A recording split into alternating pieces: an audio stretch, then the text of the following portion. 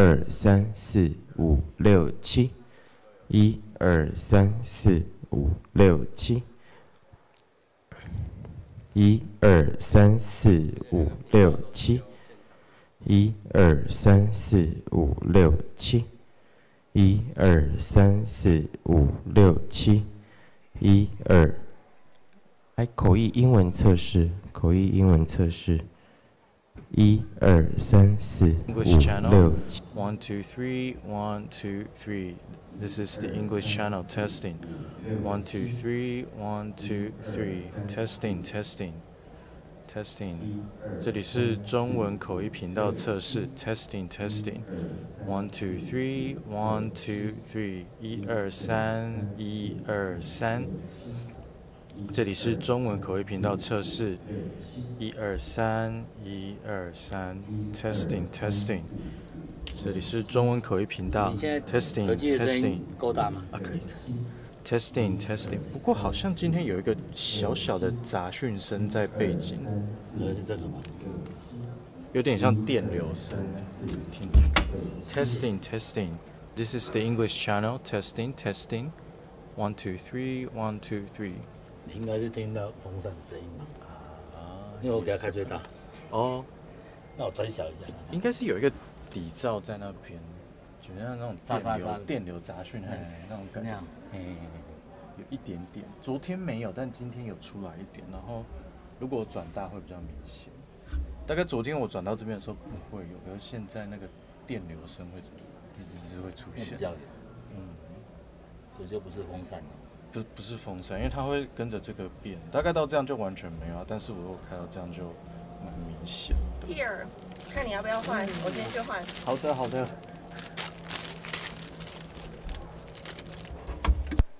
现在心情也不美丽了，大家都心情不好。你有遇过这样的吗？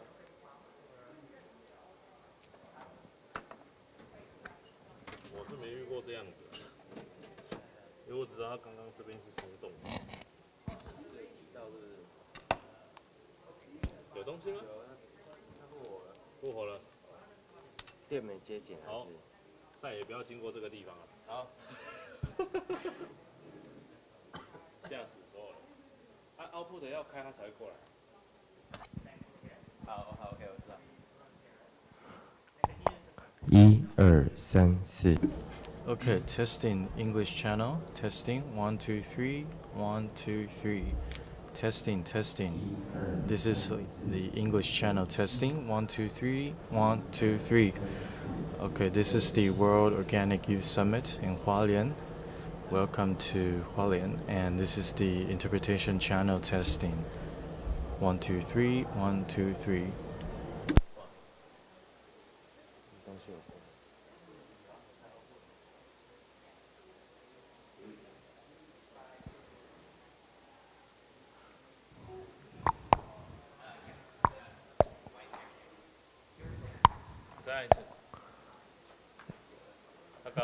请问那个口译间的门有关起来吗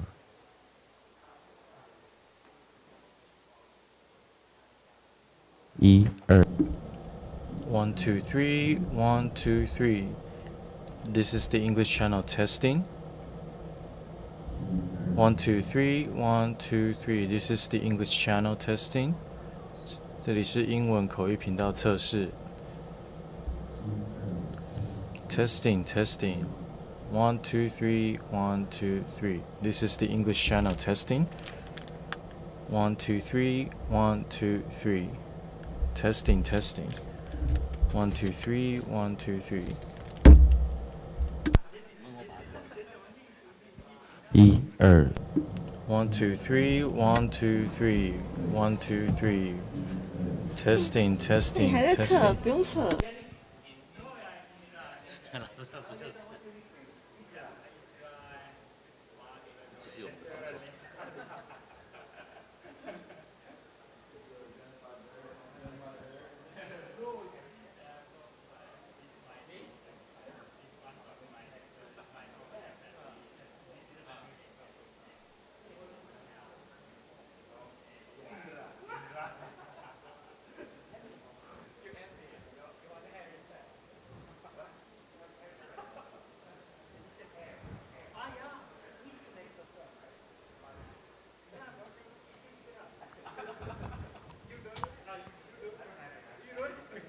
麻烦英文频道在以下，谢谢。1、2、3、4、5、6、7，1、2、1、2、3、4、5。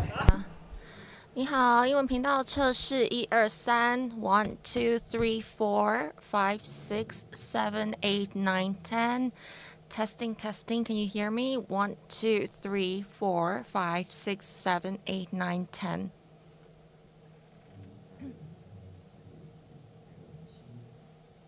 101、2、3、4。OK， 英文频道 OK， 谢谢。好，谢谢。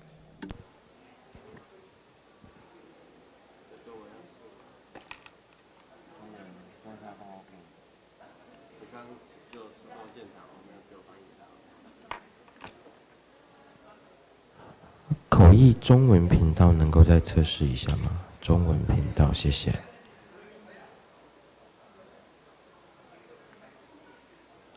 你听一下。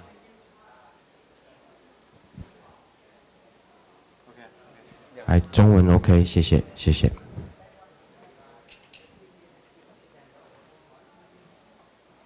他那边说他耳机电流，中文翻译。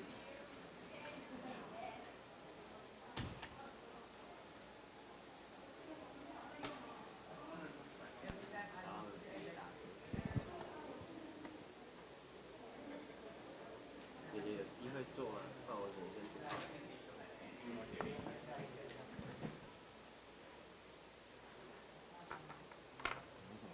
他有机会做那几个。此刻感觉好少啊。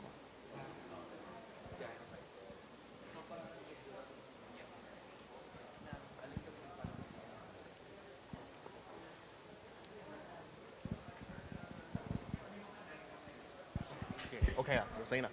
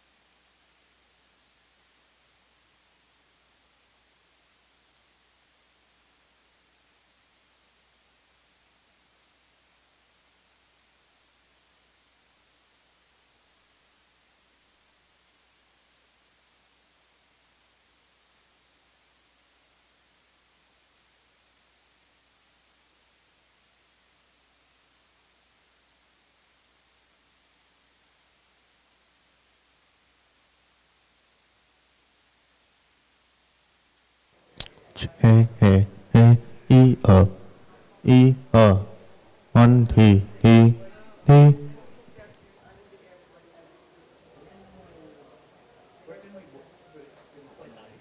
再大一点。他们说那个讲者等一下也是这个音量。没有，还再大一点。你就跟他说会大一点，他耳机听得到。他有戴。有讲者音量吗？没有不同哦。讲者不管什么声音音量都一样。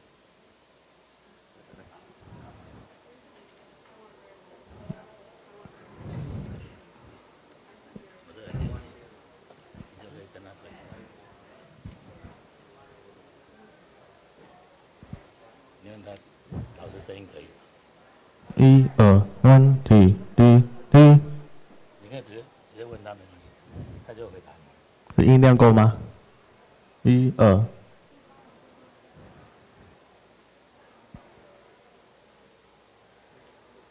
打去，他不理你，我打去。有啊，我打去。他是每一台就都打。问我这个。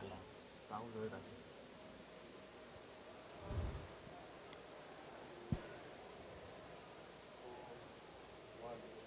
有一个那个底噪的声音。对啊。他就跟我说，昨天有吗？你昨天后来把它弄没有啦，变很小了，变很大，大的。无解。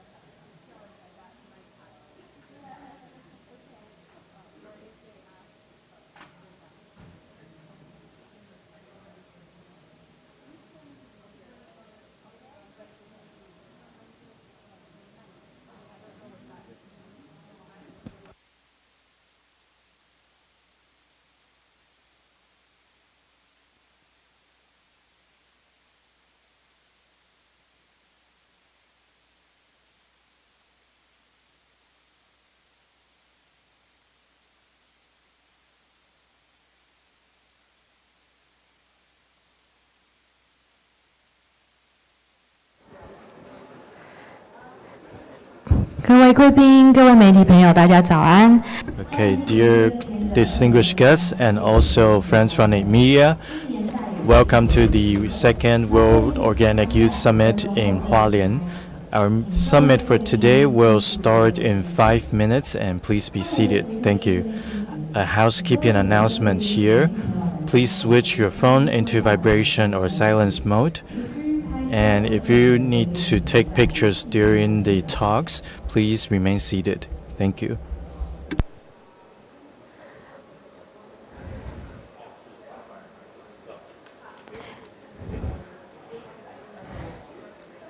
Distinguished ladies and gentlemen, the meeting is about to start in 5 minutes.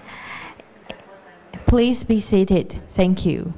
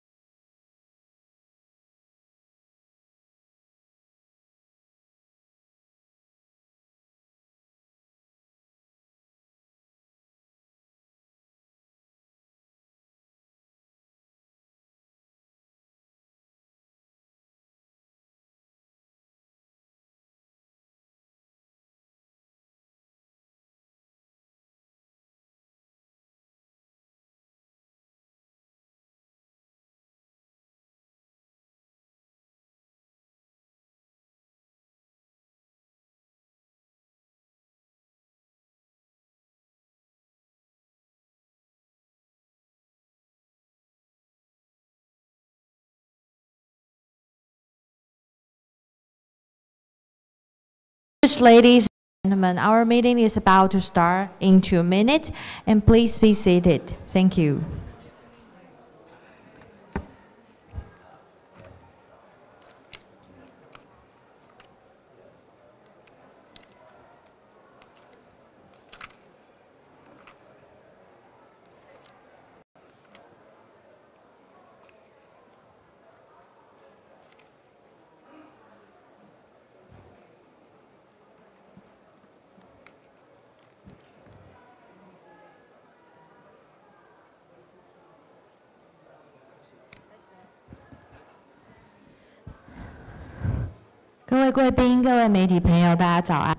Distinguished guests and friends from the media, I'm your NC today, and welcome you back to the second day of our World Organic Youth Summit. Today we'll start with our 5th session, and this session will be centering around the marketing workshop, and we'd like to welcome Sarah Thompson. So please join me in welcoming Sarah Thompson.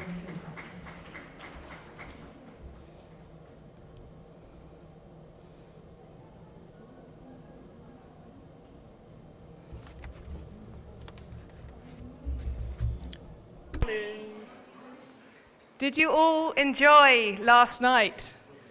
A wonderful feast and wonderful dancing.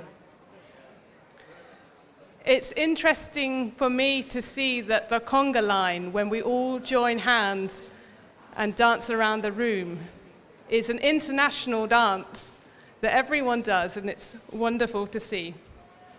If you'd like to take your seats, those who are just in the doorway, and we will get started.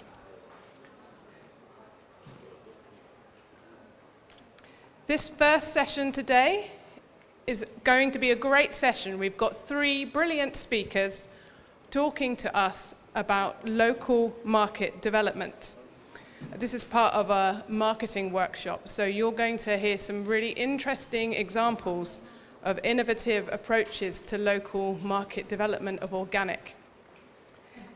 And I would like to start by introducing Ramon Uy Jr., who many of you will know as Chin Chin. Ramon is from the Philippines and is a passionate organic farmer, social entrepreneur, and leader of the organic movement. He's a strong advocate for organic agriculture, fair trade, slow food, and non-timber forest products.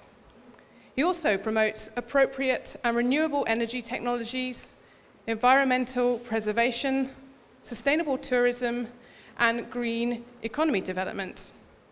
In 2005, he co-founded Fresh Start Organics with his wife, Francine, producing organic fertilizer and high-value organic crops.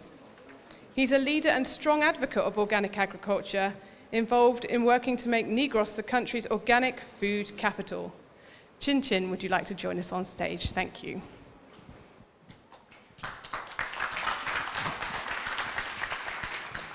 So, good morning, everyone. Ciao An. Ciao An. Yeah. So, again, my name is Ramon Uy Jr. So, I wear many hats. No? So, I'm involved with organic agriculture. I'm also involved with slow food. I'm also involved with non-timber forest products, which Matthew presented yesterday. So, yeah, so our goal really is to change our local food system in our locality in Negros Island. So, I am very honored to be invited by the youth, no, the Organic Youth Summit, because we actually started back in 2005. No? At that time, I was still a youth. No? I was actually 18 years old when I started getting involved in organic agriculture. So it's already more than 20 years. No? I won't tell you my age, but it's more than 20 years already that we've been involved with this organic agriculture. So I'm very happy because during that time, actually, we didn't have any support. Back then, no, we were actually just doing trial and error at that time because there was nearly no guide, no, at that time. So right now, you know, the young, no, you guys are lucky because there's a lot of pioneers assisting you, no, a lot of experiences already in organic. So it's easier for your organic journey also.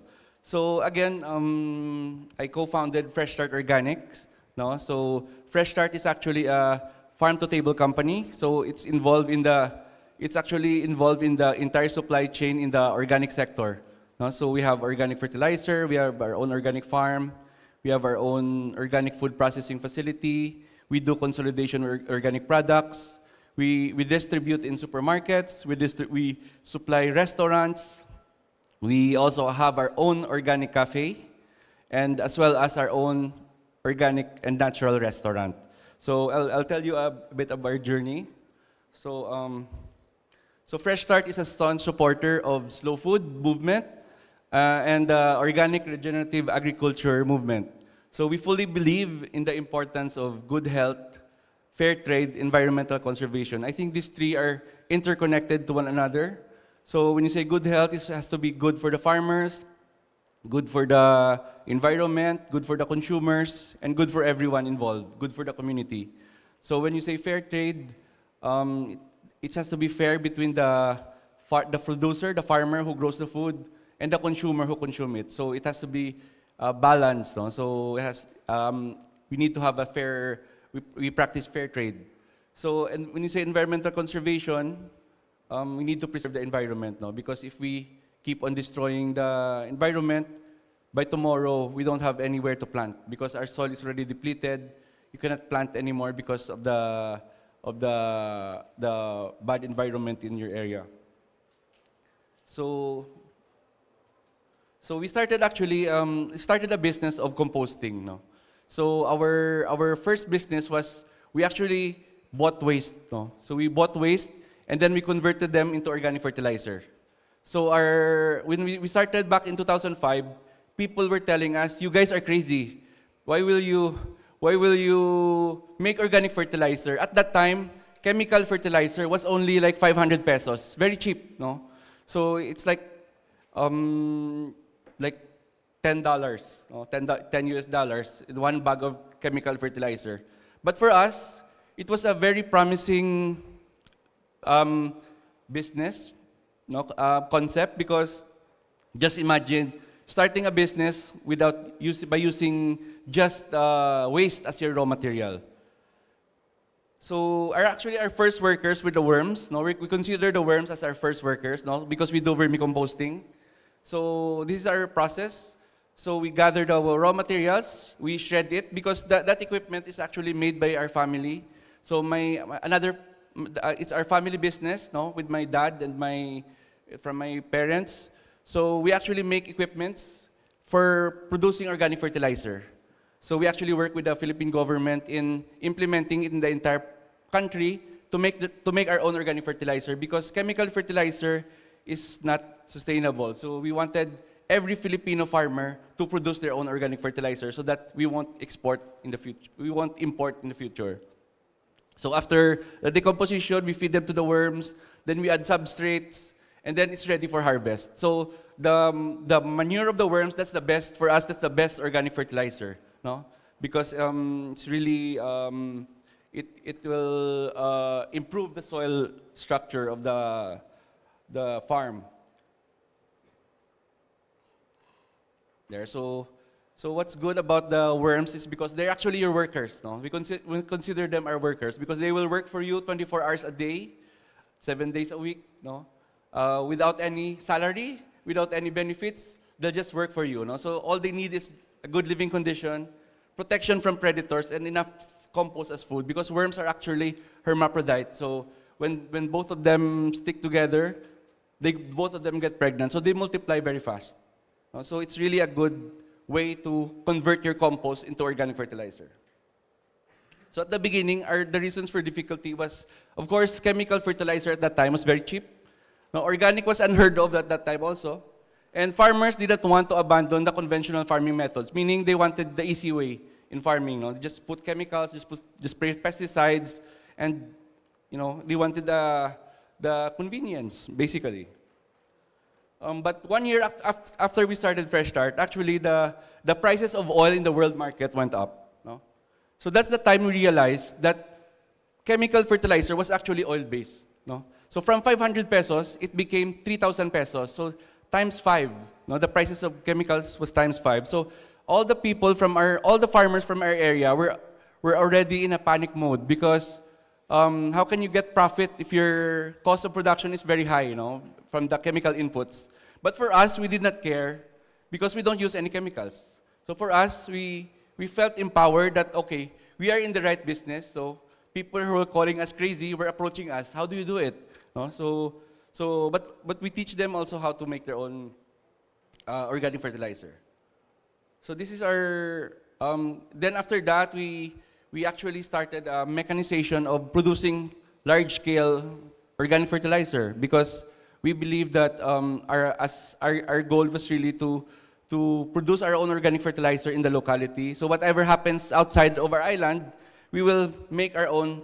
We have our own inputs. No? So we don't, like for example, there's war in Ukraine right now. The prices of chemical fertilizer are so high. So just imagine the system of your agricultural system is dependent on what happens outside of your country. No? So we don't want that system. We want it to be sustainable. We don't want to be dependent on any multinational companies in doing our livelihood. So this is one of our companies. So it's called, this is the organic fertilizer that we make. It's Fresh Start Organic Blend Fertilizer. We also make vermicastings from the worms. By the way, our worms is the African night crawler. And then after that, we started a small garden because we already make the organic fertilizer, so we wanted to show. No? At that time, we didn't have any experience in growing any crops. No? So what we did was we just buy seeds, and then we just use our organic fertilizer, and then we see the plants grow. So yeah, this is what's back in 2006. As you can see, it's just yeah. So we were actually really amazed, no? But by how the plants grew just by using our organic fertilizer. And then after that, we expanded to a 1 hectare organic farm after doing a small 500 square meter backyard. So at the beginning, we had a very hard time because the soil was actually very depleted because of the previous owners who was using chemical fertilizer. So our approach is we wanted to feed the soil. No? We only did research in the internet. No? Soil Association was one of our resources, and all only from the internet. No? So it makes sense because if you feed the soil, if you have healthy soil, you have healthy plants. No? Unlike the conventional way where you feed the plant but you destroy the soil. So the next year you need more chemical fertilizer. So our approach is just having a healthy soil. Then after that, we would actually just 1 year, no, we would see how the soil structure improved, no, and then all the plants were just flourished, no. So we would also expand it into a 3.5 hectare. Right now we have a 3.5 hectare organic farm. So we focus on salad greens. So we do crop rotation also. We do natural farming. We do green manuring. So all the natural farming concoctions, we also do that. So our approach is actually the chemical approach is high yield. It's always high yield. But us, it's just average yield, but at the minimum cost because we use waste as a raw material. So at the end of the day, the important thing is your profit. So if you actually compute the conventional way, you know, if you actually have lower net earnings, if you add the cost in the depletion of the soil, there's actually a study. To clean up 1 ton of chemical fertilizer, you need around 300,000 pesos to clean that up in the environment. So just imagine you add that cost to your existing cost. Actually, that's why people are saying that why organic is expensive. It's actually not expensive. It's actually fairly priced, no? Because there's a lot of externalities, there's a lot of hidden cost in growing chemical food. So if you add the cost to the environment also, and you also add the cost to the health, no? So actually, organic is just a bargain, no? The prices of organic is not high. It's actually, chemicals is being subsidized by our government, no? So it's in a way, so this is our farm. So it's fresh start, so we had the certification before, but right now we're moving into PGS, no, or the Participatory Guarantee System. So when we started growing this produce, there was a middleman that would buy our products. No? So they would buy it at a very cheap price. So we would see actually that they buy it, for example, 80 pesos. And then when we go to the supermarket, we see our products. And then they were selling at 300 pesos. So for us, why is this happening? No? Why is it that we did all the hard work and the middleman gets the biggest share? No? So it's not just happening to us, but it's happening all over. So our approach is, okay, we'll find a way to sell directly to consumers. So this was actually back in the organic festival in the province. No? So because we have this annual organic festival, so this is where we joined. And then we would actually find ways to sell directly to the consumers. So we did, whenever anyone wanted to engage with us, we would join different trade fairs, just to sell directly and build relationships with consumers. Yeah. Then later on, we set up our own organic farm stand. So it's a small farm stand. It was back in 2007. So we would, every time we harvest, we would just drop off our proud produce in that farm stand of ours. Then we went inside the mall. No? So because we were invited to sell, so we were selling organic produce inside the mall. Then the supply from our farm was not enough anymore because we had people were buying organic. So during that time, the provincial government of Negros was organizing the Organic Island program. So our goal is to make Negros Island an organic island. So we met other organic farmers with the same sentiment. No? They were doing all the hard work, but the middleman gets the biggest share. So from then on, we decided, you know, they have the same problems, so why not work with them, work with the organic farmers in the area. So we wanted to get rid of the middleman and replace the traditional middleman. So we'll create a company called Fresh Start Organic, another company from our organic fertilizer that would be the link between the consumers and the farmers. That was our goal, to provide fair prices. No? So our goal was to produce only the safest food for our consumers, at the same time provide fair prices to our farmers, and in the process help preserve our environment. So that was our goal. So here are some of the products that we do. So we distribute this inside the supermarket. So for those saying that we use plastic, single-use plastic, actually, we actually have a concept of buying back the plastics because we actually convert this into filling materials for construction. We have an equipment. So what we do is we buy back the plastic from our consumers, no? So we would distribute different herbs to supermarkets. We also have organic rice.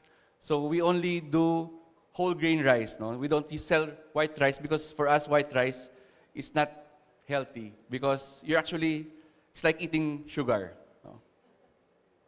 We also have organic coffee. So our coffee is shade-grown organic coffee. So meaning traditionally coffee is grown in the forest. But because of the demand, it's the second most consumed commodity around the world.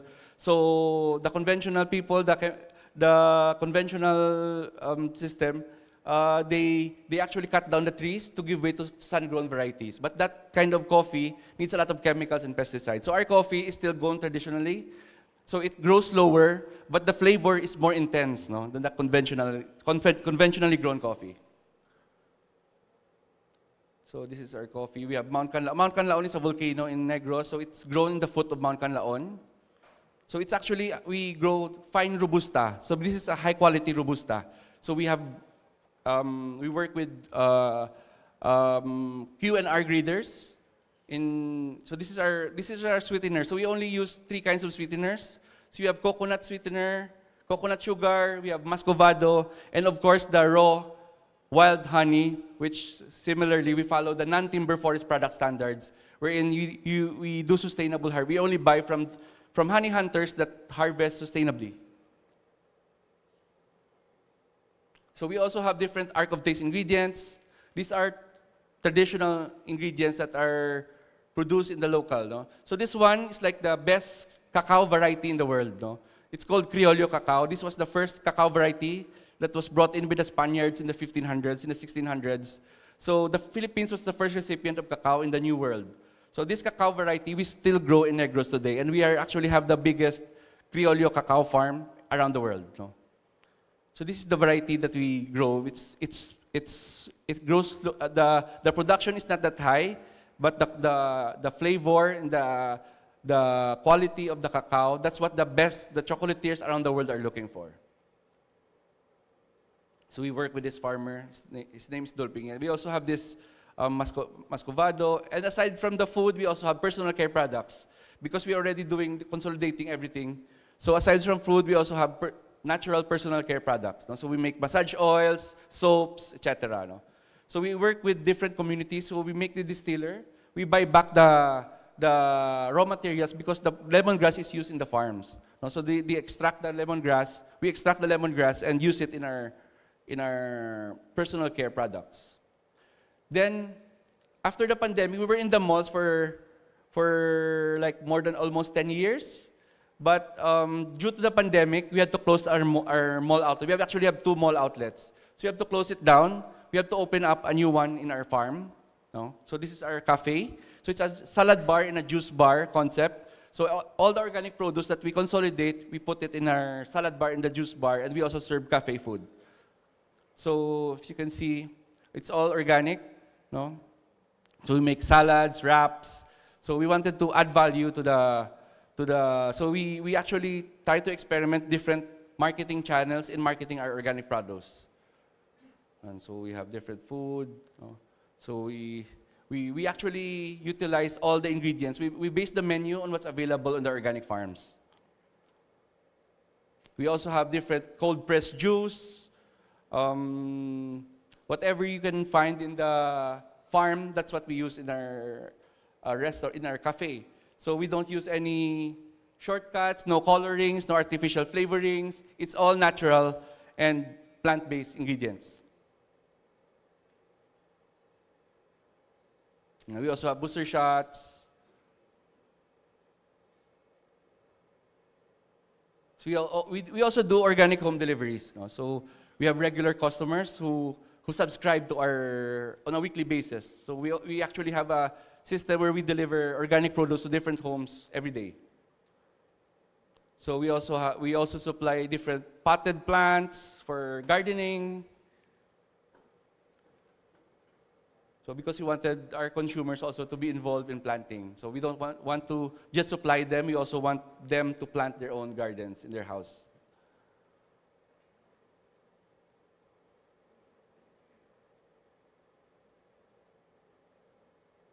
Oh, sorry.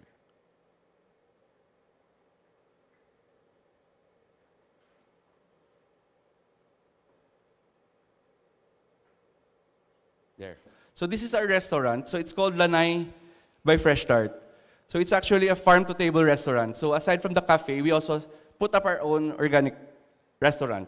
So it's we work around what's available in the area. So for example, we serve organic and natural ingredients and also arc of taste ingredients.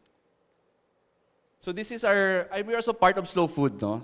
So I'll just give you a little background about Slow Food. So Slow Food is actually an international grassroots organization founded in 1986. It's actually to counter fast food. No? It's basically an opposite to fast food. Because during the time, in 1986, the first McDonald's opened in the steps of Rome. And Italians are very protective of their food culture. So they don't want it to disappear. So this is how Slow Food started. And today, it's already present in 300 countries all over the world. So last night, the one that prepared dinner is our Slow Food community here in Taiwan. So our philosophy is we wanted to envision a world in which people will have access to good, clean, fair food. So when you say good, quality, flavorsome, healthy food, clean, the production does not harm the environment. When you say fair, accessible prices for consumers and fair trade for the customers. So we also have this arc of taste ingredients. I'll just make it very quick. It's a few slides. So Arc of Taste is an international catalog of endangered heritage ingredients that are already disappearing. No? It's sustainably produced and unique in taste and are part of a distinct ecoregion. So this is a part of our identity, so we don't want to lose these ingredients. So this is our heritage ingredients, as you can see. There. So we serve also different what's happening? There. And so our concept is really we wanted the produce of the farmers to be the stars of the table, and the farmers are we wanted to provide a platform wherein the farmers that did all the hard work, the organic farmers, will have a platform, and then we'll give justice to the organic produce that they grow. There. So, there. So this one, we also developed this one. We want it to be really appealing for the consumers. Aside from that, we also do cocktails, no? So we call this forage cocktails. So cocktails made with organic ingredients also.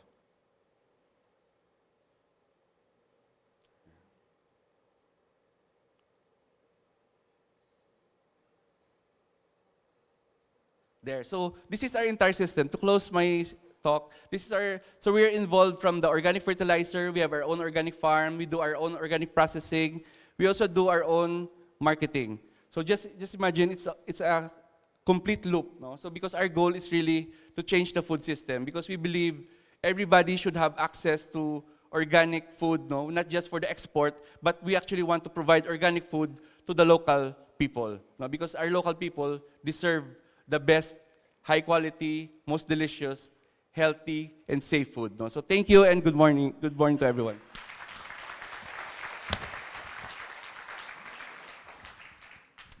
Thank you very much, Chin Chin. It's really inspiring to hear how things have evolved over time and all the amazing innovations that you're doing now. So thank you very much for sharing that with us.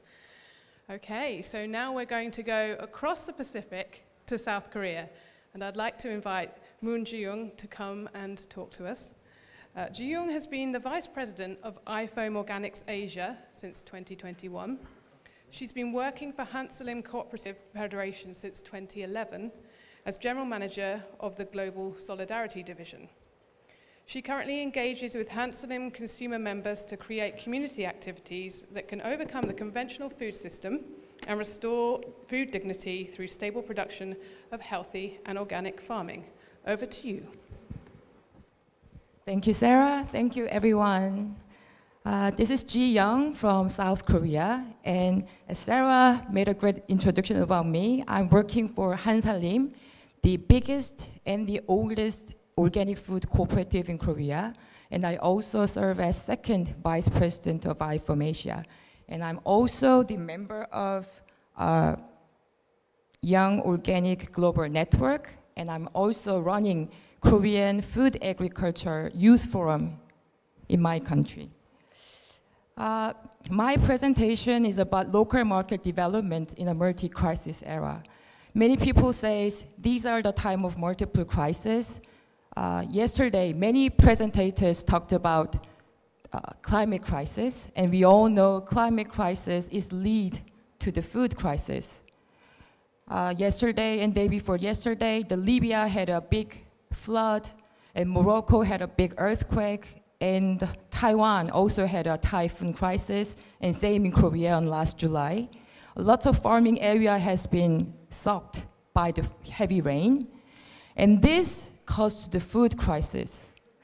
And we remember a year and a half ago, Ukraine war occurred. The food crisis has been upraised because Korea is also importing wheat from Ukraine. So most of the food price has been raised up. And remember the COVID-19, which happened 3.5 years ago. This restrict import and export between countries and even in a district area. So the food has been a big crisis. So I believe local market development is really important, no more than which era this kind of multiple crises are occurring. So I would like to exchange what Korean government is doing regarding the local market development, as well as what Hansalim is doing in Korea.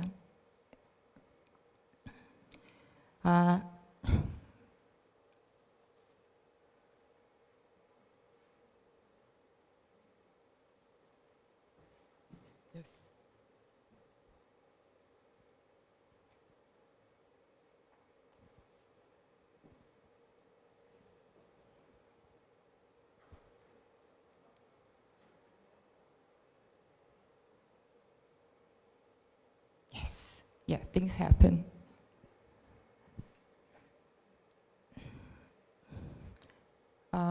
Korean government is promoting local food in their food policy.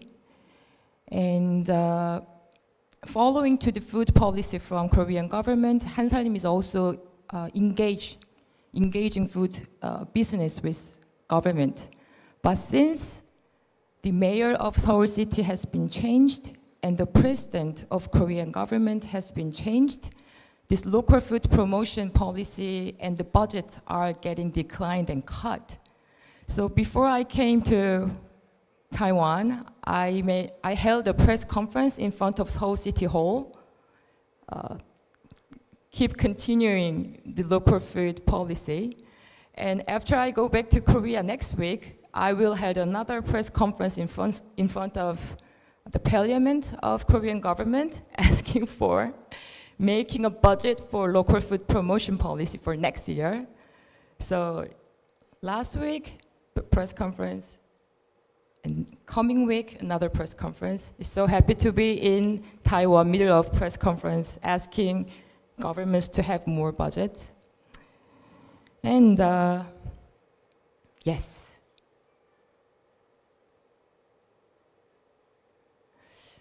I believe most of people here probably know the value of local food.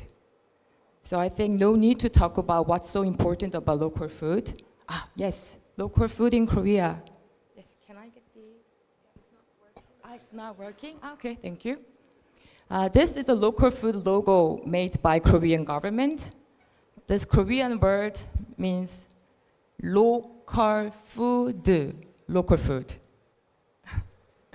And the logo is very intuitive. The farmers, the consumers are making direct transaction with the food. And it's expanding within policy at the government level used to be. And next slide, please.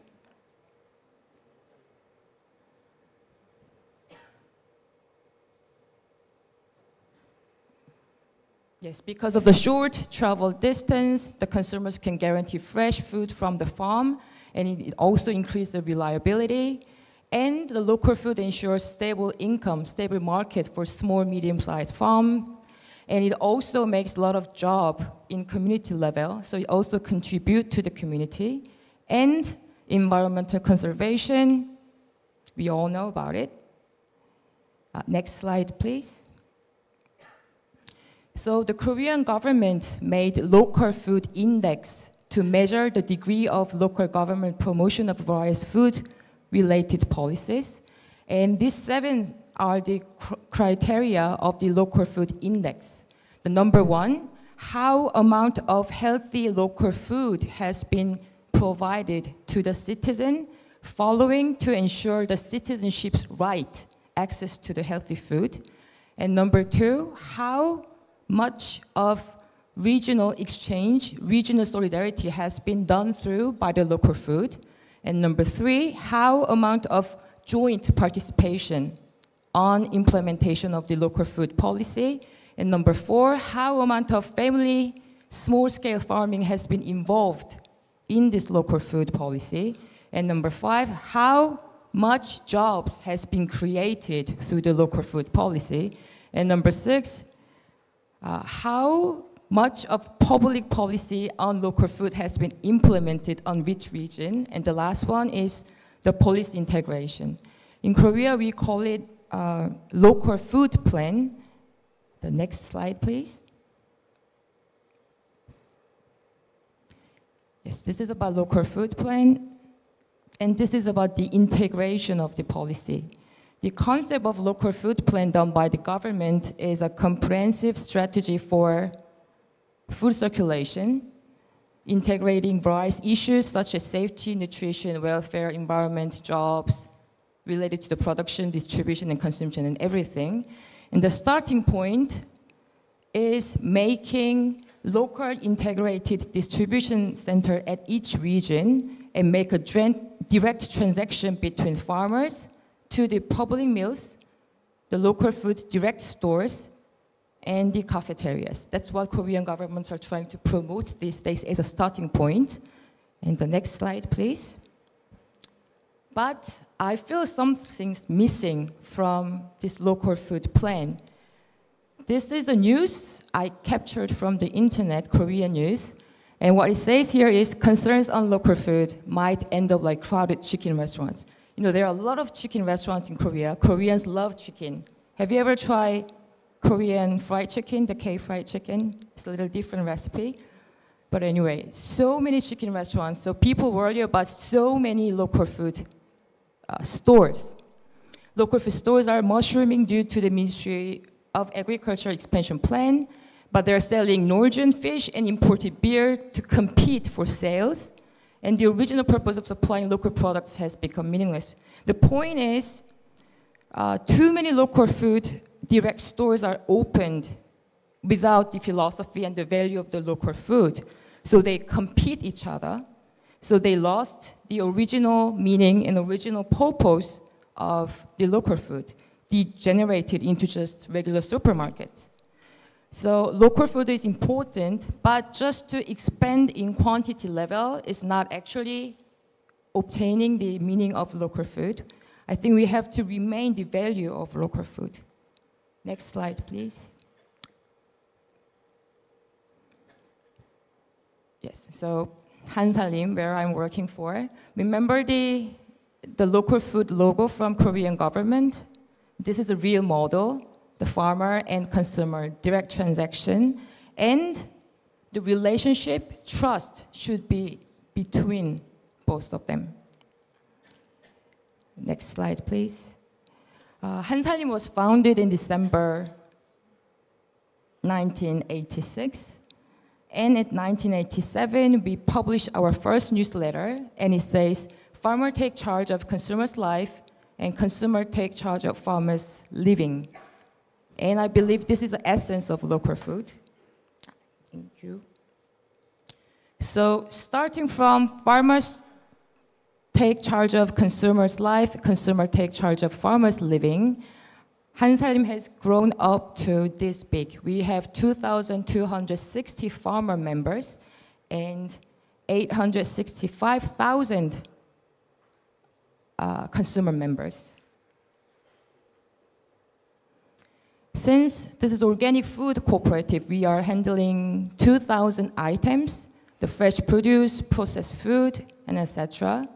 And farmers and consumers are jointly deciding which crop to be harvest and which crop to be sell, which items to be sell, and the price as well. So we are still trying to make a responsibility for production and consumption, remaining the value of local food. An urban-rural exchange. This photo has been taken on this May, the rice planting, which is very important thing to do, especially in Asian culture. For the last 3 years, the COVID pandemic was so heavy, we couldn't have time to meet in this way. But from this year, we start doing this urban-rural exchange again. So already 3,700 consumer members visited production community in the first half of this year. And even more, the trust and relationship between farmers and consumers has been accumulated. It has been extended to this certification. Korean government does not introduce PGS yet. So Hansalim is conducting PGS by ourselves. And it's divided in 3 levels. But basically, Hansalim is trying to make consumers to understand and encourage and value the effort of our organic farmers who are putting a lot of efforts to do this organic farming. So this is also the fruit of the relationship between the farmers and consumers. And of course, we are selling in the market, so we get the government organic certification too. And besides this local food business and activities, we are trying to extend this local food business to the public sector. It's urban-rural win-win public meal service. This service is done by Seoul City, and urban-rural win-win is the name of this service. You know, Seoul is one of the biggest cities around the world. But on the other hand, the rural areas in Korea, the population is declining. So the Seoul City thought, what about matching Seoul population and declining rural areas production site to ensure the fresh food to the Seoul citizen and stable market to the rural area. So the Seoul City and the rural areas local government made a contract, and they directly sent their fresh produce to the Seoul City's public meal facilities, such as kindergartens and daycare centers. And Hansalim is running, supplying fresh produce to 5 districts in Seoul City out of 12 districts. And the difference of public meal service from school meal service is school meal service, many students and big facilities. So large organic farmers used to supply to them. But the public meal service, they goes to the daycare centers and kindergartens, which is very small scale. So the small, medium-sized farmers are suitable to ensure their market. So this is good for the Seoul citizens as well as the small-sized family organic farmers. But since I told you, the new mayor of Seoul City, he tried to discontinue this policy by end of this year. So Han Salim and the other, the kindergarten people and other peoples are asking for, please continue this good local food policy to our kindergarten children as well to our local farmers in a small scale. So we keep working on it. And even Taiwanese lawmakers visited Seoul City's public meal service last month. Yeah, 5 minutes left, thank you. And another policy I'd like to introduce is organic maternity box. This is done by the government level, the central government level. You know, Korean fertility rate is 0.78, is the last around OECD countries. And Korean population is in nature decline. It's a serious problem. So for our future generation and to ensure the stable market for the organic farmers, the government is connecting organic farmers to the pregnant women. And Han Salim was one of the distributors to connect mothers and the organic farmers. And once again, the newly elected president cut the budget on this policy. So now we are trying to prepare some things to continue this good budget-saving organic farmers as well as pregnant women.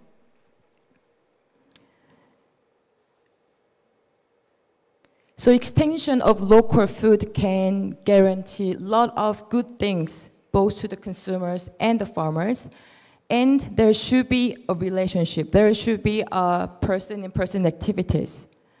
So these are the photos from Han Salim this year, very fresh photos. The rice planting, having some nice activities together. And we also hear the climate crisis situation in the production site to understand how hard it is to do organic farming in the field. And we tour around the rice storage to see where our rice comes from. And since COVID-19 pandemic, people are really used to this Zoom meeting. So we still keep going on Zoom meeting to continue the relationship. And not just Han Salim consumer and farmer member, even the public meal service is doing this exchange activity too. It was also done in 2023. The parents of kindergarten's children are visiting the farming site. So they hear from how their kids' food ingredients are coming. And they visit the apple field. And this apple goes to their kids in the kindergarten. And these parents making food together with the farmers to know each other and make relationship with each other. And this kind of relationship and trust are extended to the social campaigns. And these are the photo of anti-GMO campaign in Korea in year 2023 at May. The man in the middle, he's the chairperson of anti-GMO national action in Korea, and he will make another presentation this afternoon. So he will talk more about GMO issues happening in Korea. So I'll just show you the photos and skip. Yes, Han Salim people gather occupying the street asking for no GMOs together.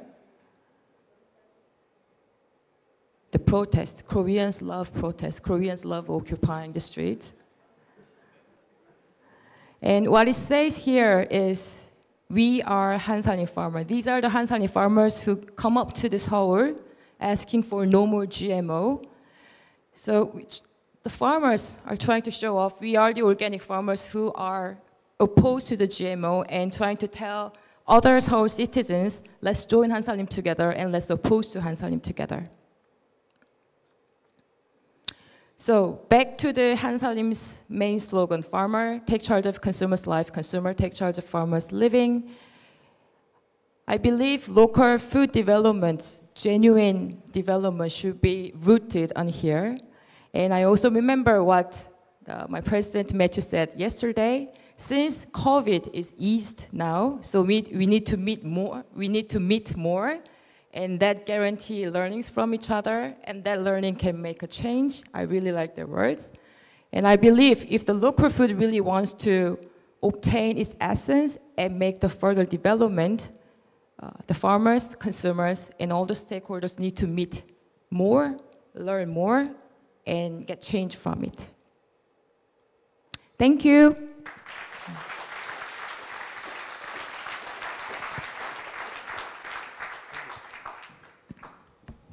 Thank you so much. Every time I hear a bit more about Hansalim, it fills my heart up a bit more. It's really great to see how Hansalim are putting the culture in agriculture and bringing that to the fore. So thank you for your excellent presentation. Okay, so for our last speaker, we are going to go east now to Sri Lanka, and we're going to hear from Indrakila Madola. Indrakila, if you'd like to come up. Indrakila holds a BSc Honours degree from the Faculty of Agriculture and Plantation Management at the Wayumba University of Sri Lanka, specialising in horticulture and landscape gardening. He serves as a student coordinator on the 17th Agricultural Research Symposium at the university, holds numerous positions in societies, and is involved in many voluntary activities. Since 2019, he's been technical leader and member of the technical pool for participatory guarantee systems, PGS. In the last few years, he's worked with farmers in different parts of Sri Lanka to promote organic farming and audit farmer lands for PGS certification.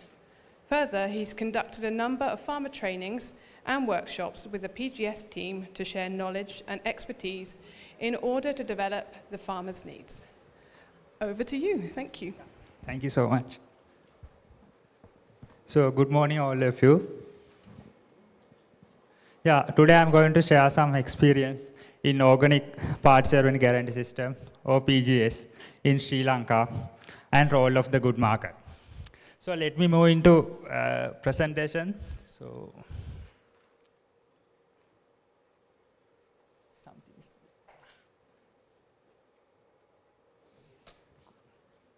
no, it's okay. Thank you. So this is where I came from. So it's Sri Lanka. It's in the Indian Ocean, and it's known as different names, and it's one of known as Pearl of the Indian Ocean.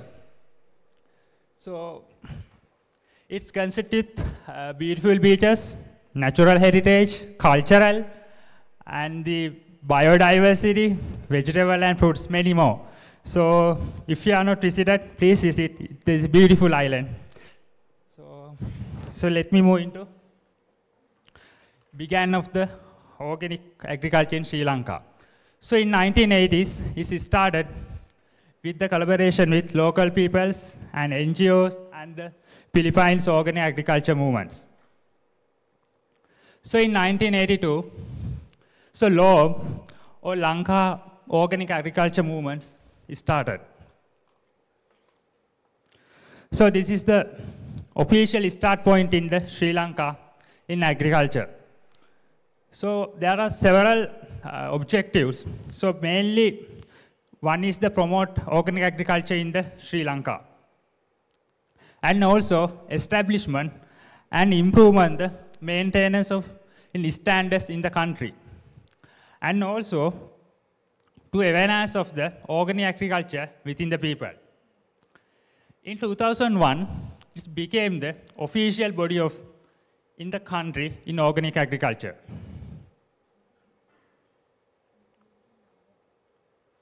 So in 2012, Good Market was began. So this is the platform to combine the farmers as well as social entrepreneurs to find out their customers as well as stakeholders. So these are some of social entrepreneurs began to, instead of farming. So here you can see many of them. So when we move to PGS system, so we started a marketplace in there. So we invited farmers to join the Good Market, so selling their products in there.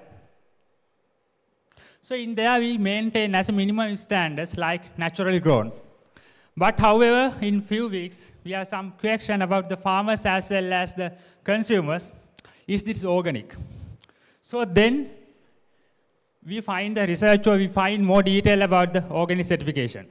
So then we invited certified organic farmers as a farmers or companies to join the Good Market. So then after that, our objective is not fulfilled because sometimes it's accessible and affordable. So as a result, so we started PGS in Sri Lanka. So we, with the stakeholders, farmers, and voluntary people, to start the establishment of Good Market in the country. Sorry, in the PGS in the country. So we developed minimum standards for PGS and also produce a promise for the country.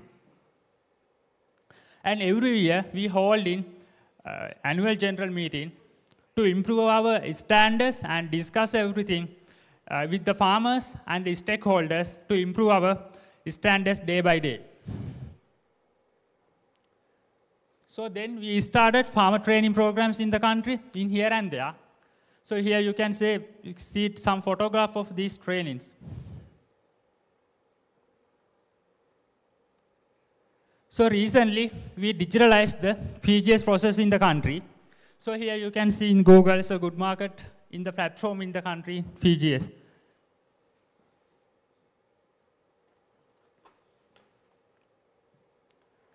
So in there included many of detail when you visit the PGS website, the processing and the document keeping, and have standards and everything.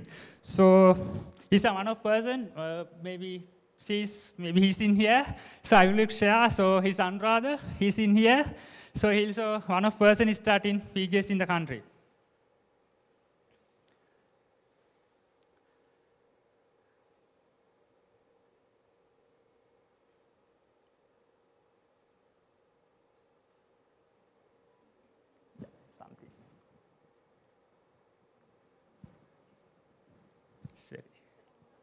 Yeah, so when we move to environment, so we all talk about climate changes.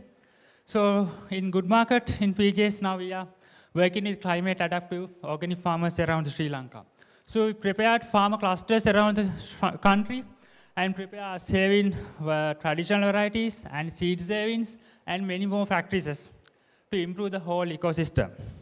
So our goal is conserve our natural resources hand in hand with organic farmers.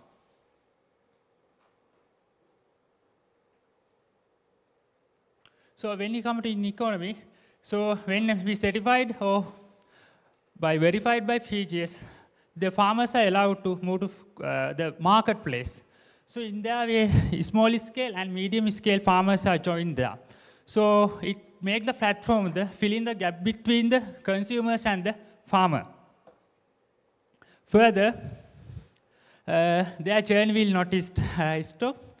So Good Market encourage farmers to do their product to value addition, and also to be entrepreneurs. So it's one of thing important to farmers to be entrepreneurs. So then they can be sustainable from their journey.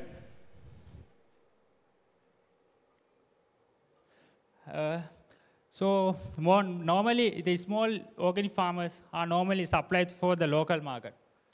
So sometimes it's difficult to manage to go another third party or some because of the cost and the equipment parts. But PGS serves as a stepping stone for the small scale farmers and make it easier for getting for third party or any other certification, go further. So I'm happy to say in 2013, so this one started with 8 farmers, and currently we have 112 farmer groups. It's over than 1,000 farmers in the country.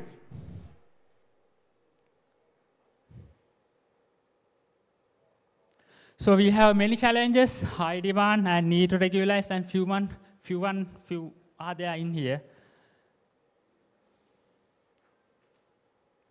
So when you move to how PGS in future, so Sri Lanka now currently engaged with initiate the PGS alliance in the country.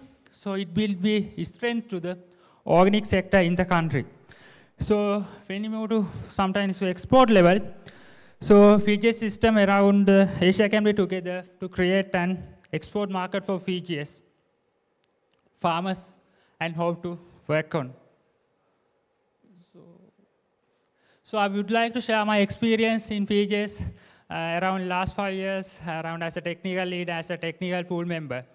So I conducted many farmer training programs around the country for the farmers as well as youth. And I could inspection or audit I think around 300 or more than farmers in the farm field. So it's one of interesting to work to there and to share knowledge and improvement their farmland step by step. And just I am happy to do because everything I have doing this while doing my PhD. So it's an interesting thing. So while doing this one, I engage this one to doing their work. So this is a small about the good market. So let's see it.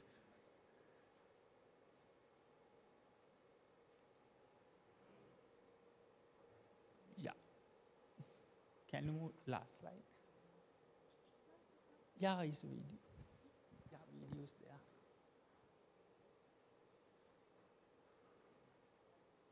It's not playing. Yeah, it's a video. Yeah. Yeah, movie?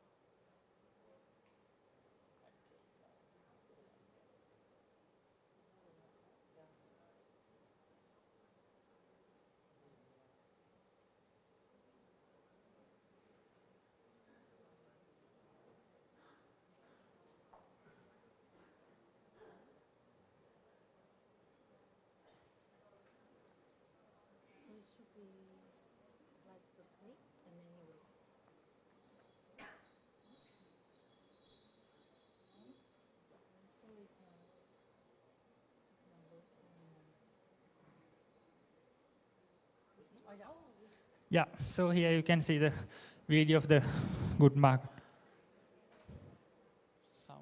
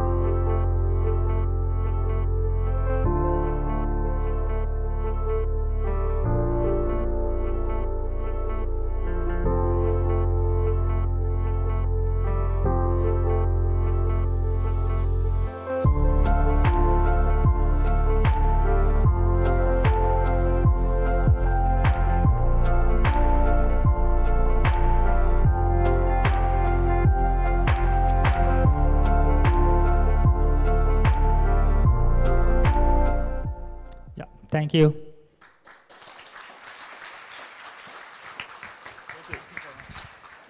Thank you very much. It's really great to hear how PGS is developing in Sri Lanka, and there's so much excitement and promise for the future, so thank you. Okay, can we have another round of applause for all three speakers this morning?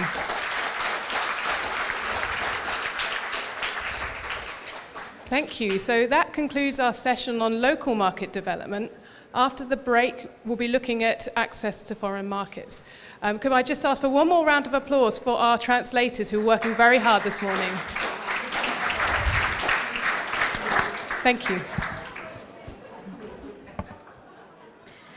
谢谢以上讲者精彩的分享。接下来是我们中场休息的时间。 All of our three speakers today, we have prepared some refreshments for you on the corridor, and please feel free to contact the speakers if you have any questions for them, and please come back at 10:15. We will have our second workshop for today. Thank you.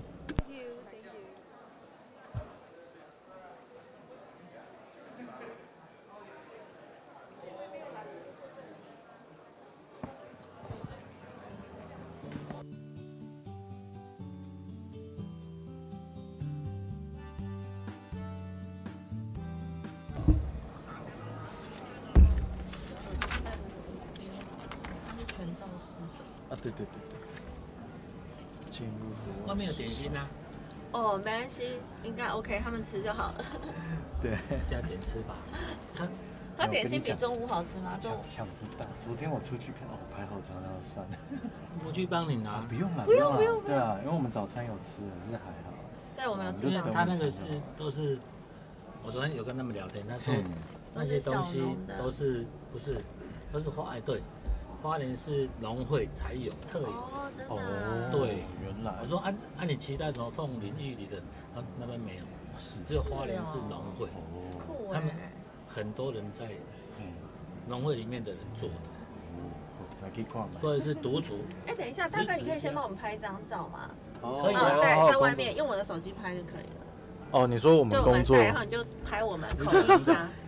看哪个好，你觉得好看就好了。我先把它拉起来。好。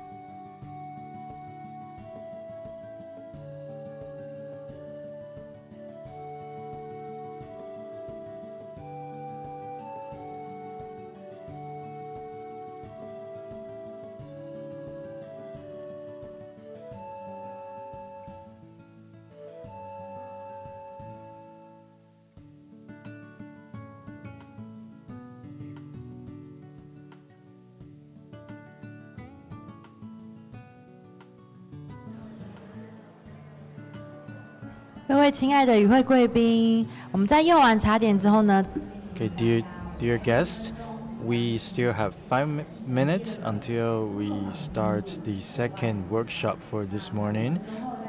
The theme would be access to foreign markets, and please come back 5 minutes later. Thank you.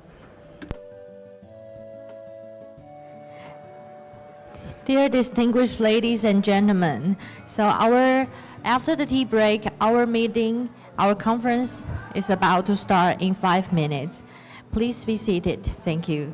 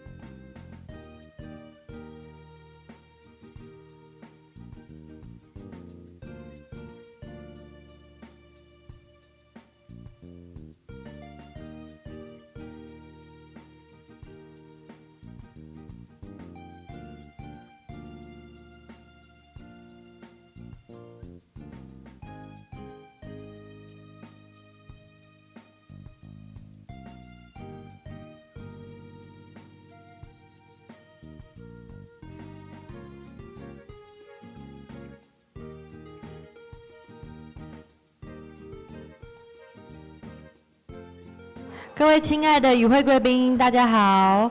那我们的会议 Okay, distinguished guests, our summit for our next session will start in a few minutes. Please remain seated. Thank you.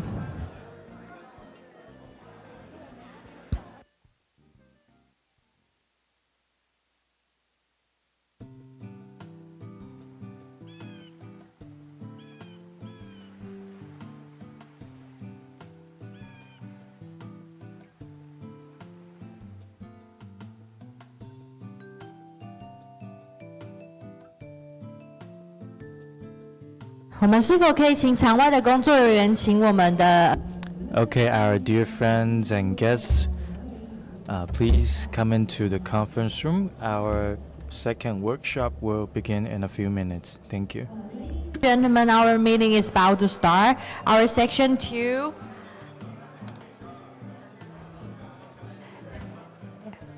So our distinguished ladies and gentlemen, please be seated. Our section 2 is about to start. Thank you.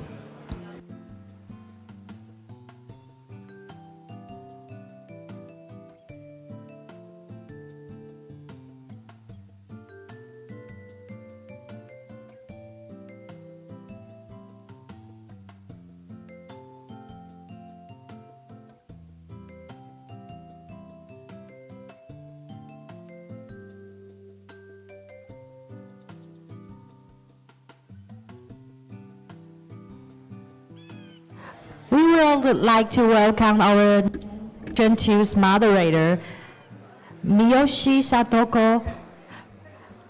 Could you please come up to the stage? Thank you.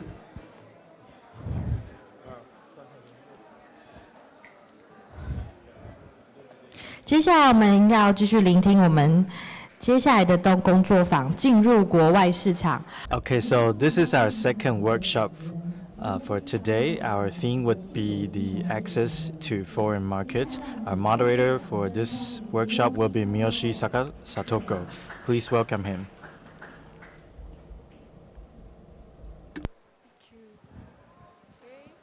Is everybody back?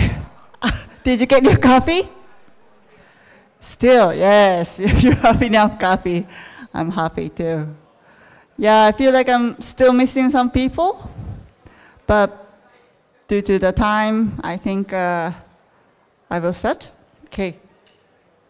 So the next session, yes, local is first. Local market is the most important. But whenever you have enough food or you have any specialty you want to export or you want to sell to other places, like I'm from the places, we have more food than the people. So for those places, we need to sell to other country, not only local. And also some places are very too hot or too cold. So winter time, we can't really produce products. So we import locally, I mean domestically, but internationally as well. So that's balancing. So this session, we will going to talk about exporting, bringing the new market outside of local market. So I'd like to introduce 3 people. The first speaker will be Jacob Jose. I can only say his name Jose, but it's Jose. So he's from Kerala, India, the land of pepper, which is the king of spices. He has 2 cows, but he's from the farming family. And his business is about spices. Okay, please welcome Jacob Jose. Floor is yours.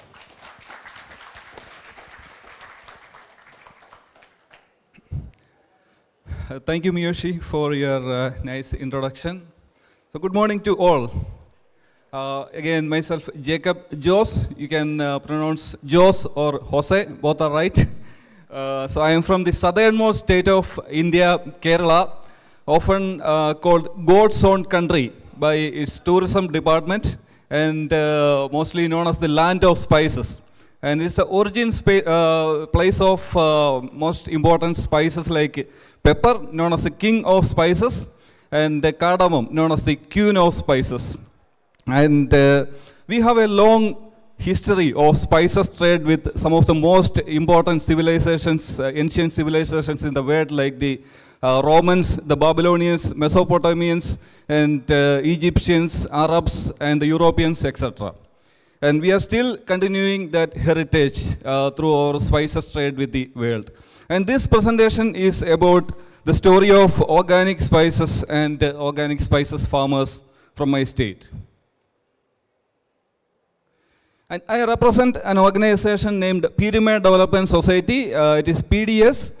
Pyramid is the name of my village, and basically this is an NGO, non-governmental organization, and we are one of the largest non-governmental organization in South India, and it was established in the year 1980, and it is operating in the Western Ghat part of Idukki district in Kerala. The Western Ghat is one of the most important biodiversity hotspot in the world, and has a fragile ecosystem and is a home of thousands of species of flora and fauna, including some rare and endangered species. And the mission of the organization is empowerment of village communities. And the sustainability of the Western Ghats agro ecosystem is one of its prime objective for the rural empowerment. So as I said, the organization was established in the year 1980, and as we know that at that time, the intense industrialized agriculture, often known as the Green Revolution, was at its peak stage in India. All the agriculturists and scientists were advised to apply more and more chemical pesticides and fertilizers to get more yield. But often, large-scale farmers reap the benefits of this industrialization in the agriculture. As a country like India, we know around 86% of the farmers are small and marginal farmers who contribute to the contribute more than 50% of the fruit production in the country. These kind of small and marginal farmers left behind due to their lack of access to the resources and lack of awareness to these systems. So in order to address these concerns of also the imprudent use of chemical fertilizers and pesticides lead to the severe damage to the local agro ecosystem, especially in the fragile ecosystem of the Western Ghats region. So in order to address these concerns of local food security and social and ecological issues, the Pyramid Development Society has envisaged a holistic approach, which is the regenerative organic agriculture, which aims to restore the farming ecosystem and soil health. So as I said, the Western Ghats ecosystem, the Western Ghats, the area is a hilly area and has a highly slopy terrain, and it is one of the biodiversity hotspot, and over 90% of the farmers there are small and marginal farmers. And the major cultivars there are spices, then coffee, tea, cocoa, rubber, like that items. And this area is highly vulnerable to the changes of climate like drought, soil erosion, and resultant soil acidity, etc. So PDS promoted the regenerative agriculture practices in harmony with the agro-climatic conditions of that region. And this is our philosophy. This is our motto. This is adopted from the Holy Bible, that they may have life and have it abundantly. As we know, the most of the world's language, the organic farming is referred as life farming. In my native language, Malayalam, it is called Jaiva Krishi. Jaiva means life. I think in Korean, Filipino, and Japanese language, it's all referred as life farming. And as a result of the Pyramid Development Society's activities, by early 90s, we could able to gather a small group of around 500 farmers who are following this kind of sustainable farming activities. So in order to aggregate these farmers, we created the PDS Organic Spices Unit under the Pyramid Development Society. So the next issue, the next problem in front of us were we could get a good market for these sustainably produced spices with a sustainable price. So in order to tackle that issue, we went for the certification. That was very novel idea at that time. So we approached a certification agency in the Netherlands, and we certified that group of around 500 farmers, and we connected that farmers with the international market, and by 1998, we could able to ship out our first export from our factory. So by that time, we initiated a phase of globalization, that is connecting the global customers with the genuine local producers. So now PDS Organic Spices is one of the topmost exporter of organic spices from India since 1998. So this is our 25th year since we started export. Currently we are working with around 2,500 small and marginal farmers. All these farmers are from this Western Ghats region. And the major cultivars are spices like pepper, ginger, turmeric, clove, nutmeg, cardamom, etc., etc. We have a good internal control and farm extension system, including a research and development wing for the farmers. And we have almost all the major international organic and quality certifications. Like you can see a bunch of certifications like Fair Trade, Indian Organic, European Union, Japanese Organic, then including Korean. Then we have Demeter, specialized certification like Demeter, Biosis, Natural Land Fair, etc. And you can see in the middle, this is a catalog of one of our major buyer in USA. And the photo is one of our farmer with their family. So this is actually, they face the example of globalization. So our customers are visiting our farmers' field every year, and they are interacting with the farmers, and they are spending time with their family. So this kind of visits matters a lot for a rural farmer from from an interior village. So they feel very proud, and their level of self-esteem got elevated. So they will feel very proud to become an organic farmer. So these are the sustainable agriculture practices our farmers are practicing. As Conrad said, this is not a set of no's, but it is a set of positive approaches our farmers are practicing, which is based on the soil health regeneration, then water management and biodiversity protection. So under soil health regeneration, we are assessing the soil fertility using our own lab and our own technical systems. Then all our farmers are following mixed crop cultivation. You can see at least 25 varieties of plants in all our farmers' field. And of course, they are avoiding the use of chemical fertilizers. Then they are using quality organic inputs in order to keep the authenticity of the organic produces. Then ensuring maximum soil cover. Then they are planting vetiver-like plants to prevent the soil erosion and keep the soil lively. Then we are arranging a lot of capacity building awareness programs for the farmers. Under water management, almost all the farmers, they have rainwater harvesting system in their farms. They are following water recharging system, watershed management, and maintaining soil cover in order to prevent the water loss from the soil. Then we have a system, we have a program for the renovation of water resources and river conservation. Then we are doing water budgeting in some of the farms, and we are doing a lot of capacity building in that respect also. And for the biodiversity protection, this awareness program, then we have recorded the soil microbial population in almost 90% of our small farmers' land. Then we are promoting the climate resilient local varieties. As I said, this place is a birthplace of lot of spices like pepper, cardamom, turmeric, etc. So you can see a lot of indigenous varieties of plants there. So our farmers are taking special care to protect and preserve these kind of indigenous varieties, which are very climate resilient. Then promotion of pollinators and predators using local plants, then conservation of traditional knowledge. In all our awareness classes, training classes, we have a special session to share the traditional knowledge of the farmers. Then the medicinal plants promotion, etc. So this is our processing facility. We have a state-of-art processing center. It's fully certified organic, dedicated only for organic spices processing. Then the factory is certified to all the international food safety and hygiene standards. Then we have in-house quality assurance laboratory. We have a soil plant and water testing laboratory for the farmers where they can avail all these services on free of cost. It's part of our extension system. Below you can see our factory, which is located in a very serene place away from all the pollutions. And these are all some photos of processing facilities. And these are photos of our factory and inside facilities.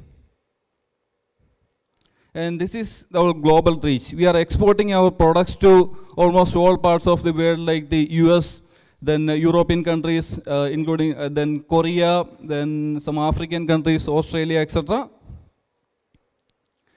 And this is our research and development system. As we know, the farmers in countries like India are facing a serious lack of farm extension system and advisory services. So in order to address that, we created a well-efficient R&D system and farm extension system. Under that, we have a soil plant and water testing lab. Then we have a microbiology laboratory, a good planting material nursery, that is organic certified nursery. Then we have a compost making facility. The farmers can avail the farmers can purchase this compost on cost-to-cost basis or subsidized cost basis. And this is a training center. We have their facility for theoretical and practical knowledge. You can see the photos of training of some horn compost making as part of the biodynamic composting. And this is part of some capacity building, photos of some capacity building program. We are giving practical training to make some traditional liquid manure preparations, and that is a photo of one biodiversity awareness campaign. And this is our rainwater harvesting in our factory. We are water neutral, completely water neutral in all our processing operations. And these 3 ponds can carry around 5 million liters of water during the monsoon time. And we are using this water for all our operations throughout the year. And this is a soil, from the soil testing laboratory, we are issuing the soil health card for all our farmers. And next is the rewarding ecosystem services by the organic farmers. We recorded the major ecosystem services provided by our farmers are like carbon sequestration, water conservation, then promoting pollinators, biodiversity enhancement, soil and microbes enhancement, prevention of air, water pollution, etc. So we are rewarding the farmers by paying an additional premium price. That is, we are buying each and every kilo of products from the farmers by paying an additional premium price of 10 to 15% more than the market price every day. So that's a rewarding system for these organic farmers. Then these are some exclusive models. First is reduced carbon emission and efficient resource utilization by adopting modern technology. Then we did the carbon sequestration analysis. Then we have a pooled purchase system, because all our farmers are scattered around more than 200 square kilometer area. So for a small farmer, in order to carry their product to our common processing facility, they have to call a vehicle, and the cost is also very high. So what we are doing is that we have a decentralized purchase system. In almost all the villages, we have a purchase point.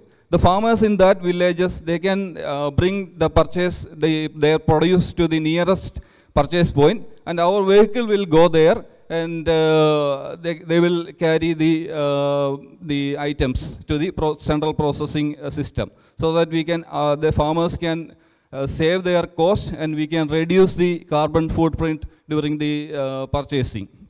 Then the operations are water neutral and energy efficient, and we are following sustainable supply chain operations throughout our system. Then next is eco-economization, that is transforming ecological conservation activity to the economical activity. This is one example of eco-economization. We can see that kind of grass everywhere in Idiki district, in our area, in Western Ghat.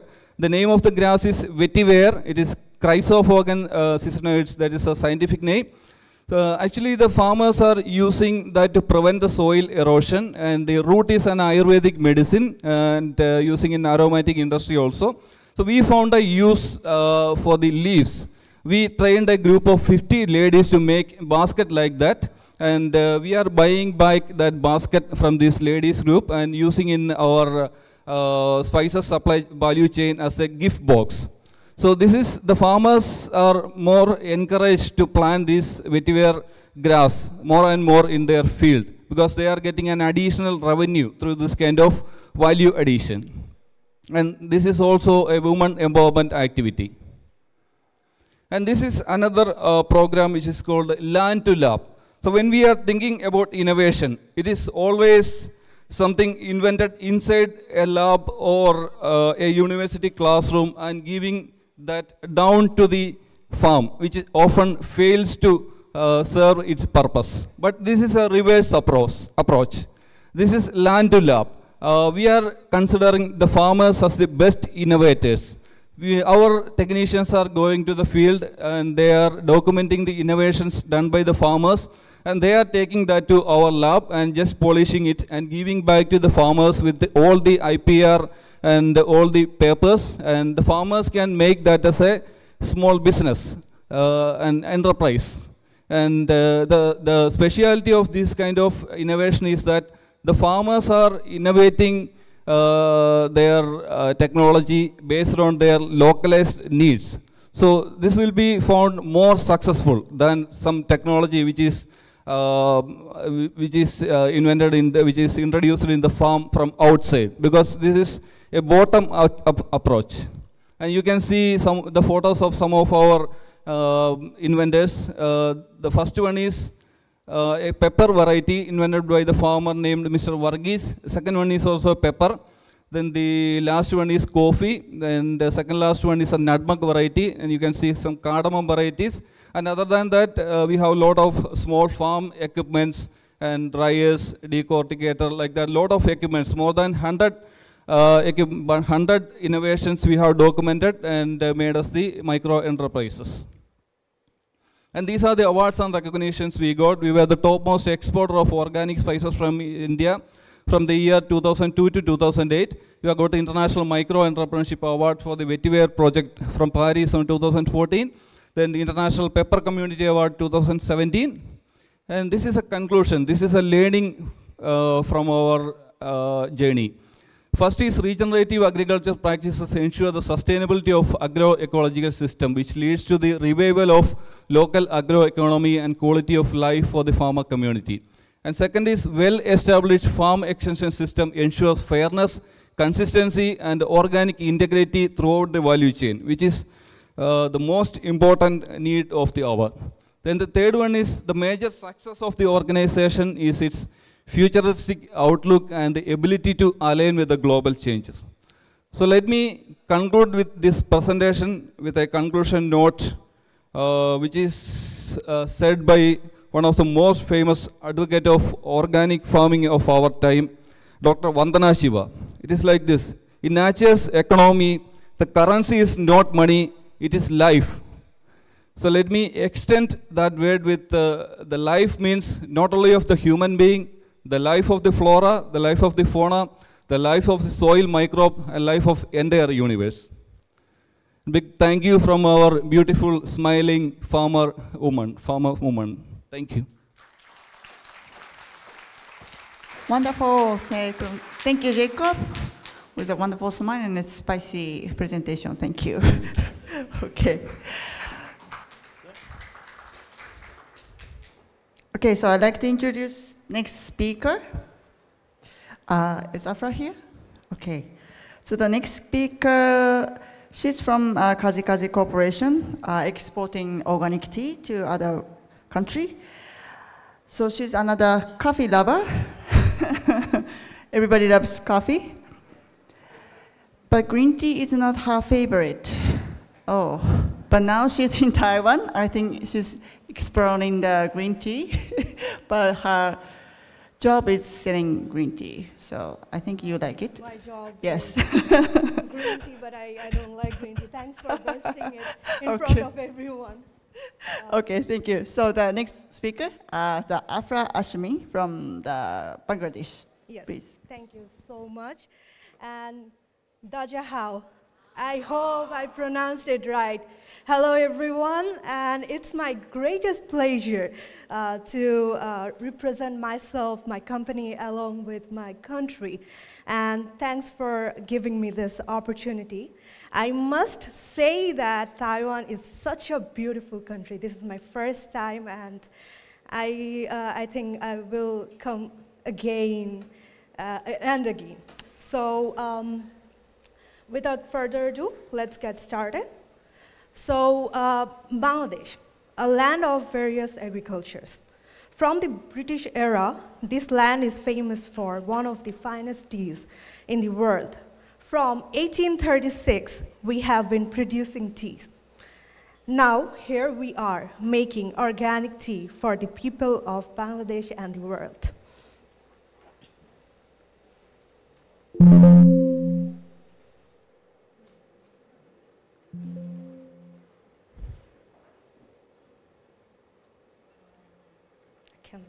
Next. This one. Yes, thanks. So, again, hello. This is Afra Abreshmi, the Senior Executive of Kazi and Kazi Tea State. So I'm from Bangladesh, a country situated in South Asia with over 160 million of people. Agriculture is one of the largest portion. The key crops are rice, jute, wheat, etc. Textile and garment industry is a major economic driver, accounting for a significant portion of export. Organic farming in Bangladesh involves sustainable agriculture practices that prioritize the use of natural resources, minimize the use of synthetic chemicals, and promote environmental conservation. The country has been making strides in adopting organic process due to increasing global demand for organic products and a growing awareness of the importance of sustainable agriculture. Again, I'd like to welcome you guys and thank you for joining this presentation. This presentation will cover Kazi and Kazi Tea State's global market access coverage and export, the potential of organic tea in the both organic and regional markets. So I'll be starting off with a video on KKT by CNN. Sound.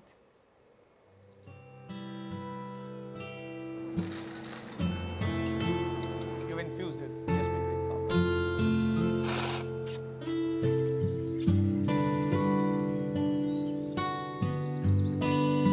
It used to be one of the poorest districts 20 years ago, and that's why we felt it was important to do something there that would create economic opportunities for the people who live there.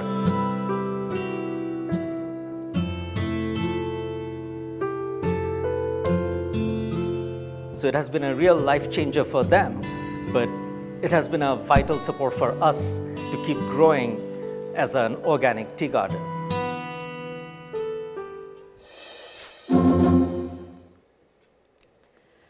Bangladesh's first international 100% organic tea garden is Kazi and Kazi Tea State Limited.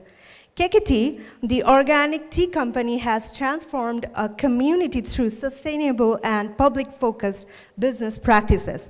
It is located in Tetulia, in the northernmost district of Panchgarh, Bangladesh, and it's a subsidiary of Gemcon Group. So we have some beliefs, and we believe in, first, there must be no weeding. Second, only natural pests and weed control will be used. The soil must build up with cover crops and mulch. The land must nourish with biofertilizers and compost. And fifth, water bodies must utilize and herbal shade trees such as neem restores the economic balance to the area. And last one, cow dung and earthworm must use as natural fertilizers. So KKT demonstrates its dedication to environmental conservation through a range of initiatives. First of all, afforestation and organic farming.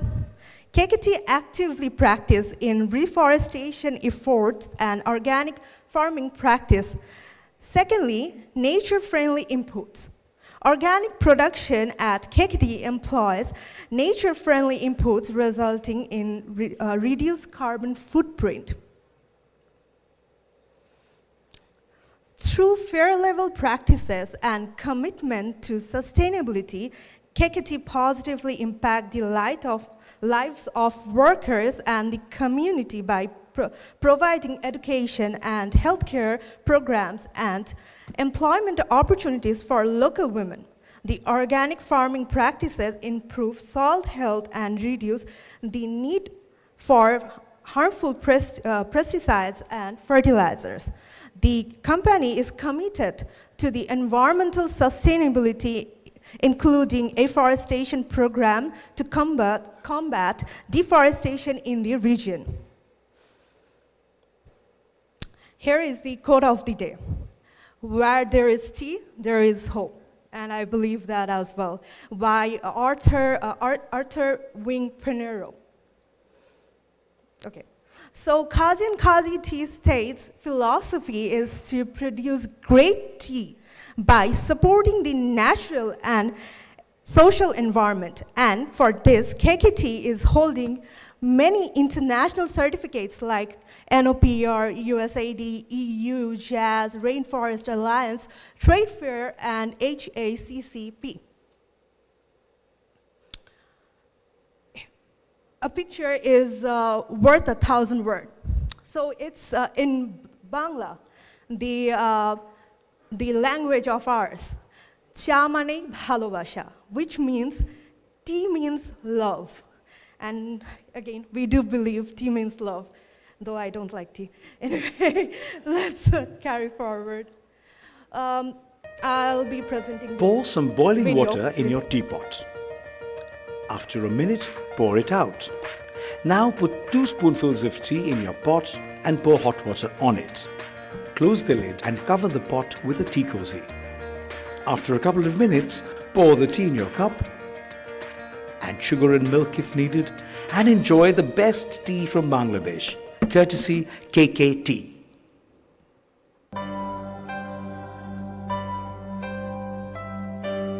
Tetulia was a forgotten region in Bangladesh, barren, unyielding, useless, and therefore poor.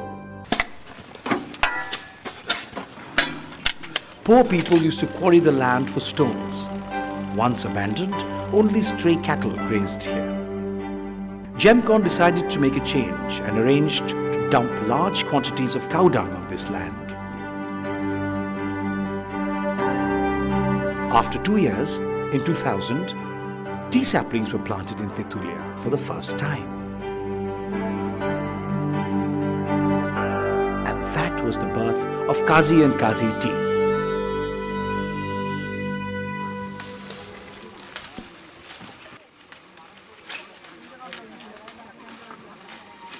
Located at the northern tip of Bangladesh and spread over more than 1,000 acres, KKT is one of the largest single organic tea estates in the world. Tetulia was virgin land. It was never cultivated. Hence, no chemical fertilizer or pesticides ever polluted this pristine land. KKT ensures that it continues with the same tradition. Thousands of tons of organic manure is used every year to enrich the soil. Only organic pesticides are used here. The result? The first and only certified organic tea from Bangladesh. KKT makes an array of products for the ever-demanding and ever-increasing tea market. Apart from the standard varieties of orthodox and CTC, ginger tea, tulsi tea, green tea, mint tea and white tea are some of the most exotic flavors that are manufactured by KKT. KKT has an export brand, Tetulia. Tetulia is exported the world over and sold in Harrods in Knightsbridge, London.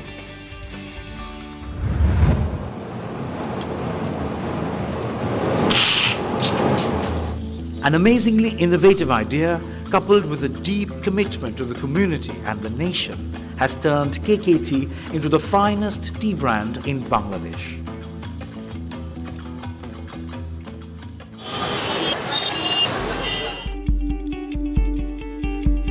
With a consistent, healthy growth rate in production, in the coming days, there will only be sunshine in the teacups for KKT.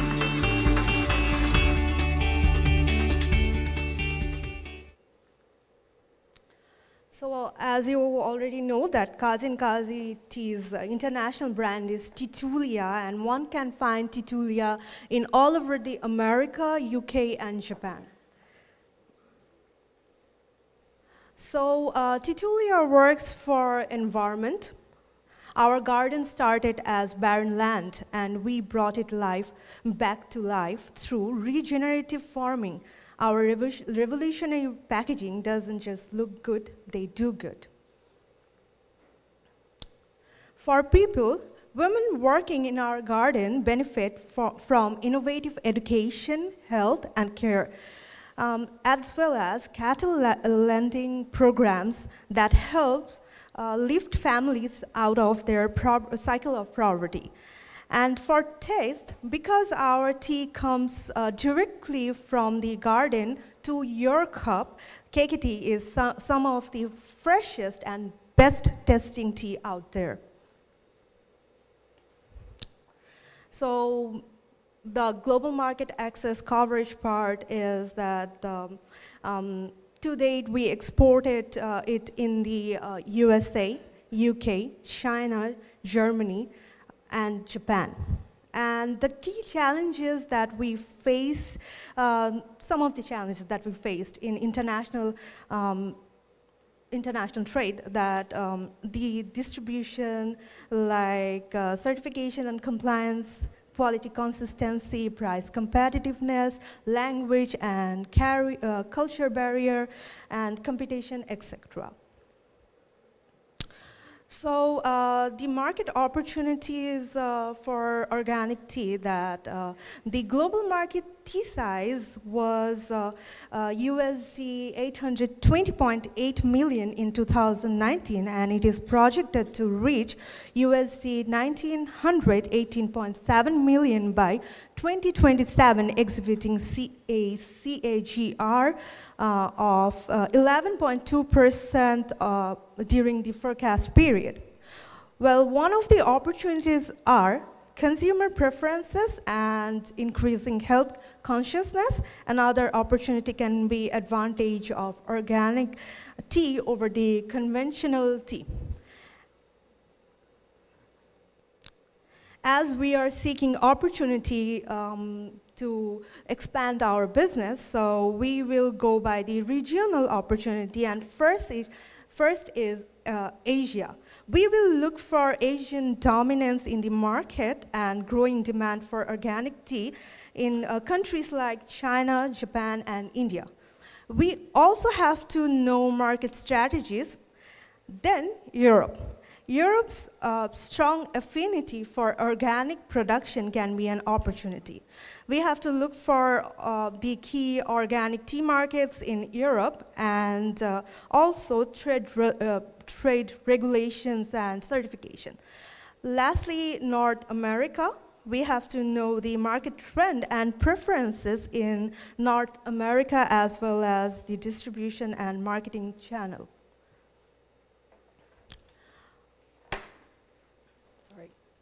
So now I'll be talking about the market strategies, and first is tailoring products for specific markets, and second is establishing partnership and collaboration. Thirdly, marketing and branding strategies for global expansion. And the sustainability and social responsibilities part, that Kazi and Kazi's sustainable practices we have to look for, and social initiatives and community development projects, and enhancing the market access.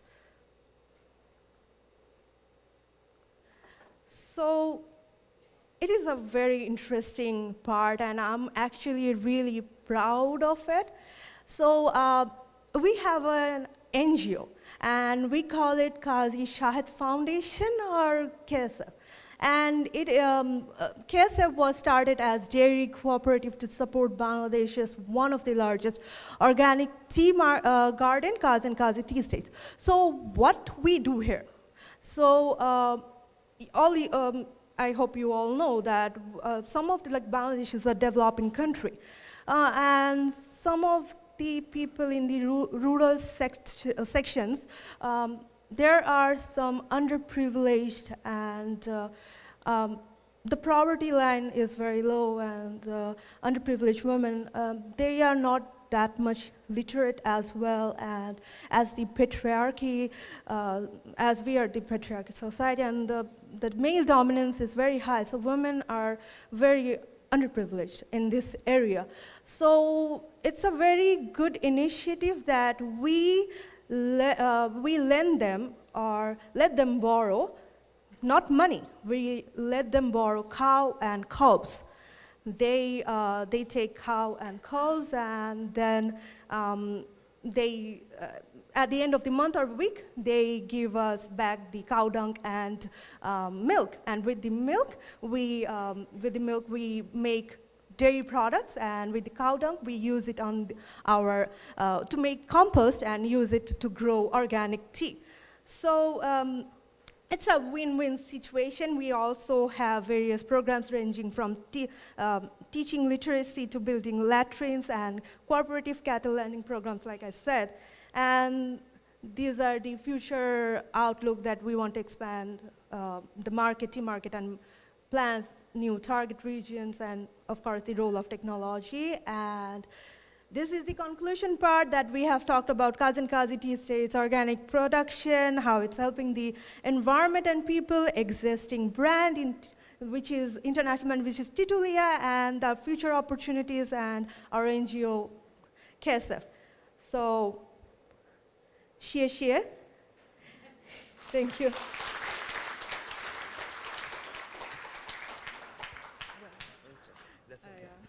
Thank you, Afra, for the beautiful story. It's a very nice story of the cultivating land in the community. Thank you so much. Okay, thank you. Once again, applause for the Afra. Thank you.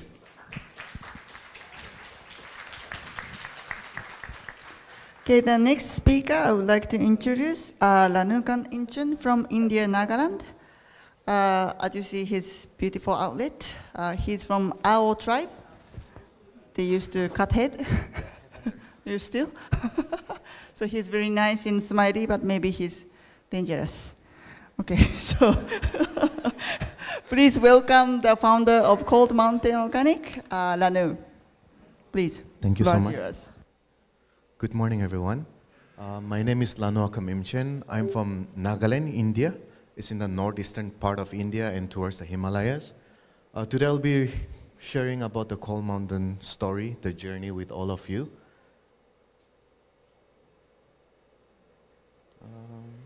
It's not going forward. No, it's not going. This one? Sorry. Yeah. So the Cold Mountain team, we are a team of young people.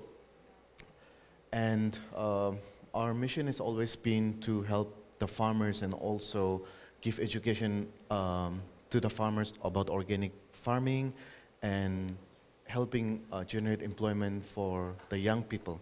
So we started with that mission. So in 2013, I graduated from Mumbai University. I was in a commerce background actually, and I was also doing my chartered accountancy. And I came home for some break, and this is where, for the first time, I saw the unemployment issues in our land. During the competitive exams for, say, 10 or 15 jobs, we would see 15 to 20,000 people applying for it. Now it's even gone up. Just recently, we had about 70,000 plus applying for some few hundred jobs. So when we saw that problem, and I thought that farming could be one of the ways to help generate employment in the rural areas. And also, our farmers were really struggling a lot when I was just going around to meet our farmers and understand exactly how they're doing. What I came to know was that there was very limited access to market. And most of the farmers were giving up on farming, commercial crops, and just going back to tea farming so that they can have something to eat at the end of the day. So that was the scenario when we started our initiative. So to, further strengthen our initiative, we started doing research across the state and also traveling outside the state to find more solution. And also during my research, what I found out was, due to unemployment, most of the youths were getting into a lot of antisocial activities, including, substance abuse and also getting into a lot of other antisocial activities. although we had like limited resources, I think we were very passionate about what we wanted to do. So we wanted, we pushed ahead. And when we started in the beginning, the farmers were actually very reluctant because the word organic, although we do organic farming, we call this organic by default. The farmers really did not know the real process or how to go about the true organic farming process, like certification and all of that. So there was a lot of reluctancy among the farmers. And when we first started, only one farmer joined us. So it was a one lady who was willing to join us. And until 2016, we did not have any government support, or we were not collaborating with anyone. We were doing things on our own. It's only in the year 2016 that our state government adopted a mission called Mission Organic Value Chain Development, where they started, training more farmers and also encouraging organic farming. And when the government was doing that, they also faced the same struggle of finding the market for the farmers. And even me as an organic farmer, when I started, I struggled. I had the same problem of finding the right market. So the government approached us to work with them. So from 2018, we started collaborating with the government of Nagaland and also government of India to work together. And through this initiative, I was also given the responsibility to mentor farmers around the state. The first batch was 500 farmers. So I was asked to mentor them for 2 years and mentor them in the organic farming method and also in the marketing part. So before this, I was basically just into tea. So we were doing tea farming and also doing a little bit of tea processing and selling them. And after seeing our progress, we had another collaboration effort with the government of Nagaland and also India with the farmers' welfare. And under this, we set up our first processing unit, which was a 6 metric ton per day capacity. And this is the first time actually we entered beyond tea. We went beyond tea because earlier we were only doing tea. And from 2018 onwards, we started focusing also on fruit, herbs, spices, and other products that the farmers were producing.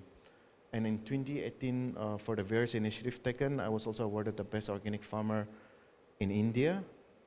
This is one of the things. And also, as of now, we are collaborating with more government initiatives. Just recently, we also signed an MOU with the government, which is the Investment Development Authority of Nagaland. And with the support of UN, we are training young people to become entrepreneurs, or those who want to be entrepreneurs, giving them the support, so that they can take their business ahead. And through this initiative, we will be helping around 75 entrepreneurs to train them and also give them financial support and technical support. And just this year, we also entered an MOU with BAN. BAN is the Business Association of Nagas and UN and State Bank of India and Ministry of Agriculture again for another project. Ma'am Jennifer was there to inaugurate that project actually, and she's also one of our advisors. So through this project, we will be helping more farmers, and our capacity to help farmers has now increased from 6 metric ton to 20 metric ton a day for processing various crops. So this is some of the processing unit that we have been doing. So the one that we finished in 2020, which was supported by Mission Organic, it was also recognized as the micro model unit for India, especially for the northeastern part. And that unit had a 6 metric ton capacity. So the government had actually given us a target to help 13,000 farmers. Currently, we are working with 3,000 farmers directly, and indirectly we are working with around 7,000 farmers at this time. Sorry. Okay. And in 2017, we also started something very interesting. So back home in Nagaland, we don't have the culture of part-time work, or young people usually would not take up a job if that's not a white-collar job. So we had that problem. And 2017, to address this problem, we started the Trendsetter initiative, through which we started giving internship and also a part-time opportunity to young people to come and learn and also earn something. So the young people, when they come and earn here, they use this money to pay for their fees, college fees, or sometimes to go for a field trip. So this is what we do with the young people. And in 2020, we also signed an MOU with a university where they send their master's final year students to work with us for 2 months for the internship to learn about organic farming and also processing. So these are some of the things that we do. We engage with about 50 to 60 college students every year. And in the villages, we engage about 100 to 200 young people, training them every year. Sorry, I keep going back. Okay. So we also started an NGO. Actually, our president couldn't make it here. She was also supposed to be here. It's called Nagaland Organic Connect. And during the pandemic, what we saw was, there was like complete breakdown of the value chain, and people were really struggling to even get their, daily needs. And that's where we jumped in. We started working with various NGOs and self-help groups and a lot of farmers. And we were able to help around 7,000 farmers during that time. And not just helping the farmers, we were also able to train more young people, because after we started this initiative, we immediately started training the young people how to do it, like giving them the business plan. And some of the young people are still carrying this business of marketing fresh produce, organic produce. And during this initiative, we were able to help farmers get direct market access, and we were, selling about 5 to 6 metric tons of fresh produce every day. And this was something new for us, because earlier we didn't do any fresh produce. We were only into processing. We have also been closely working with IFOAM. So my journey with IFOAM actually started way back in 2017 when I attended the World Organic Congress. Before this, it was a long journey, I would say.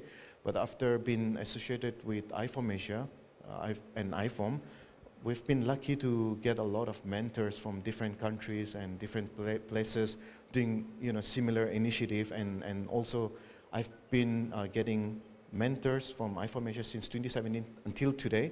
So it's been quite a journey. We have also held various programs and training in collaboration with IFOAM in Nagaland. We even had the 2018 IFOAM Asia Youth Forum and Youth Congress in Nagaland. These are some of the initiatives again with IFOAM Asia. This was the International Organic Youth Forum in 2019. We also had a workshop on organic farming that was called Youth and the Future, where Ma'am Jennifer and Li Feng were the main trainer and speaker. I was also sent to Europe to research and also have closer association with IFOAM 2019. And yes, in 2019 we had the international conference. So we've been doing various things to do with organic, that's organic farming and also organic processing and marketing. And it's always been about the people, about the farmers and the young people. The initiative that we started was not about me or the team, but it was always about the people. And I think for us it's been a meaningful year this year, being able to do various projects with various government agencies and also with IFOAM Asia. And one of our achievements this year, this happened just before I took the flight to Taiwan actually. We were able to sign an MOU with the government of Nagaland, which is again sponsored by the government of India, to help more farmers and also to help more small-scale entrepreneurs. And through this initiative, we will be the state brand under which the farmers, organic farmers and natural farmers can sell their produce under our brand. So now, we can say that we have truly gone back to become the people's brand. And this is something that we really look forward to working closely with IFOAM Asia going ahead as well. And Ma'am Jennifer has been advising us and guiding us since the last 1 year to work on this. So really thankful to IFOAM Asia once again. And yes, I think that's that for today. Thank you so much for your patient listening. Thank you. Thank you, Ranu. It's wonderful to see your leadership, and the movement is really moving forward. Please approach again for the 3 young organic leaders. Thank you for the speakers. So this is the end of my session. Thank you. 谢谢我们以上讲者的精彩分享。接下来的 Thank 工 you 作 so 坊 much for your presentation. And next, we would like to invite the next moderator for the next session, Aruna Ronda. She is the Organic Youth Ambassador and founder of ABBA Agri Consultancy. Please give a warm welcome to Anuraba to moderate the next session.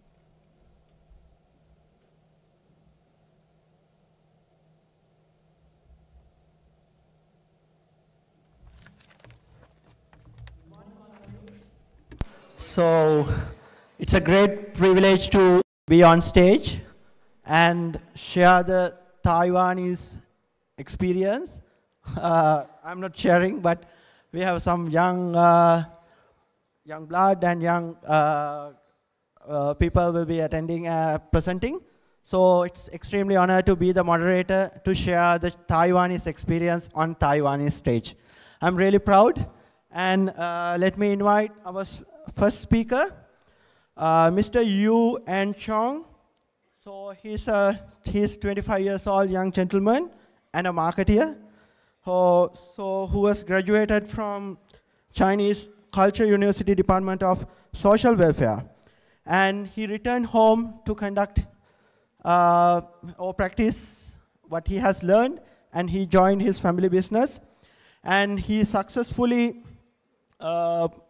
gained 25% revenue growth in past 3 years.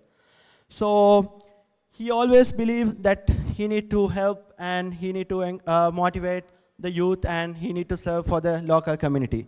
So welcome on board, and floor is open, Mr. Yu An Chong. Thank you.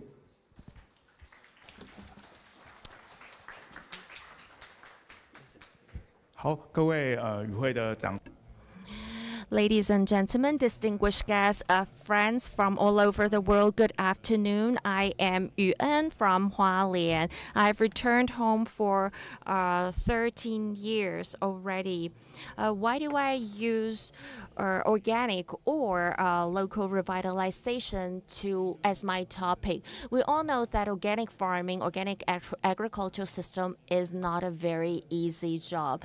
Under the leadership of the Hualien County, we hope to bring a more friendly environment so that young people will be more willing to return home. We know that in Hualien or in Taitung, we will come across beautiful sceneries like this. But actually, there is also some sadness and crisis in this kind of behind these beautiful scenes. We can see that these two farmers, they are do the same thing. The upper one is adopting the modern technology, but the bottom farmer is using the traditional way. They are all living on this land, but they use different method and technology, so they have a different outcome. I believe that no one will go against eco-friendly farming, but what are the methods that for us to achieve this result? We can create a merit circle. I always tell my friends that if you want to care for the environment, you don't have to be an organic farmer yourself. You can support this kind of initiative by only purchasing from organic farmers or only purchasing organic products. Because by doing so, you can encourage the small farmers to continue invest their time and energy in what they do. If the farmers they feel frustrated, then of course the young people, the youth from the urban areas are forced to leave their hometown and go to the cities to make more money. So we have been working for many years to change the status. I am a promoter of organic rice. I am situated in Fuli. It's very hard to get, and it is an aging city, and we all face the same issues. we hope that we can change the situation. Just now, the moderator mentions that I studied social welfare. So I'm good at connecting different people and different resources together. I realize that a lot of the people I know, they have different expertise and they have excellent product, whether it's a produce or whether it's a unique services they provide. And nowadays, our farmers, they play multiple roles. Aside from their main income or main business, they also have some side business. So this is a picture that I asked the farmers to draw regarding what they do. Some farmers may start to be a coffee grower initially, but then they started to grow fruits and they use organic products to grow their crops. Okay, the farmer I asked actually started to use this kind of machine from 5 years ago. And also I've asked another farmer who also did this, who's been cooking catfish and sell it in a night market. So we try to connect really the dots here, try to create a line, a plane here. We try to create a recreation industry in the Hualien township here. It's not just about the first tier of industry, the agriculture. We can also develop the third tier industry, the service industry. So we work together with the county government. So we invited artists, architects, and also landscape architects to work together. For example, at Itri, we try to really burn down the rice so that we get these carbon residuals from the rice and then put it back to the soil to really regenerate the fertility of the soil. And also we have these old buildings revitalized to offer agricultural training courses. And we can even use these smart phones, and we have these apps to really conduct the services for them. So for example here, for farmers, they can utilize their app to check the production records of their farmland. They can really upload the status, the data of their farmland to the cloud. And also, as we try to promote organic products or organic farming, what we want to do is to really educate or promote this whole concept to the public. Because if you sell a package of organic rice at a supermarket, but if consumers don't know its value, then they will only value the rice with its price. We need to tell them why we are sticking to organic farming. So this is something we want to let everyone know. This is something we need everyone to work together. So what we've been doing now is to teaching everyone about eating and also agriculture. We've been holding these sessions, activities at schools, at the communities. We want to let everyone know that rice can be applied to many, many different fields. And also, we also joined the international organizations as well here. We try to really develop this whole concept together with the international community. So we believe that people are still always living in an environment, and we need to really live in harmony with the environment. That's why we joined the Satoyama initiative. And also, we invited a lot of people to really visit the community, visit the rural village, so that they know more about the different cultures here in Hualien. So in Hualien Township here, this is a township with the most intensive farmland for organic farming, and we're quite proud of it. So we've been trying to deliver what we're doing to people around. So for example, we have this training session or experience activities. We've been building this traditional hat with the rice stem. And also we've been really visiting friends or exchanging ideas from across the world. For example, we've been visiting Chiyoda, and we've been exchanging or visiting each other. So we've been trying to really showcase or bring up the public awareness of our township, our hometown, so that in recent years we've been doing this. We've seen that Japan is doing quite well in this eco tour for local communities, and I think it's something we can all do as well. So we've been trying to really bring things from farm to table with different methods. For example, sometimes we would accept interviews or really shoot TV programs so that more people would know what we're doing. We're also guiding really big companies, their employees, to the local communities and farmland. And this is our Share Owen project. So it's really about a social welfare project here. We try to build a positive cycle here. We want to let everyone know that when you're buying the rice from organic farmers, you're also doing good to the society, you're also doing good to those in need. So for example, every month we provide 370 kilograms of organic rice to those in need based on the profit we made.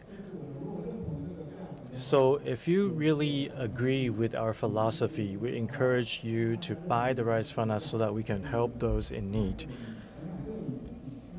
So not only are you helping yourself to get the rice you want, you're also contributing to make others, those in need, get the rice as well.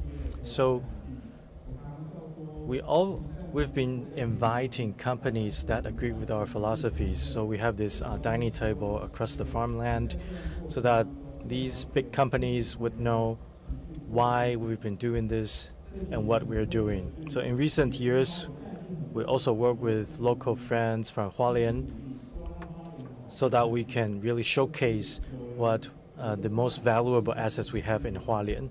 So for example, we have this academy, a local organization, and here they try to bring up or gather together all of the organic farmers and also stores that are selling organic ingredients and hold these kinds of activities. Also, we try to do really local revitalization or community revitalization so that we can attract more young people to return their hometown and try to develop locally. So for example, we went to the Sendai area of Japan. We visit there, and also we've been trying to bring up this first-tier industry, agriculture, to the third-tier industry, the service industry. We built up a platform to really integrate resources from the B&B industry, the hospitality industry, the transportation industry together so that we can develop tourism in the area as well. So this way we can attract more people to come to Fuli. And that way we can find people who agree with our philosophy, who are willing to contribute to the local community. And in recent years, we try to expand our field. For example, we're holding concerts on the grassland, and also in some deserted sugar factory, we've also revitalized it so that it became a workshop place or classroom. And also we've been featuring this rice paddy view, and we created this shared office for companies who really want to enjoy the view of the rice paddy. So really we welcome you to try to spend a few days in Fuli and stay here to really see what we've been doing. We also have a local magazine so that we can really have this printed materials to promote the what we're doing here and the advantages, the assets of Fuli. And also this way we can share more information on social media, for example, Facebook, Instagram. And also in the past we may be using websites, but right now we've been filming or producing podcasts to promote these ideas.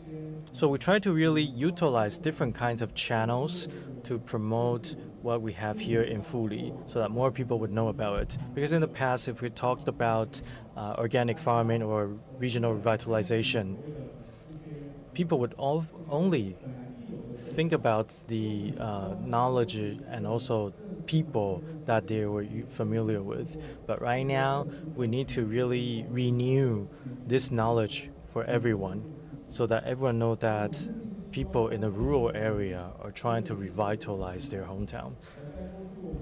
So we're really thankful that Mayoshi subsidize a lot of, provides us funds to conduct a lot of the activities. So for example, this really farmland banquet, it's been conducting for many years. And we hope that by organic farming, we'll be able to develop the local community and attract more people to return their hometown or even residents from other areas to move to Fuli. And in recent years, I think all the things we do is to attract more people to migrate, to move in, because we need these new people to really boost the development of Fuli. And also recently we've been facing a lot of challenges, for example, food safety and also organic farming challenges as well. I think one of the things that is, one of the challenges we are facing now is that people are eating less rice in Taiwan. For example, maybe you get up this morning and then you go to the buffet breakfast, but you may haven't eaten any rice. Because people, the way their eating habits, their preference are changing as well. So sometimes farmers ended up having no one to purchase rice from them. So this is why we want to build up this positive cycle. Because if we don't have consumers to support these farmers, then the cycle cannot be created. And then we will be forced to go back to the conventional agriculture that people are used to. So right now, we're developing these organic verification system, but it really takes a lot to obtain these international certificates or local certificates. It's also another challenge for local farmers as well.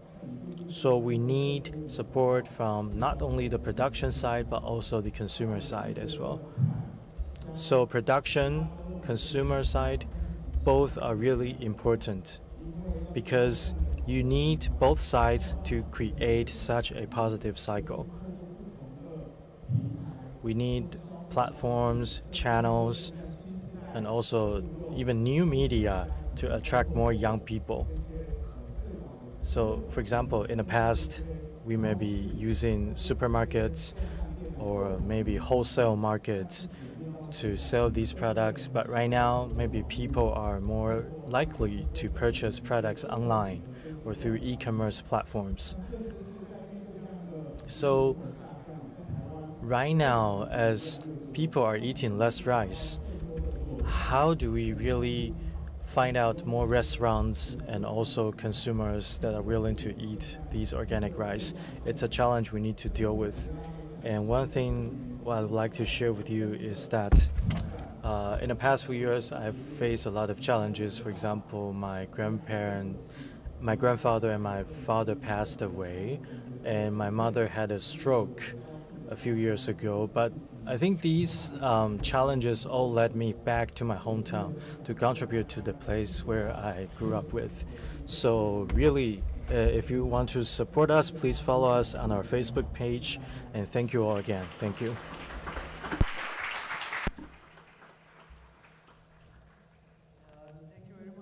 Mr. Chong, for your very impressive and very informative presentation, and I wish you all the success in future endeavors, and good luck. Thank you. And let me introduce Ms. K. Chung Chi, who has returned back with her 2 young daughters and engaged in agriculture for since 2014. She has founded a farm named Mapolong farm in 2014. Then she had converted into a private limited in 2017. Then she came a long way until 2023 and established Hualien cold chain warehouse and processing plant.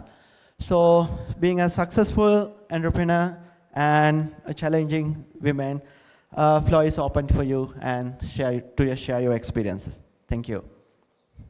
谢谢。然后萨利嘎嘎马布隆，我是花莲。Hello everyone, I am Ko Chun-si from Hualien. I am very honored to be here as the speakers of this conference. Today I am going to share about what we do in millet cultivation. Mapolo Farm is a tribal farm.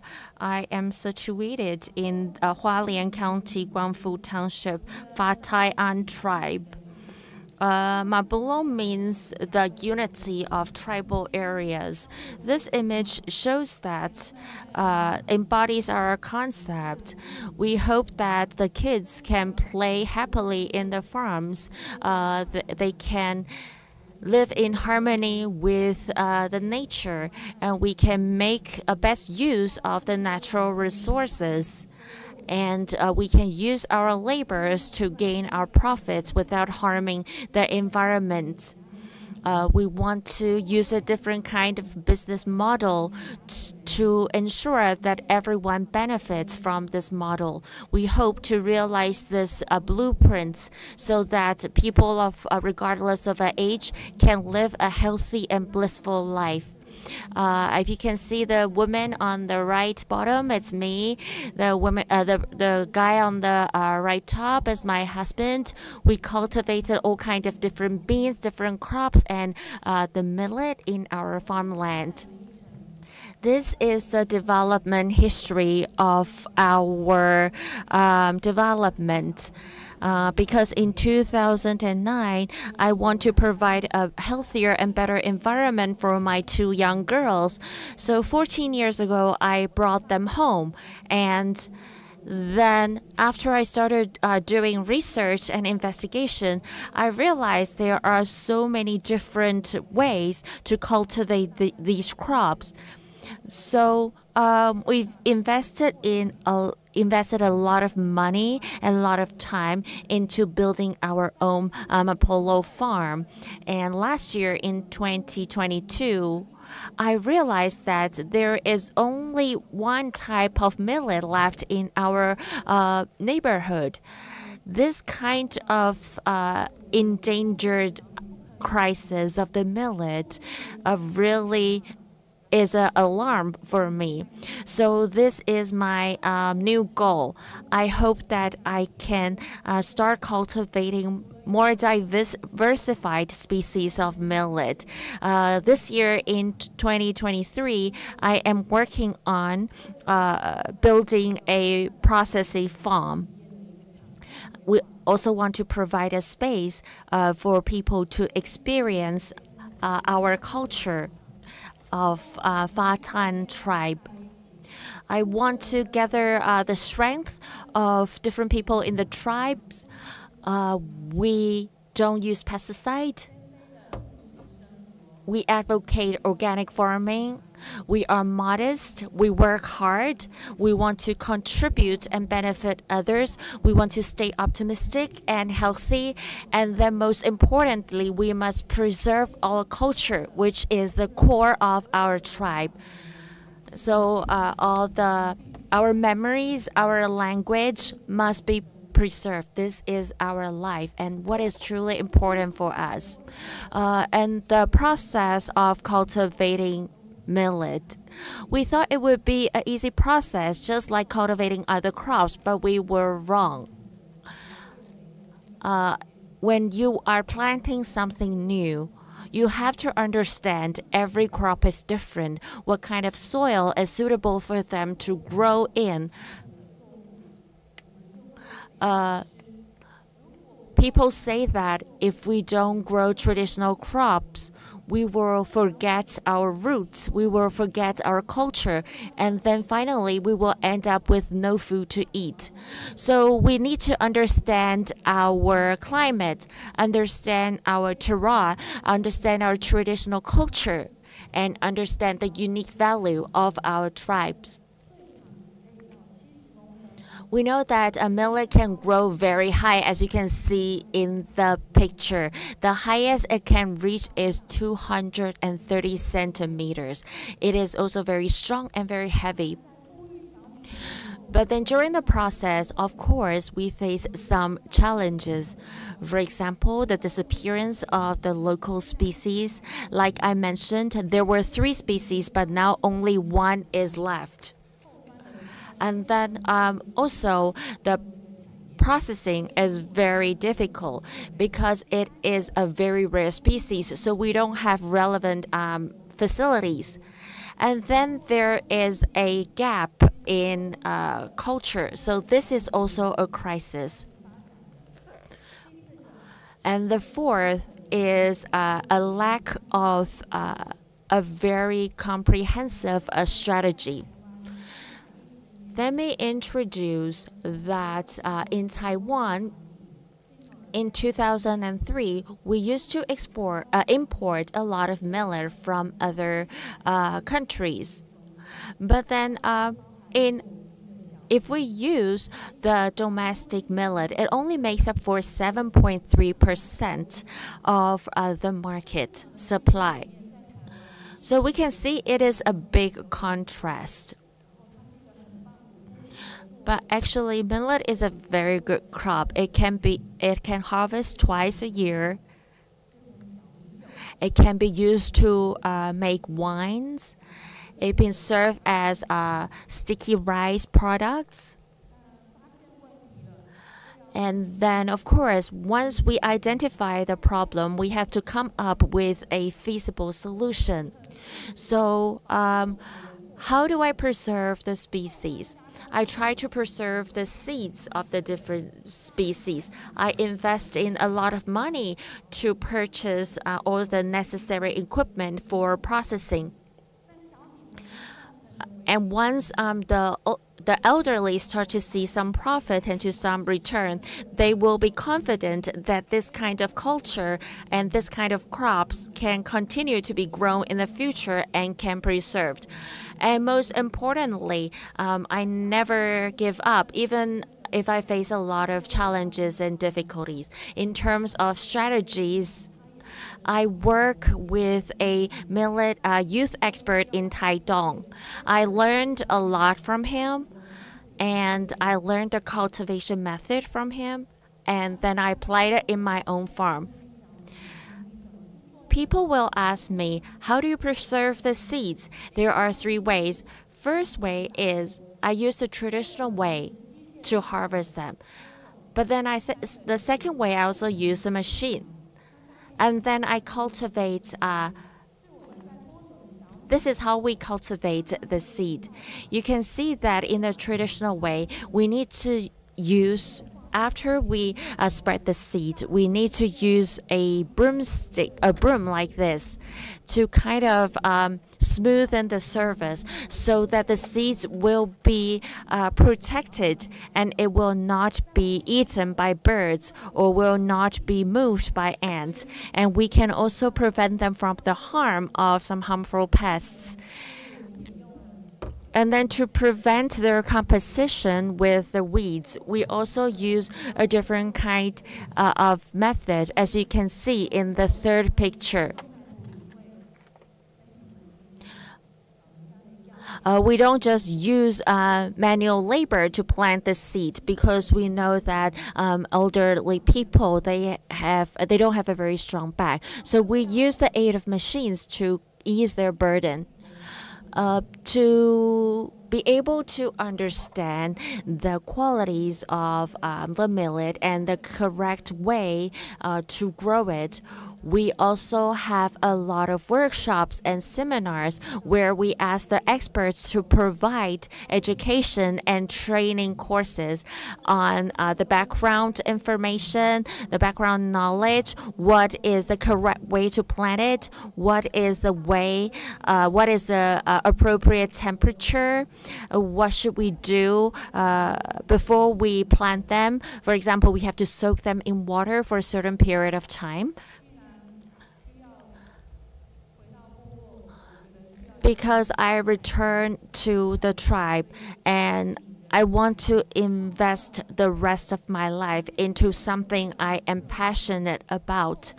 I know there are a lot of challenges, but I think it is also a blessing in disguise. I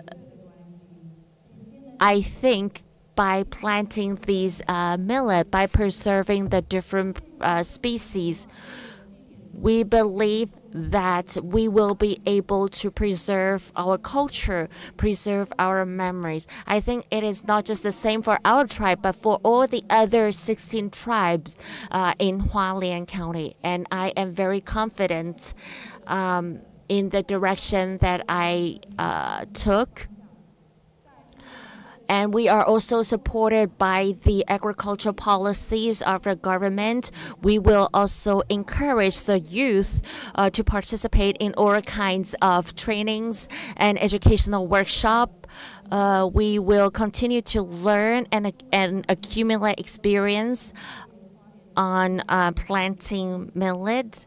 We will start from something small and then we will continue to expand. And one thing that is equal in the world is time.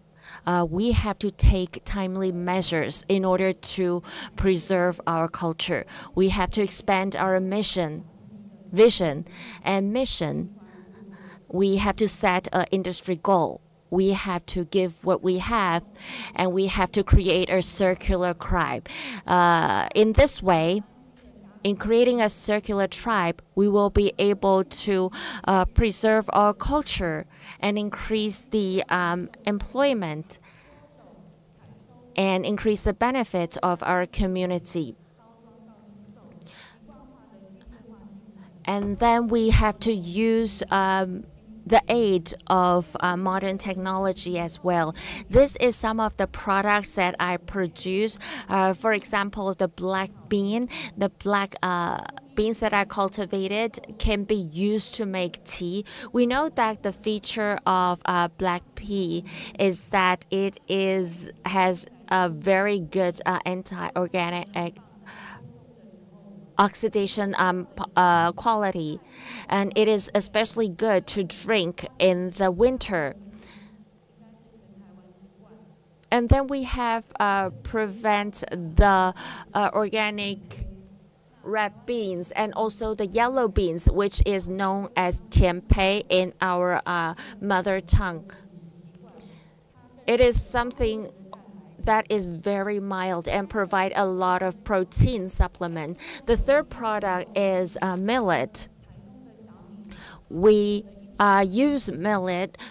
This is the product that we cooperated with the Tai Dong farmer that I just showed you in the picture. And then we combine it with the organic red bean in Hualien. But it is a very difficult journey. I would like to thank all my partners that has worked with me along the way. They are also, I have also been working with Lee Zen Company in Taiwan. Is a very well-known organic company. So I'd like to extend my gratitude to them. This is Okay, so we used fermented soybeans to make this tempeh product. So for many of our vegetarian friends, for example, Mayoshi is also a vegetarian as well. We recommend tempeh to her as well.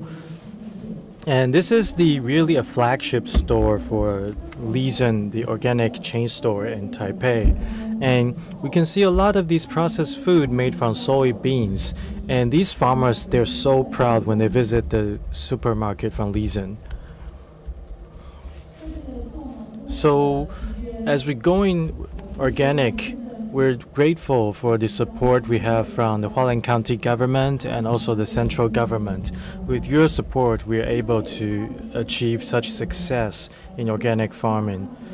The guidance support from the Hualien County government has helped us in registering our trademarks.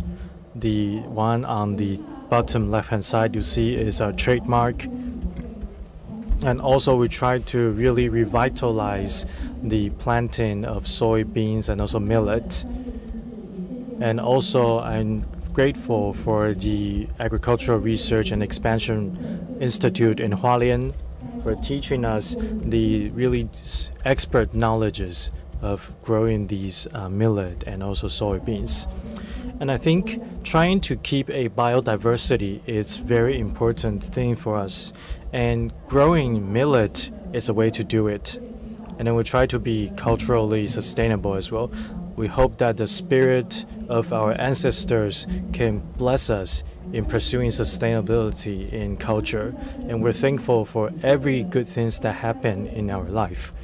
And we all believe that everyone living on this motherland should really preserve the land and trying to be more eco-friendly to grow the best crops from this land. And thank you all.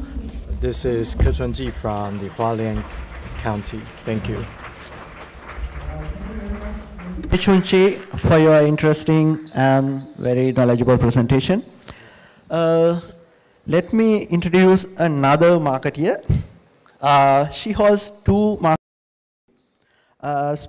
One in integrated marketing communication from Northwestern University, and another communication management at University of Southern California. Then she worked for multiple international companies, and now she is serving for Lizen since 2011. Welcome, Ms.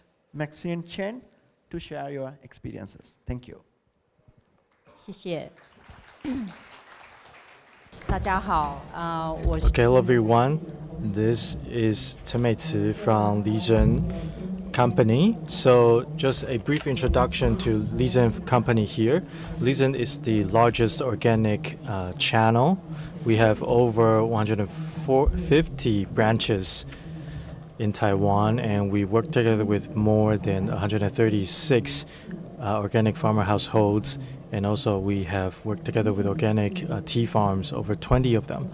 And this year marks the 25th anniversary of Lizen Company, 25 years since we started our journey. So I think what we would like to share with you here is that if you want to promote organic products, marketing only is not enough. And let's take a look at why. So I think I would like to share with you a story first. I have a friend from the advertising industry, and I think she's really trying to promote organic agriculture as well. So at the beginning, she tried to target a lot of the organic products. It could be really raw materials or maybe processed products as well. We have really good packages, and they help these farmers film videos, tell stories, and even sell these products. But after a few years, things didn't really go as successfully as what she had expected. Yes, the products are being sold, but there are problems she couldn't solve.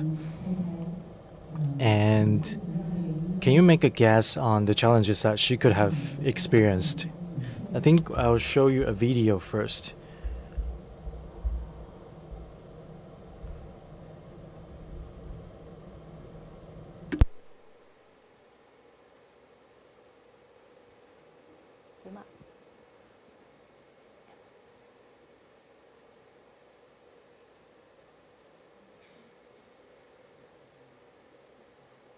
直接按就可以了。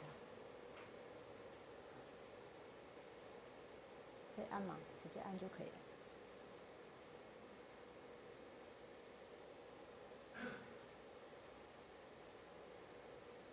你直接按那个画面就可以了。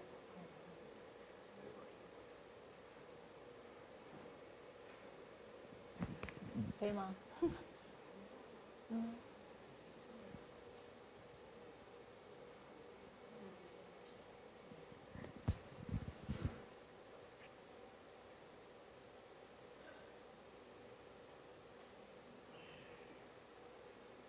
那你可以上原复习馆。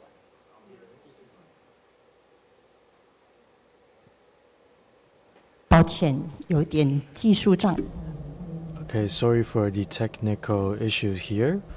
We may need more time for troubleshooting.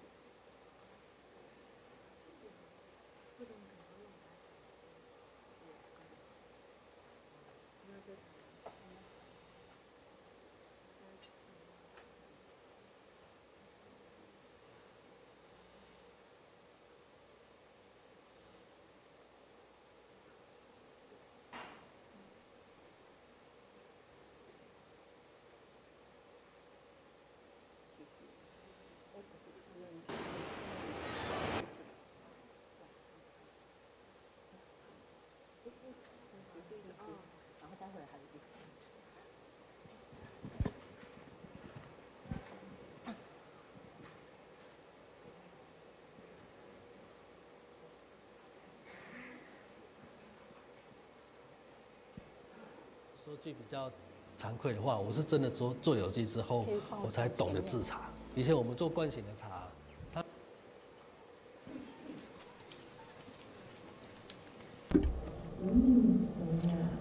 So with you and with me, we can live together in harmony with the nature and develop the organic farming.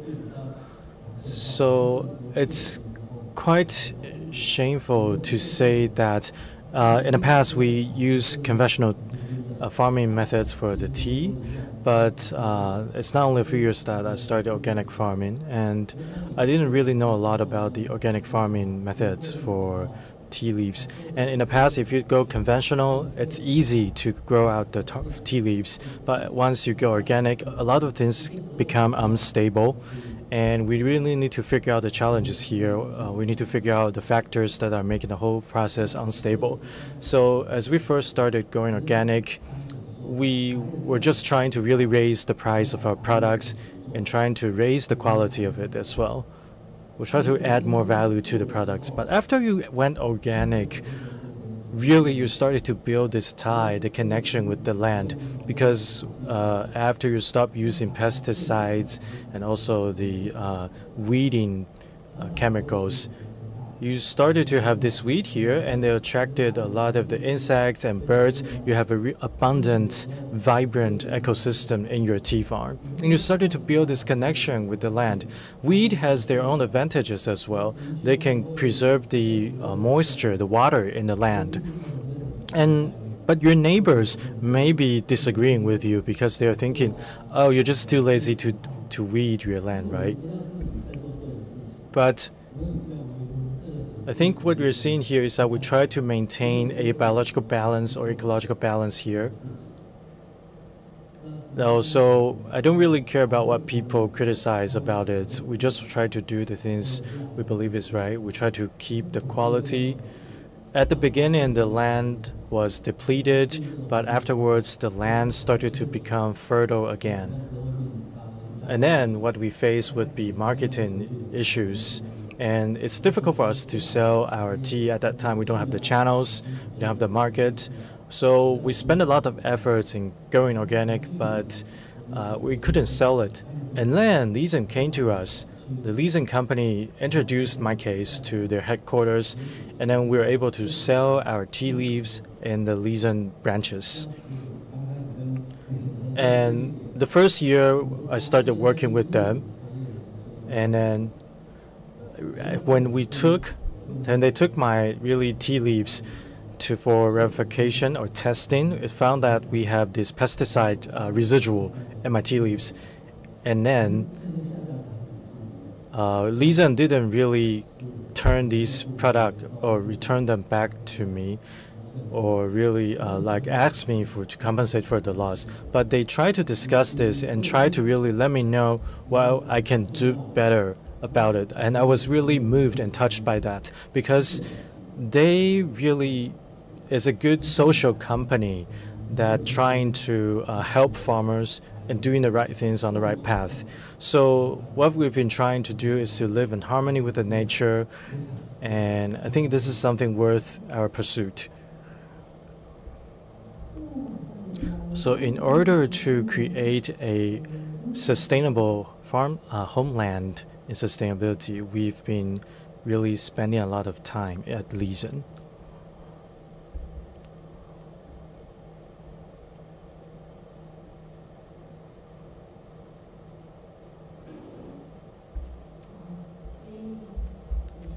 Okay, so this is a case of what our farmers have encountered when they first started going organic. At the beginning, they may not be really recognized by their friends, their neighbors. They may be ridiculed, or they can see a sudden drop in the production, and even some of the residuals that they are not so familiar with. A lot of these challenges could arise when you first go organic. And also, it's difficult to promote or sell your products to the market. You can have a lot of inventory at your warehouse, and you may not be able to really sell your products in a peak season. And your crops can be contaminated by the farms surrounding you as well, and your organic certification can be canceled.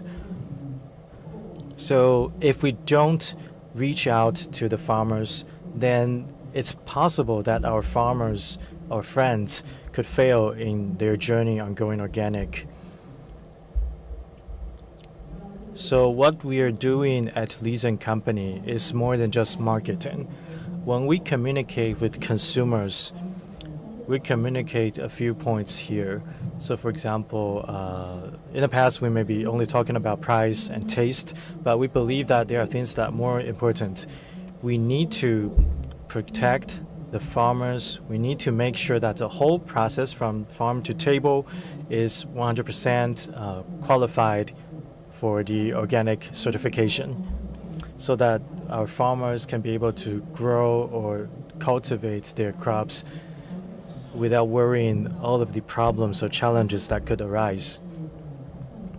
So for example, sometimes the crops they may not be looking so good, they can be even look ugly.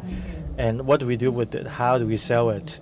Or the production can be unstable. It could be less than what you need, or it could be natural disasters, typhoon, earthquake, that really cause a lot of damage or loss to the farmers. And we need to help them. And it's not just about having their products at Lisan. We also need to help them expand their markets to other sales channels as well. So that way, we believe we'll be contributing to the health of our consumers and also to the farmland as we become more sustainable and organic. So a bit different from the other organic sales channels is that here at Lisan, we've been visiting our farmers and so producers frequently. So it's not just about receiving the products from our farmers and see if they have this certificate or not. We visit them once every few months to see if they're having a good harvest, if they have faced any difficulties in life. And also, in addition to the organic certification from the government, we will also conduct an evaluation for them as well to make sure that the whole process is certified, is eligible. And in the video, we just saw that the farmer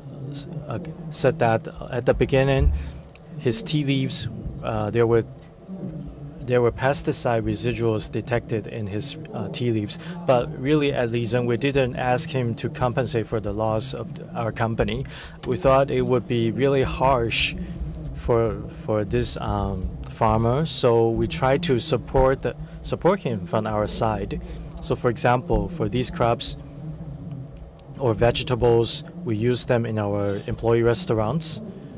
We eat them ourselves, and then we encourage our staff members to really purchase these vegetables or fruits. For example, this is the organic pineapples. They can be a little bit ugly or too large or too small.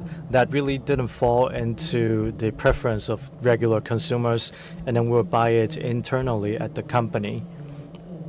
And then also we have this mango, dried mango with these seeds inside.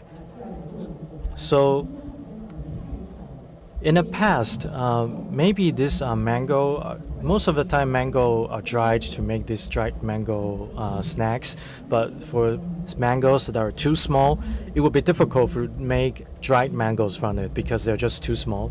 There are just only a few meat from the mango. And also, if we have really overproduction, we will be asking or inviting consumers to support us as well. So, for example, here we have these peak season where we have overproduction, and then we'll try to make processed products from the processors that we've been acquainted with. So, for example, radish here, we would use this, for example, organic radish here, they don't have this smooth, beautiful skin. So what we want to do is to ask our processors, partners, to really make pickled radish or spicy radish or even cooked meals. Sweet potatoes as well. We can use ice flavor or baked sweet potatoes that are sold in convenience stores. We make baozi or snacks as well. Like what Yuan has just mentioned, because of the westernization of our diet, people tend to take less and less rice as their main staple. But rice crop is make up of a very vast area in Taiwan's agriculture, so we need to find other solutions for these rice growers.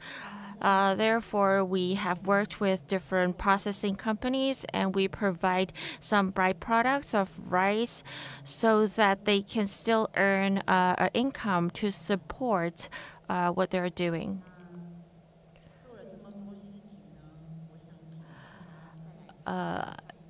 Let me share with you another video.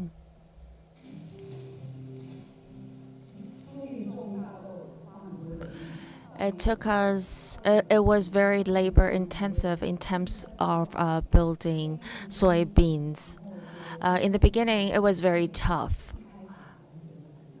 Because in the beginning, we don't know the proper way to grow it. Millet is something that is enjoyed by all ages and all kind of people. But it is usually harmed by birds, and the seeds are usually lost because of the birds. There are a lot of upslopes in our land, mountainside, so growing these crops is sometimes a big challenge, especially if the weather is unstable.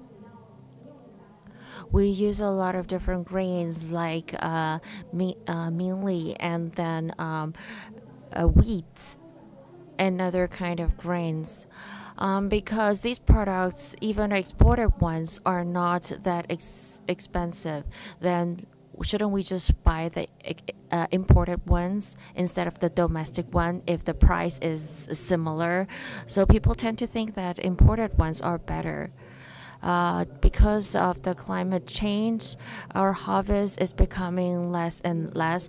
It is very crucial to find a solution to improve the status of our foundational agricultural industry.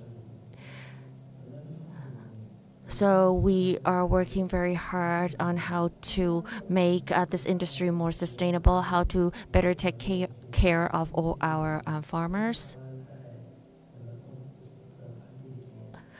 In the whole agricultural environment, very rare farmers can persist from the beginning to end. We need to find a solution for them so that they feel a sense of accomplishment. They feel confident that they can carry on. Sometimes we don't understand how consumers can support these farmers or agriculture as a whole. As consumers, we can choose what we purchase. And then if we are doing well, if we grow very high quality domestic crops, we don't have to feel threatened by the important ones. And then we have to understand comprehensively how to grow these crops properly, what is the right way. And then also very important is the various products that we can make out of all our crops to diversify their revenue stream. We can create innovative products so we can provide diversified products for the crop they grow. We can find different ways to support these farmers, and I believe if we do that, if we find the appropriate solution, our agriculture will continue to thrive, and we won't be threatened by the competitors from all over the world. I feel that millet is very important to the Paiwan tribal culture, so I am confident that we can do better in the future. My intention is to preserve and protect the environment, and we want to provide fresh ingredients to our consumers, and in turn we hope them to support our product. So it is a circular economy, and this is what will sustain us in the future.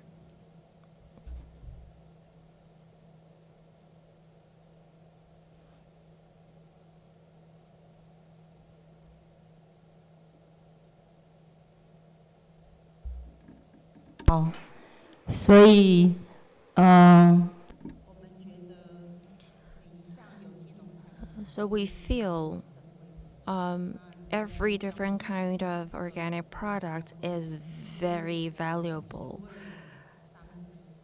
But Li Zhang Company was established 25 years ago, not just to make more money, but to promote and to support organic farmers. So we will try all kinds of different means to help them, and we will create a long-term relationship with them. We will continue to guide them, educate them, and provide trainings.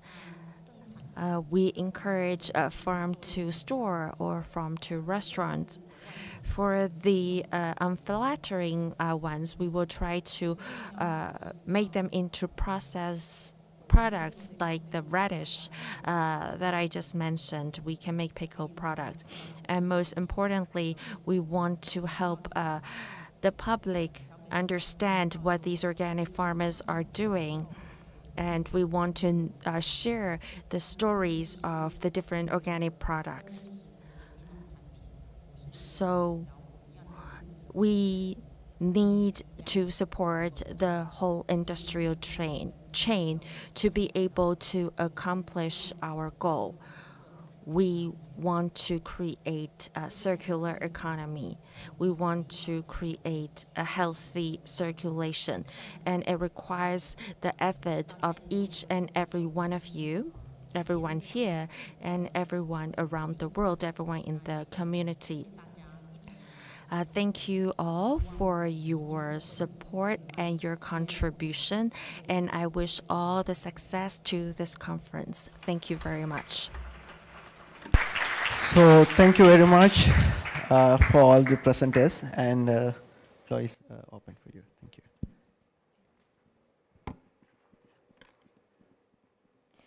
谢谢以上讲者精彩的分享。我们接下来要进行的工作坊是行销策略问答。我们要邀请到这场讲座的主持人海星有机农业咨询培训机构的 To invite the moderator for this session, Conrad Hopflich, founder of Starfish Organic. Let's give him a warm welcome. Thank you very much. Right.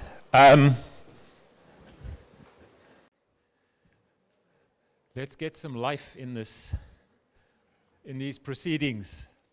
We've all been sitting and listening for a whole morning to some wonderful speakers. What I want to do now is it's a Q&A session, question and answer. Somebody has to question and somebody has to answer. So I want all our contributors of this morning, all our speakers, I want you to come up to the stage and bring yourself a chair. So all of you, all the speakers, there are 9 of you, I think. Bring your chair and join me on the stage. And we will have a microphone and we will do a little Q&A. So if you are all there, please come up, bring yourself a chair and sit down. While you are doing that, let's just think about what we saw this morning. So often, yes, you can move while I'm talking. We often look at organic and we see the market as some kind of scary adversary to us in what we're doing. The market, the buyers, the middlemen. We look at these words as boogeymen. But when we look at these entrepreneurs and the people on the stage that are coming up here now, we see that this is a partnership, that in order to have an organic food system, we need an organic market system. And we need the different components of that market system. And the ones who are not here, that's fine. We will work with the people who are here. But yes, we need an organic market system, and it consists of different components. On the one side, there are the farmers, and we often talk about the farmers and their challenges. The supply side. And on the other side of this system, we have the pool, we have the market. And we always feel and say, well, if we have supply, we have demand, there's a system. Somebody wants the stuff, somebody supplies the stuff. Where's the problem? But a market system is a lot more complex than that. It needs more. It needs some support system. It also needs some control system, something to help facilitate and regulate, something to support, somebody to push and somebody to pull. So we need all these things, and all the people, and we 5 of us here, but that's fine. Can we get another microphone? Thanks. So we will have this microphone. We'll just give it to Chin Chin to start. I'm going to ask a few questions, just get some thoughts from our group, and then if we have time, we theoretically have half an hour. We could also take 1 or 2 questions from the room so that we can all participate. So I made some notes, and you know, we talked about this morning, what does organic mean for you, and what are the different things that link what we are doing. Chin Chin was talking about the true costs. He was talking about diversity. And what I saw was vertical integration. Very often when we talk in market, we talk about vertical integration. We see the big companies like Nestle and Cargill and these guys coming from the top and integrating the whole supply chain all the way to the farmers, and then they still control. They are the puppet masters. But what we can see is a bottom-up vertical integration. Farmers and communities coming and saying, we will work all the way up, we will set up a supply system, we will set up a shop, we will set up support for the farmers, and we will connect to the consumers. So that was one of the things I saw in what you were talking about. And I was wondering about that, again, what was the most important factor for you to make that change, to try and get to that? Actually, it's basically seeing that coming from a non-agricultural background, we saw that farmers are the poorest of the poorest, especially in the Philippines. So we said, why is it that the farmers who do a lot of hard work, they wake up very early and work all day and provide food on our tables, end up being the poorest? That's why we decided to create this company, not for profit, but to provide fair prices to the farmers. So when you say fair prices, we talk about the price before buying it, before planting. We already agree on the price. So for example, and then we don't believe in the law of supply and demand because that system is more biased on the marketing side. So our approach is cost of production. We sit down with the farmers. What is, for example, the cost of production of organic rice? So we compute, then we agree, oh, this is the cost of production. And it should not change. Even if you have a lot of produce, if you have a lot of supply, the prices go down, right? If you have little supply, the prices go up. Our approach is if you have a lot of supply or you have no supply, the prices are still the same. So that's our approach basically because we wanted, for us, the farmer alone, they will work hard in their farm, work all day, and then they will think about marketing. So for us, we'll provide a platform for them when they can sell already their products. They already have a peace of mind and they can just focus on their farming practices in their farms. Yeah. Great, yes, thank you. And you can hand the microphone to your right. Yes, Jiang was the second one. And there's an interesting link here that we see between what Chin Chin did, what they did in their system, and what Hansalim did.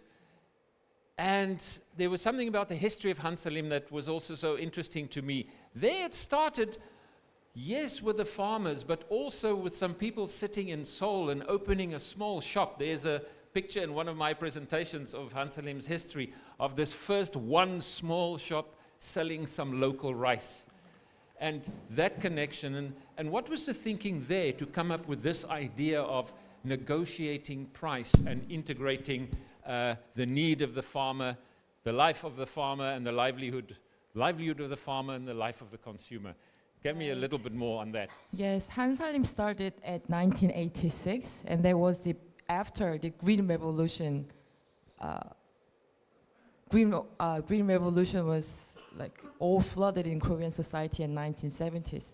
So as you already know, a lot of chemicals and fertilizers were covered the land of Korean peninsula.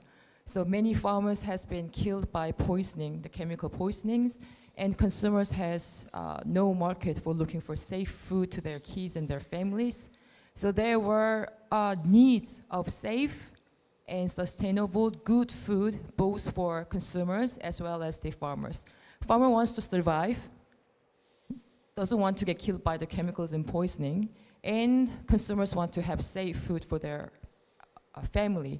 So under this needs, consumers and farmers become a same stakeholder, and they try to think about how can we make a new market for the same needs, good food for our health as well as for our land. And at that time, after Green Revolution, early 1980s, there were no regulation or law for the organic agriculture in Korea. I think probably pretty much same in Asian continents in 1980s. Most of organic agriculture promotion law enacted in 1990s, mid-1990s and late 1990s, same in Korea too. So before the government trying to promote organic agriculture, there's people in private sector, the normal people who really wants to have good food for our health and the land combined naturally, and they thought cooperative can be the best way of operating this business because these people are very normal people, not the rich people, not the capitalists who got the big fund, just normal people who try to give their small money to make a fundraising to make this business happen. So cooperative, consumer members, farmer members, all the members has responsibility to pay a little invest to make this business happen. So it uprised till now for last 36 years. Yes. Thank you very much. Yeah. Yes, and you are sitting perfectly in sequence, it seems. Yeah, the good market. And there's a link here. There's a link between these three, and I heard them all say it, and it was PGS, participatory guarantee systems, the control of our system, but in a way very different to an inspector coming to check. Rather, we working together in a participatory manner to create a guarantee. And Good Market did this from the market side, not supporting the farmers, but the market holds and keeps the idea of the PGS. And I think that was quite a unique approach, and it works very well. I worked in a similar one in South Africa where the market was the support force for the PGS. So share a little bit about that, how you see this PGS as a unifying factor in the market. So the PGS is one of, I think, in the Sri Lanka is one of important in the organic agriculture, because that one initiate the farmers in a small scale. So they provide more access to the market. So then they can identify the farmers are in there and they are connecting to link to the consumers or stakeholders or someone. So this one important thing is, I think, farmers, because of farmers we are eating everything, food. Because without them we haven't any food. So we have to keep sustainable law, we have to move towards the farmers. So it's PGS is one of thing we can go ahead to farmers to go ahead with that being, they have to be in their position, because the PGS provide to them, go ahead with them to keep the foods and the market and everything, because inside we are support to everything, because for example value addition or everything, because when you have doing those things, the farmer is sustained, so they never give up. So PGS always try to sustain the farmers to their futures much as can possible. There was I have a follow-up question for you. You mentioned something that was quite interesting. PGS for export, you said, in Asia. And I find that an interesting thought, because we're going to start going to the export-driven companies, and I wanted to get a little bit of your thought. How do you see PGS for export? So it's interesting, because most of the time when I go into export, most of them ask for third-party certification. Yes. So if we have PGS farms around that, when I see in conference, a lot of the countries, they have PGS. So when I combine each PGS in the country, so we can something to build, to exchange or export those products to one by to each country. So we have another link between the PGS farmers in the world, so they can know the PGS from this country or this product come from. So it's great thing, I think, if we can build something around the PGS farmers in the different countries to different products access. So I think it's interesting if we can build it the way. I think disruption is always a good way to challenge some thinking, and I think that's a very interesting discussion, and I would like to maybe have a conference on that one day where we sit and we talk about how this might be possible, linking across the world. But yes, on the one side, the strength of the local market. It was so good to have three very good examples from 3 different countries in Asia, strengthening and creating local market systems, local food systems, and identifying the constraints and creating a social entrepreneurship and a social business model. And all 3 have that in common. But it doesn't mean that that's the only way to do it. We were also introduced to people who are looking at export market, looking at the reality in the world that we've always been an exporting world. The Romans were importing their wheat from Africa. The Europeans were importing their spices and their lovely stuff down the Silk Road all the way into Europe. So import and exports happened. The Arabs went down the African coast to buy and sell. Sometimes also people, but that is no longer the case. But the point is, export has always been with us. It's not that we didn't export. So creating a social business in the export side. So PDS is sitting right there. I've been there, and it's been great to actually experience physically what has been done there. And I want to just hear from you this idea of land to lab, working from the farmer's side, but creating this very professional infrastructure for the export side. How does it work? How do the farmers see this? Do they see the whole picture all the way to Biofach and all the way to the European market? How is their vision and understanding of that pepper going all that way through your system? Yeah, it's like, first of all, as Conrad said, that import and export, it was always there. Because as I mentioned in my presentation, from ancient time onwards, the Romans, the Egyptians, and almost all the important civilizations in the world, they were trading the spices from the so-called Malabar coast, from that region from I belongs to. So we are actually trying to give more fair or more organic approach to that ancient trade. Because as we know, in the ancient time, the trade or the import-export business, that was like a monopoly or like some authoritarian thing. That is why the East India Company or Dutch English East India Company or Dutch East India Company all came into exist. Because that was a type of exploitation. But now what is happening is that we are giving a fair price to our organic farmers. We are giving fair opportunities. We are hearing the farmers. It's a democratic and decentralized system. Even in the innovations or the decision-making process or the price-fixing mechanism, it's all a democratic, a participatory approach. And our buyers, they are ready to pay more for this fair or organically produced products. So in that way, we are giving more fairness, imparting more fairness into this import-export business. And other thing is that, as I mentioned in my presentation, almost most of our customers, they are visiting our farmers every year. They are coming to the rural villages, and these less educated and unprivileged farmers, they feel very proud to have a foreigner in their farm and in their house and spending time with their children and their family. So they feel very proud to become an organic farmer.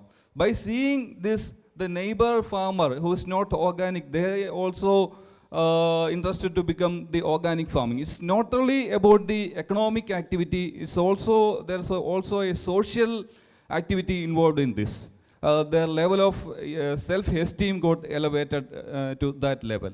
So there's a type of social activity also, along with the economic activity, there's a type of cultural exchange and social activity also involved in this business. And other thing is, normally it is environmental benefits of this organic farming. Okay. Thank you. Yes, and from the southernmost state to, I think, the northernmost state of India.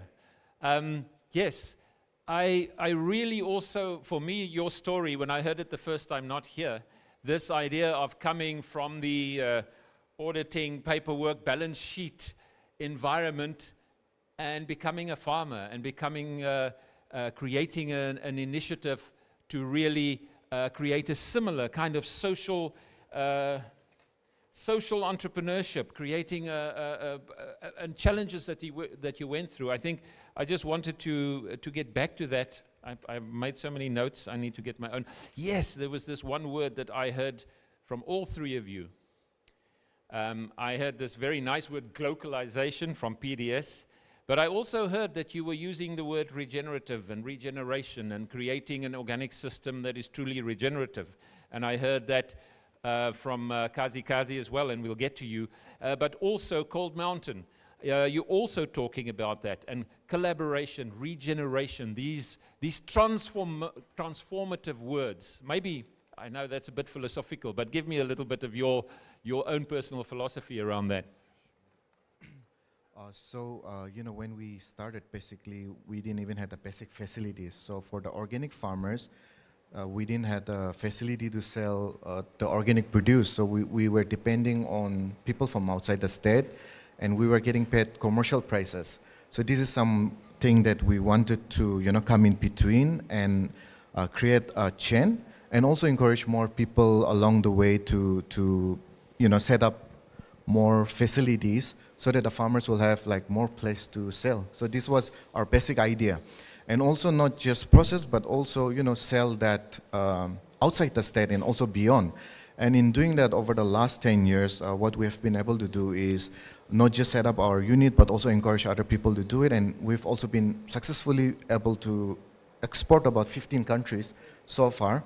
And also, as of now, we are also closely working with the government to set up a robust or more sustainable export policy and facility for the entrepreneurs, upcoming entrepreneurs. So these are some of the things that we are doing. And what we have realized along the journey is that collaboration is very important. It's not just about what I'm doing or what someone is doing, but I think collaboration is very important. And we have always, wanted to keep things in the collaborative nature. And that's how now we're closely working with the government and also with the other entrepreneurs and farmers as a whole. So we're looking at the entire exercise from a very holistic way. So that's how, we're doing so far. I hope that answers. Thank you. Yes, and now we go to Bangladesh, not too far from you, just a little bit further south. Yes, Kazi, there again I heard this, the idea of regeneration, and I also saw and noticed something that you often don't see in tea plantations, is the fact that you're introducing an element of agroforestry, that you're introducing shade trees. It's clear when people look at other tropical crops that they do this. Coffee, kind of obvious, it's a forest shrub tree and it has to grow in a forest and it works better in a forest. And the same with cacao is also very much a naturally integrated, but tea often people know it has to be a monoculture, it has to be only one plant and everything else competes with the tea. But I saw shade trees and regenerating forest. Maybe a little bit more about that. Thank you. Thanks a lot for the question. So as you have already seen that the land that we are using was barren. It was like a deserted area. And there weren't any tree or any lives and water facilities. There was nothing, and no employment opportunities as well. So what we did, we started to plant trees more and more, and we started to dig up well, or we started to do the water plantations as well. And from there, it grew properly. And another thing that you have mentioned, that the shed tree. So yeah, we have as we are organic and we don't use the pesticides or chemicals, so we have some natural bugs like caterpillars or red bugs that's eating our leaves or the crop and everything. So for that reason, we started to plant some trees like neem tree. Neem is a very powerful plant or tree to remove or to remove all the bugs, like as if you know that. And we also have some good trees like tulsi and other stuff. So yeah, we're just 100% organic, and we are trying to, like I told you, that we are using cow dung as well, and we are making vermicompost for that reason. And yeah, so that's how we're doing the regeneration and everything, and that's how the shed trees been planted and helping us. So that's about it. Thank you very much. So we went from local market, we went to export market, and now we're going to our host island and to our two. The one is not here, but we will go with the two. And I would like to start with you, I'll give you the microphone. And now I must also put my headphones on so I can understand what is being said. Yes, so seed. It was all about seed diversity, seed saving, but also saving culture. That agriculture, in the English word, is culture as part of it. And what you're doing is a social, cultural activity. I find that really, really inspiring, and I want to hear a little bit more about that. Some of your challenges and some of your solutions, how do you promote this beyond your own community to other communities? 好，谢谢主持人的提问。他刚刚提到 To our moderator for the very interesting question. You mentioned about culture. Our culture won't have a single aspect. We have all kinds of different culture. We have 12 months in a year. In spring, we will see the mountains, the green mountains. And when spring comes, we will understand what kind of bamboo shoots will grow. And then when the season change to summer, we will get other crops like bread. And then when it goes into autumn, we will see different plants grow in the mountains, especially along the stream. And then in winter, we eat all kinds of natural vegetables. But for millet, we start growing them in January. So we will grow millet starting from January. This marks the beginning of a new year. This is a part of our culture. This is an indispensable part in my life. There are 16 different tribes in Taiwan. I love my homeland. I love my tribe. That is why we start from the language. If we start cultivating a crop, millet in our mother tongue is called hafai. Okay, it's what it means. In our tribe, hafai means a millet. Once we understand the language, we understand the crop. And then I am from Fataan. That's the name of my village. So these kind of different seeds, they will be preserved in the bags of the elders, which will have all the necessary things that's important to us. For example, betel nuts, cigarettes for some people, and also some millet. So I hope to sustain this culture. Thank you. Hold on to the microphone. Yes, it really is inspiring thinking of, I come from a large African country where we speak 11 different languages officially, and unofficially maybe 50. So this diversity of culture is very apparent, but the world kind of goes into this, monoculture and also mono-agriculture and a mono culture of way of life. The foodstuffs, what we do becomes so monotonous. The word monotonous is boring. Monoculture is boring. Diversity is exciting. Diversity is challenging. Diversity is fantastic. And a big message that came from Mana was get the young people home. Get the youth onto the farms. The aging rural population, there's knowledge and experience, but there's nobody to give it to. For you, that challenge of bringing the young people, engaging the young people into something that is seen as, well, okay, not so fancy, not so sexy to be a farmer. How do you create that attraction for the young people to come back? 好，谢谢主持人提问。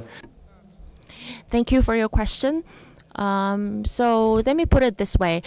We say that growing the crop to selling the crop, it is not simply selling. It is like a big machine, and it needs different expertise, needs different talent.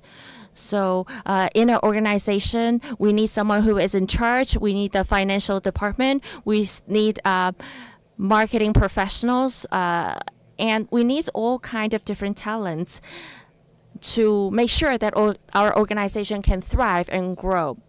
And then we help these youth understand that if you go back to your hometown, there are a lot of a variety of things you can do. You don't necessarily have to become a farmer to contribute to your community. You can also bring your expertise and contribute to your community. So supported by the government, we want to we set up different workstations in different cities. We try to arrange empowerment courses. We provide a platform for these youth to exchange ideas and exchange knowledge. And we provide a network for them. So when these youth return home, they know where to find resources and they have peer support. I think peer support is very important when you face challenges. You need to receive the support from someone who understands to keep you from going. So this is what we have been working on at the moment. We try to provide more training courses, and we will also invite more youth from the cities to maybe to try to live a rural life and to see whether what they learn can make some contributions to the rural areas. For example, even artists, writers, photographers, they can use what they're good at to help our community, to help rural areas. We are running out of time, but so unfortunately I think I have to conclude. But I want to thank all of you again for your contribution. Give them a big round of applause. And to conclude, today's session to me brought back something that I said earlier when I started with my no, no, yes, yes speech yesterday. I was talking a lot about the opportunities and roles for youth in organic agriculture. As we see here, most of these people are still young enough to qualify as youth in my book, but that there is a role, there is an opportunity, even if you're not a farmer. There are so many different opportunities and needs in the system that we need you guys to be part of it and to really see that there's a future in organic farming and that there's a future for the youth in creating a vibrant, regenerative, organic agriculture and food system in the world. So with that, let's go and enjoy the local food system and have lunch. Thank you so much. 谢谢以上讲者。 Thank you to all the moderators and all the speakers. Now we will break for lunch because of time limit. We do not need to use ID to exchange for your lunch. You can directly collect your lunch. Enjoy your lunch outside. Our session will start in an hour at 1:45 p.m. Please return on time. Let's ask the participants to please move forward because we will remove the 2 rows in the back. So we invite all the audience to please move forward to the front seat. There are still some empty spaces, and please remember your personal belongings as you leave the room. Thank you.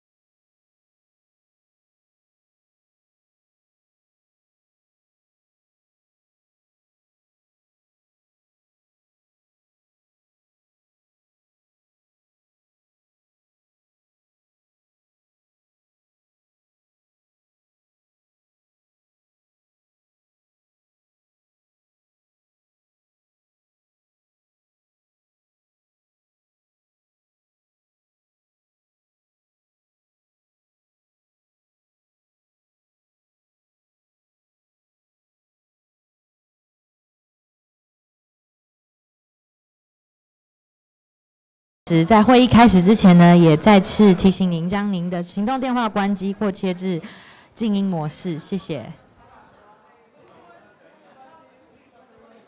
Dear ladies and gentlemen, our meeting is about to start in 5 minutes, and please be seated.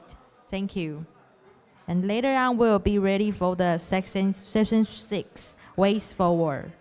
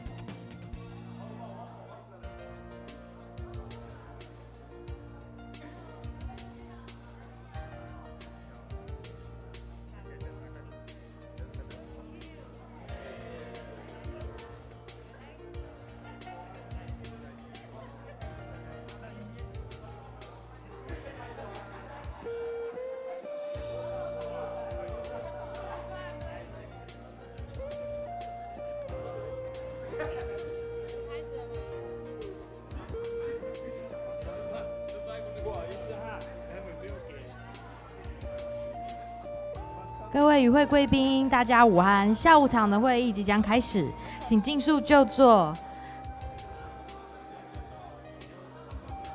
Dear ladies and gentlemen, our meeting is about to start. Please be seated, and we will ready for the session 6 in the afternoon.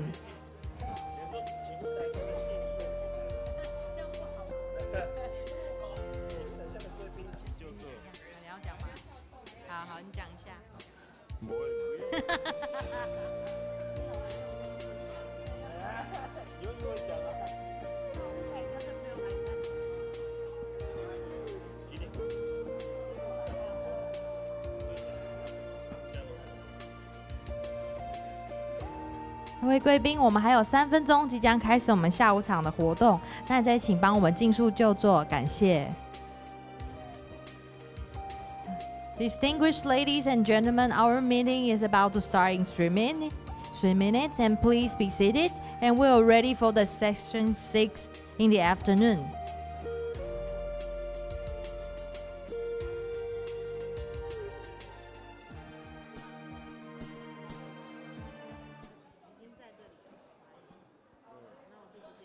没有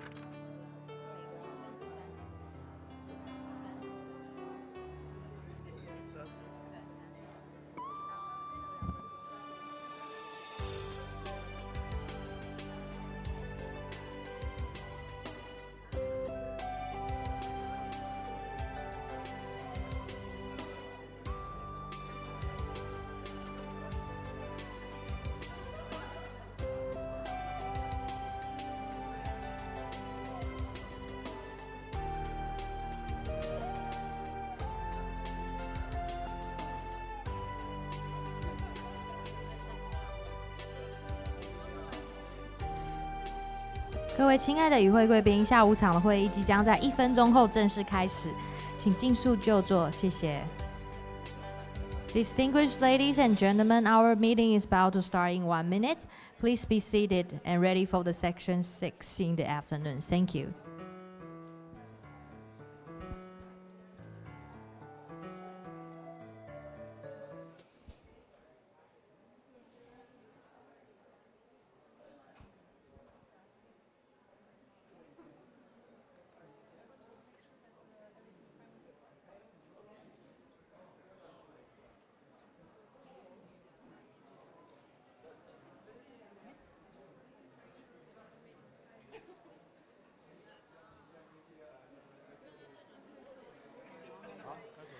好，各位与会贵宾，再次欢迎各位来到2023世界有机青年高峰会。接下来的议程是 to the afternoon session of the World Organic Youth Summit.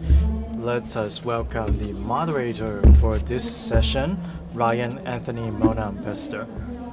Please join me in welcoming Ryan. Thank you.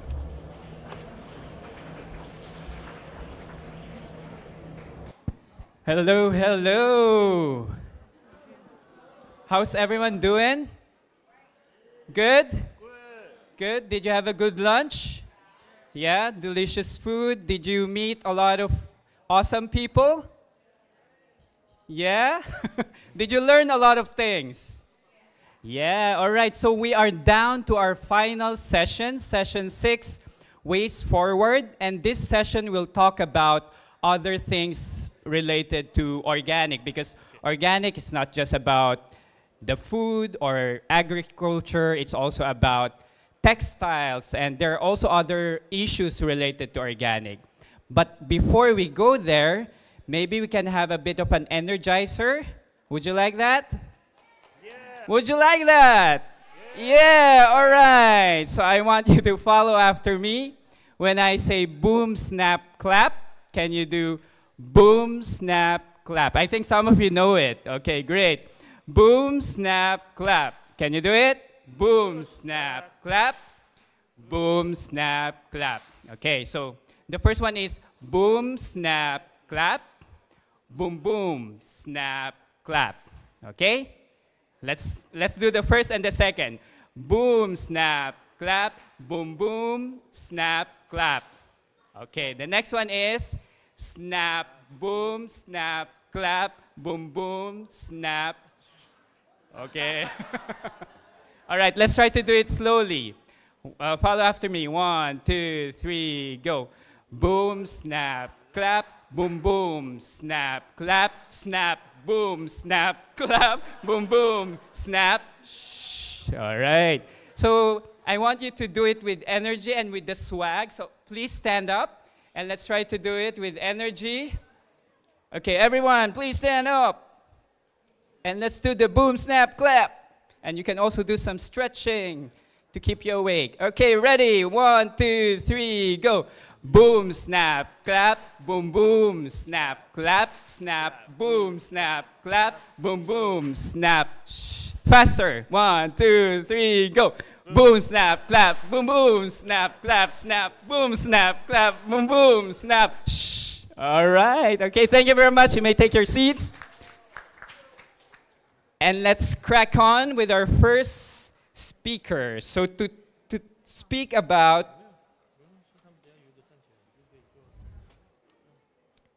organics for all ages is Sarah Compson. So Sarah Compson is based in the UK and is a member of the IFOAM Organics International World Board alongside her role as Associate Director for Standards Innovation at the Soil Association. The Soil Association was one of the pioneers of the organic movement and continues to innovate with their world-leading organic standards and other activities that join the dots between climate, nature, and health.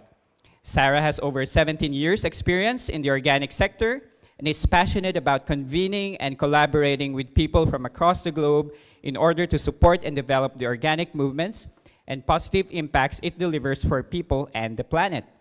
Sarah is also passionate about organic textiles and is a member of the Global Organic Textile Standards Committee, The European Commission Civil Dialogue Group for Cotton, Flax, and Hemp and Fashion Declares Steering Committee. Let's all welcome Sarah. A round of applause, please. Ni hao, everyone. And thank you very much, Ryan, for energizing everyone after lunch. I hope that you had a good lunch and are looking forward to an exciting afternoon. So as Ryan said, I'm going to be talking about organic for all ages. Now, as I'm sure I don't need to tell any of you, the principles, practices, and approaches and outcomes of organic are more important today than they have ever been. The challenges we're facing are also the most stark they've ever been, with climate breakdown, biodiversity collapse, health issues and inequality being huge issues in society, and they're urgent and they are issues that we need to tackle today. And we're lucky in some ways because organic offers a solution for today and for the future. And it's also tried and tested. It's not just a concept, it's not just an idea. It's something that we know, that we have proof that it delivers the future that we need to see and mitigates the challenges that we're facing today. But the problem is that organic's voice is often lost. People have become disconnected from their food or aren't connected at all. Now, this is some figures from a survey that was done in the UK last year. 23% of children in the UK don't know that potatoes come from the ground, and 25%, a quarter of all children, think that fruit and vegetables come from animals, or perhaps from the sea. So the concept of agriculture is completely disconnected from many people's lives, particularly when people are living in urban environments, which many people are more and more these days. And so when we're dealing with organic, which is all about agriculture, it starts with the soil, it can make it really challenging to talk to people about organic and to get them engaged if we're starting from a point where children don't even know that food comes from the ground. Most people don't know that there is a problem with food. They might have heard of the climate crisis, or they might have heard of health issues, but they don't necessarily know that that's got anything to do with food. And that makes communicating the benefits of organic really challenging. But as I said earlier, organic kind of has a good problem. It's a good problem because we know that people do actually care about the issues that organic can address. This graph here is taken, again, it's from the UK. It's a sample size of adults. They were asked a question, thinking specifically about environmental issues, which one of the following do you think are the most important issues for the government to address? And you can see there some of the top issues were around reducing the amount of carbon dioxide and other greenhouse gases, protecting the countryside and green spaces, and reducing air pollution. Now, these are all issues that organic can directly address. And this kind of a bit of a callback to something that a few people have mentioned that Conrad started talking about yesterday. So when we talk about what organic delivers, we quite often talk about the things it doesn't do, so no pesticides, no GMO. And we kind of try to appeal to the head. So we try to talk to the logical reasons why they might choose organic food. But what makes people buy things isn't based on what they think, but what they feel. And as a sector, we spent a lot of time on the head, appealing to the logic, the logical reasons why people should buy organic. But what we really need to do is appeal to their hearts. So organic needs to show up in all of these ways here.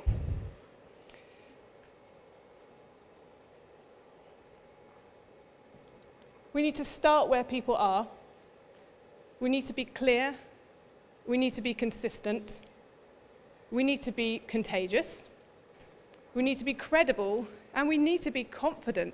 You know, we have got a solution that's for the world, and it's for the benefit of everyone in society. Like, we can afford to be proud and excited about that solution. But we can't deny that there is a bit of a tension between how people act as citizens and how they act as consumers. In a way, we all behave in two different ways. So we can think, oh, something's terrible in the world, but then our behavior, we might do something else. So we might think we should do something, but we actually do something else. So you could think about this being our obligations as citizens. So what we think the right thing to do is, and then as consumers, but what do I need to do? So there is a tension between those two things sometimes.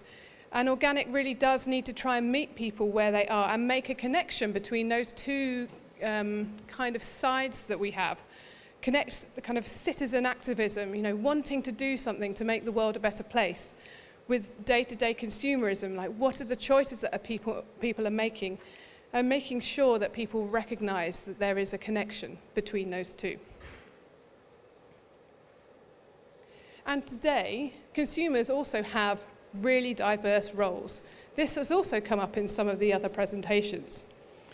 So people aren't, when we go to the shops, we're not just consumers, we're so many other things now. So you are a consumer, you're a buyer, but you're often also a member of a community. So it might be a vegan community, or it might be an environmentalist, or whatever. Lots of different, you might identify in different ways in society.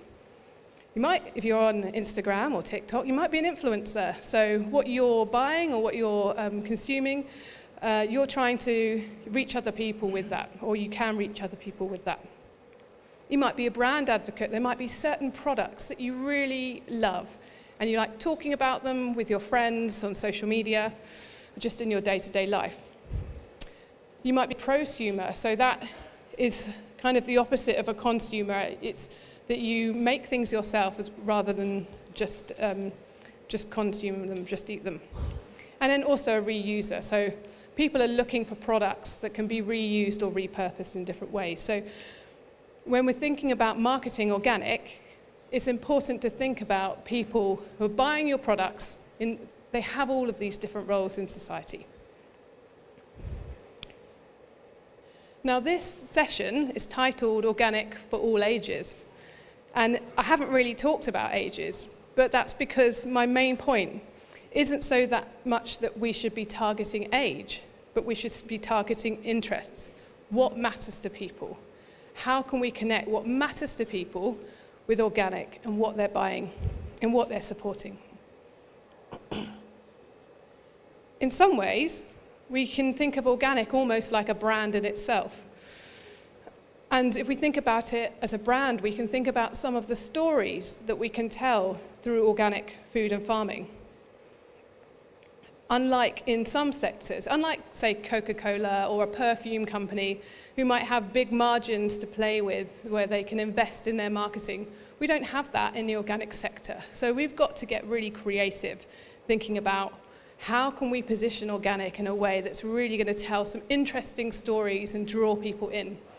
And I've got some examples up here. You might be wondering why Beyonce's on the screen. I'll come to that in a minute. So there's new farming gaming platforms. I'm definitely too old to be engaged with them, but some of you might be aware of them. And on some of those farming gaming platforms, you could reinforce organic by getting extra points or getting further in the game if you're using organic practices as part of your digital farm. We can make the most of local interests, of different interests like local. So if organic is at the heart of local issues and those two things are connected, it makes it more relevant to people. So for example, if there's a local issue around air pollution or water pollution, linking what's happening on organic farms to those issues is a way of drawing people in and making them connect organic with something that's important to them and that they want to support. Now, our media and entertainment systems like Netflix and films and podcasts and things, there seems to be quite a trend for looking for the heroic underdog, or those individuals who've really made a difference in the world and could like a good news story. And we in the organic movement are full of them. There are some of them in this room, or have been in the last few days, people who have made a huge difference in their communities. Now, those are great stories to tell, and they are topical stories. People want to hear about those people because they offer hope for the future, and who doesn't need hope? So we should think about who are the organic pioneers whose story that we could really tell in a compelling way. Let's get them on Netflix. And then, dear Beyonce here, did you know that she has got an organic garden? And there's other celebrities like Benedict Cumberbatch who've got an organic farm. There's plenty of celebrities and plenty of figures in popular culture who support organic, but we don't necessarily make those links or tell those stories, and there's definitely an opportunity for us to do that. Globally, we do need to professionalize our marketing, and we can do that through leveraging our networks and connecting up the great things that are happening in different countries. I've got so many new ideas from hearing from all of you over the last 2 days, and there's much that I will take back to the UK, and I hope it's been the same for you and you've learned from one another, and there's ideas that have been sparked in the conversations here that you will take forward. And I would really love to hear more about what's important in your cultures that you think is a good hook, a good connection to help people connect to organic in their day-to-day lives. But before I wind up, I do want to make the point that scaling organic, because this is really what we're talking about, right? We're trying to make organic more widespread in society, in the world. We're trying to see more farms farming organically. I've been talking about marketing and the marketing of organic products, which is obviously linked to the organic market. But to bring real change in the world, we've got to look way beyond the market. And it's been great the last 2 days to hear about lots of initiatives that aren't just focused on a kind of market approach. We use something called, I find this a really useful way to think about the kind of activities that we need to engage with in order to bring change. It's called the COMBI model. And COMBI stands for capability, opportunity, and motivation. Those three things are needed for behavior change to occur. And that could be at the level of the individual, but it could also be at the level of society. And if we think about how that might apply at the level of societies in our own cultures, in our own countries, I think we can broadly, this is what I've been thinking about for the UK, and I hear a lot of the same messages over the last few days. So capability, organic is supported. So that's about the financial and practical support and the kind of policy coherence to make sure that farmers can learn from one another. It's not, we've heard about how knowledge intensive it is. Farmers need to be supported in order to connect and learn from one another. Generally, organic action plans can really help facilitate this. We've seen in areas of the world where there have been really successful scaling of organic, that organic action plans have been a core part of this. And I wish I could have stolen the graph from yesterday that showed that the increase in the organic land area in Taiwan, because it's exactly that kind of level of policy support that drove an increase in organic land area. The second letter, the O, the opportunity, is about making sure that organic is available so that people can actually access it. And part of that is making sure it's for sale in shops, and it's in the shops where people go, but also in public settings, in schools and hospitals, places where people access food on a daily basis so that it's something that they can interact with easily in their day-to-day lives. And we also know that it's really important that the right supply chain infrastructure is there. So things like processing facilities, storage facilities that can help with those links between producers and consumers. And then the third one is motivation. So organic is valued. And this idea of value is such an interesting one because it isn't just about financial, it's not just about the cost, it's about the value that it has to the world. So once policymakers realize and appreciate the value that organic has in delivering carbon sequestration, helping them achieve their net zero targets, addressing health inequalities, helping rural livelihoods and access to healthy diets. Once people start to recognize the public goods that organic delivers, then it is valued more, and then it is therefore supported more. But we do ultimately also need an economic system that fundamentally values good things for good people. So that it's not the polluter pays, that it is that the polluter pays, that it's not that the things that are good for people and the environment don't have to pay more. I mean, it's crazy that organic food often costs more. It should be literally the other way around. How are we existing in an economic system where that's kind of causing our destruction? Something on a much more fundamental level needs to change. So this side is also about that. And this is one way of thinking about the kind of change we need to see in how everything connects. Yesterday, Vlad presented the kind of outline concept within the policy toolkit that IFOAM have developed. And it's a different way of saying pretty much the same thing. It's all of those elements, the push and the pull, and how they all interconnect. So in summary then, if I was to kind of summarize the key points that I'd really like you to take from this session, is that when it comes to marketing organic products, we really need to start by meeting people where they are. We need to appeal to the heart, not just the head. Focus on what people are interested in first and foremost. And we need to get creative. We need to match what's going on in popular culture with what organic can actually deliver. But also we need to be a bit bolder and a bit more creative. You know, we're running out of time to make a difference. And we are lucky. We have got a solution that is valuable and that the world can benefit from and is benefiting from. And so we just need to get on with it. And really, when it comes to scaling organic, it's not just about marketing. And that I hope this model shows that there is a role for so many different ways of making a positive difference and so many different people in making a positive difference. Every one of you in this room is a leader. You all are in positions where you can make a huge difference to the world through the work that you're doing, and you all fit into this picture, and that's something to really celebrate. Thank you.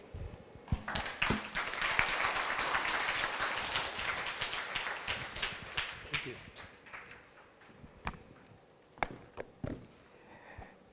So Sarah talked about how, one of the things that Sarah talked about is the connection, how our messaging towards organic should be clear, consistent, confident, credible, and contagious. And since Sarah is from the UK, we can say thank you by saying cheers, everyone. Cheers, cheers, Sarah. Okay, so now we move on to our second presentation, which is about non-food organic sector, organic textiles and cosmetics. So maybe a lot of the women would be really interested in this talk. So Miyoshi, our next speaker, works with Kisarazu City, where she lives. The city, declared as an organic city, was the first in Japan for a small city to declare its intentions to become organic. Together with local mayors, they have recently formed a platform to introduce local organic foods in school meals in Chiba Prefecture, Japan. And she plans to link these small cities with ALGOA, or Asian Local Governments for Organic Agriculture, a sub-organization of IFOAM Organics Asia. Miyoshi served as Vice President of IFOAM Organics Asia from 2017 to 2021. And from 2021, she was elected to the IFOAM World Board. Let's give a round of applause for Miyoshi. Thank you, Ryan. Uwon. Good afternoon. Uwon, okay. My pronunciation was bad, Uwon. Okay, so my name is Miyoshi, I'm from Japan. Today I'm going to talk about non-food organic. So we have talked about agriculture and the food, and it's really crucial. But there are more about organic, so I'd like to talk about it. So who loves cosmetic? Who wear makeup today? Yes? Some guys do? Yes. Who wear clothing? Yes. I don't see naked people here. In many places, it's illegal to be naked in public. Yes, yes, yes. So there's something, so today I wear kimono, which is traditional Japanese clothing yesterday. It looks like very, sustainable, traditional, but today I wear organic wool. This is organic wool and certified goods, and organic cotton, fair traded, and that's something you can do more. But I'd like to talk about a little bit about cosmetic and pet food and fashion item, home textile and flowers, body cares, but it's just only become the introduction of it, because it takes maybe another 2 days to talk about it. And I'd like to go a little bit deep for the textile, how organic textile can help and regenerate the world. Okay. Sorry. Everybody has problems. Okay, I try. Okay, because there's someone mentioned. Okay, so what are the organic cosmetic and personal care? So I have to say it's a makeup and soaps and creams and shampoos. Those are body care and cosmetics. And their natural skin cares, it's all included. And most of them are coming from fossil fuel, oil, nowadays. But there are many things like from the plant or minerals, and there are organic cosmetic that can be certified. And today I'm going to talk about just the very general. I'm not going to talk about what the certification about, but you can get some ideas.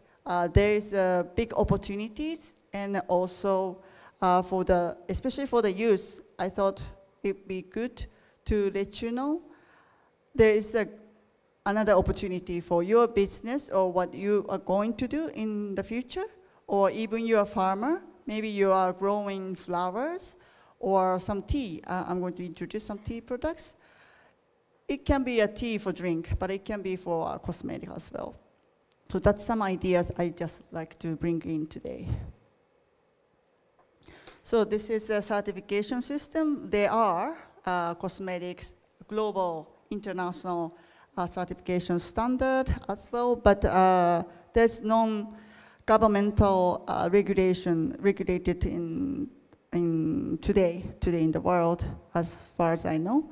And there's some private, the USDA in the US, they have the standard, but not super detailed, so not many makeup cosmetic are certified against the USDA. But very simple products like soaps, they can be certified under organic. In the market, I will talk about the market for other products, but it's really growing, and it's quite big, actually it's quite big. So the organic food market is, like this is 2023, that was 125 billion euro in global organic market. It's for food and beverages, but cosmetic itself, only cosmetic, it's 24.2 billion.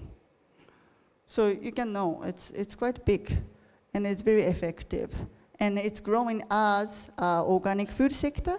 It is growing more than 10% annually. So that's the, not many industry, not only food sectors, but also other like tools or vehicles. Not many industries growing like this, 2-digit. So you can see it's a very good business to go in, actually. And you brush your teeth, yes?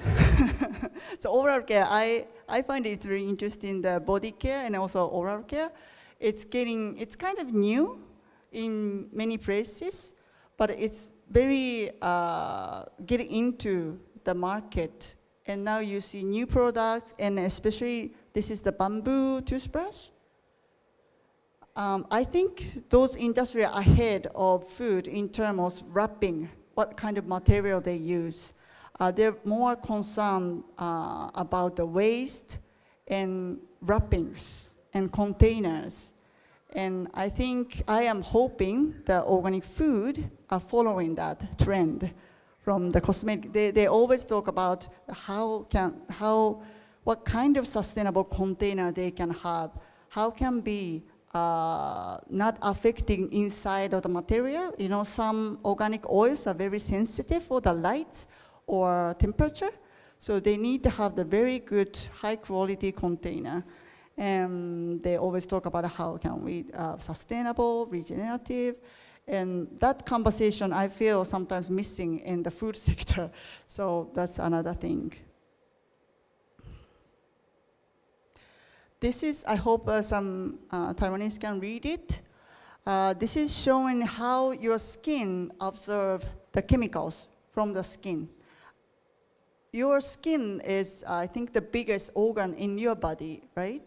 And your inside of arm, how do you say, the arm, it's quite sensitive. So it counts 1, and your head skin can absorb chemical 3 times more than your arm. So it's very sensitive. So whenever you take shower, use shampoo and other body care, it actually gets into your body, inside of your body. And it's obvious if you have something very artificial chemical or natural, how that affects to your body. Some medical people, they say it, you can smell shampoo from your body, the patient's body, especially when a woman has a baby, deliver baby, the baby is inside of shampoo, and that's really horrible. But that's how your body works. You always observe, so you have to be careful what you use. I hope you can kind of see, but this is the tea tree abandoned for 4 years. And it's growing up like 4 meters. It's the tree, of course. Tea is a tree, and it's just growing up, and it's nothing to do. And it's very difficult to do anything after this. It's growing too much. Nobody takes care of it. But so some people, this is a product from the tea seed. So maybe some people have seen the tea flower and tea seed, which is usually not the product. We use the tea leaves. But you can also use the tea seeds as a very good, they contain very good oil. So you can make the balm or skincares or soaps.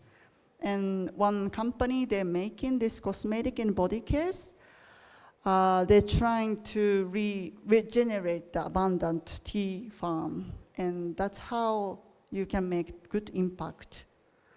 But maybe Taiwan is the same, but in Japan, we have less in aging, highly aging, more than Taiwan. I think the average age of farmer is more than 70, and less than 10% are under 50. So if you retire from your company and you become a farmer and you put in the youth group, that's a joke, but it's happening really.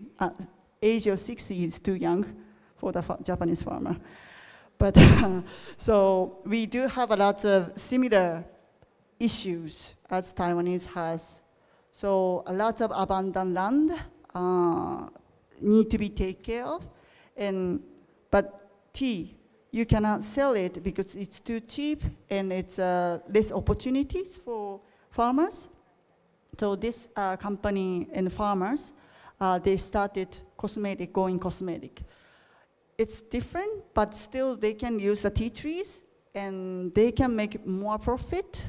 And so that's another business model, another opportunity. Keep the farmland organically managed, but make good money. You know, we produce too much tea and the price of tea is going down. So it's very difficult, but now it's another chance for the farmers. Okay, so the pet food. So how many people has a pet? Yes, I see. Dog lovers, cat lovers. So urbanization creates lots of issues. I think I call it the fountain of problem. But along with urbanization, the family getting shrinked, like only 2 people or 1 people lives alone, and those people like to have pet along with them, and pets are very important. They are their family, and I understood it. And so, but more pets coming in, and especially pets coming into the city, living in the city. And how many people know in your country what kind of standard for your pet food in your country? In my country, well, pet says not only dog and cat, so it's very variety of pet. So many countries don't have standard or even they haven't decided what is pet food, you know? So they cannot build up like organic standard or any safety things, because some meal are good for this species. For example, let's say it's good for cat, but really bad for fish, you know? Fish cannot eat, or it's poison for fish, something like that. So it's very difficult to build up. But not only that, so there's many pets getting allergy and sick because of their pet food. Not only the condition, but also they're eating unregulated food, pet food. So pet foods are more important for people who loves. It's their family. So there's a big need for organic pet food. It's really rising, as well as other products. So I think I didn't hear much this time, but I know in Taiwan as well, we have big issues with those animals, wild animals, deers and wild boars. Yes? We do. In Japan, it says 405,000 tons of agricultural products has damaged annually, and which is $13 million was $13 million. They eat, they come, and farmers have to, give up. And it's really issue for new farmers. When new farmers find it, they're trying to find the land. It's very difficult without those damages. And those pet food coming from those GBA food, they catch the deers and boar and makes beautiful. It's natural, no additives, and very healthy for your pet food. And I think that's also good opportunity. It's very difficult for people like us, maybe Japanese, and also maybe also for Taiwanese as well. We don't have proper preparation. So if you want to eat, if people want to eat wild boar or deer, it should be processed in very short hours, like 30 minutes, they say. Otherwise, it's very stinky and it's not really good, and it's dangerous as well. Although we cook, but it can be dangerous, so we don't want to use it. But sometimes it's difficult. Once you catch, they're dying, and not always you can bring and start processing within 30 minutes. So dog food and cat food can be very good, and also they're very nutritious, and they're very healthy, and it's really good, suitable for dog. So it can be another choice, a very good opportunity that I get. And flowers. Yeah, Hualien, it's beautiful flowers. And flowers, actually flower can be a most profitable agricultural products. It can be. And they're getting more aware of it. I don't see, in Japan, it's only few people grow organically. Well, I see it, it's on the market. I don't see it on the market. But a lot of pesticides used. And the limitation of pesticides way above because we don't eat. And I know a lot of people dying from there.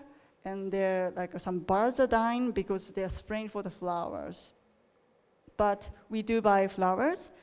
And I think not only in Japan, but other countries as well, some hospitals ban to bring in flowers inside of hospital. You want to bring something good for your patient or your friend, but it's poisoning your patient and they're aware of it because it's really toxic. So it's very dangerous for those people who are weak. So they allow only organic flowers, but they banned other flowers. So we should think about it. It's beautiful, we enjoy it, but it can be really toxic. Okay. So there are some seed company, they're organic and they have lots of variety, and I find it is really pleasant. Yeah. So, textile. So I like to talk about the textile, organic textile. So when I was the representative of GOTS, which is, maybe it's too small to see, there is a global organic textile standard. Well, Sarah also works for that. It's a standard for processing organically. And I was in the position, it was not much, fashion was not concentrated to sustainability yet. But after COVID, fashion just started waking up and they started sustainability. They claim it and they change it, and I really love to see it. And I hope more people can support sustainable fashion. Well, fashion industry is 2% of whole GDP of this world economy. It's very big. And as you see all advertisement, you enjoy shopping, and it's, it's lifestyle. We wear every day, not only for keeping you warm, but also you enjoy. And sometimes it's very cultural. What you wear is what you're seeing. You show who you are. So it's very important of our life. And the textile, it's long processing, It's not like you pick tomato and you can eat. You have to process. You cannot use the fiber itself. So it's really a long process to finalize until you can wear as clothing. And it's cotton only, but 100 million cotton farmers exist in this world, and 60 and 70 million factory workers. They're friends from Bangladesh and India. So Asia, actually Taiwan is also very good textile and also fashion. We have a lot of people working fashion industry in very bad condition. So we have to be aware of that. And also not only the social impact, but also environmental impacts are very big. Okay. Just telling you about how much water we use. I think the people are aware of how many, so one t-shirt, to make one t-shirt, how much water we use? Do you know? How many liter of water we use, fresh water we use? 700 gallons, so it's not only liter, but kilos of water use. And also energy, the 1 trillion of kilowatt per hour, which is the 10% of industry use of the electronic we're using for making clothing annually. I have been to many factories to making clothing, garment, and I always feel human has made enough clothing already. And we're making too many clothing. That's how I feel. And for that, we are really using a lot of water. Yeah, and 20% of industry water pollution comes from the dyeing textile. And 1/4 of this 20%, we just dilute it. We use it for diluting because the dye is very toxic, so we put more water and just let it go. But it doesn't really make sense, water is water. And so not only using a lot of water, but also polluting the water. So not only the water, but after we wear, we dump most of clothing. And with that chemical we have been using through the processing, it says like 5% of all landfill space is covered with those dumped waste clothing. Not only the waste, but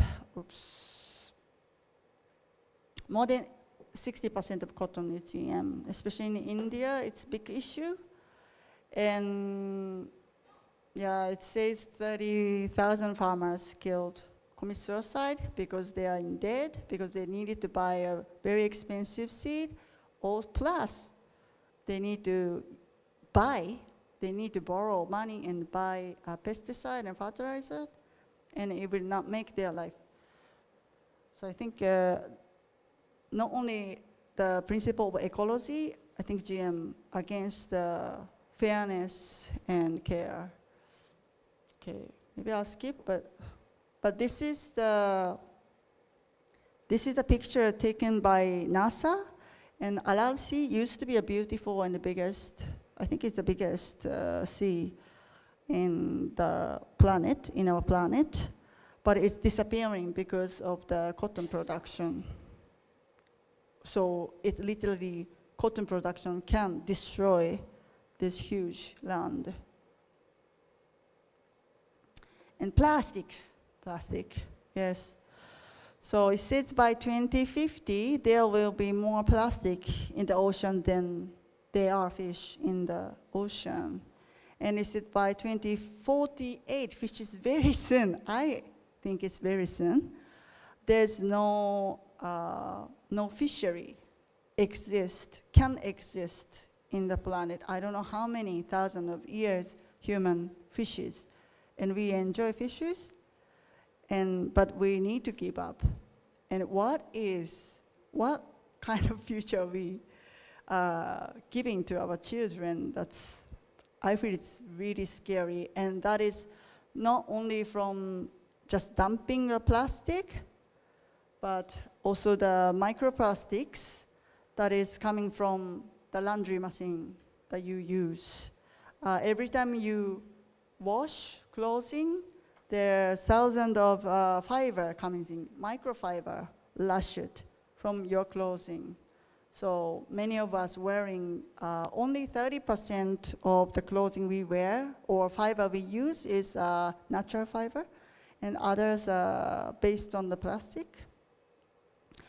And it can be less, by walking, but washing, yes. It's on the air, it's on the water, and it's too tiny, it goes through directly to the ocean. And I say it's tiny because I'm human and big enough, but for those creatures, it's big enough. It's bigger than their body, and it gets and kill them, or it works like a hormone.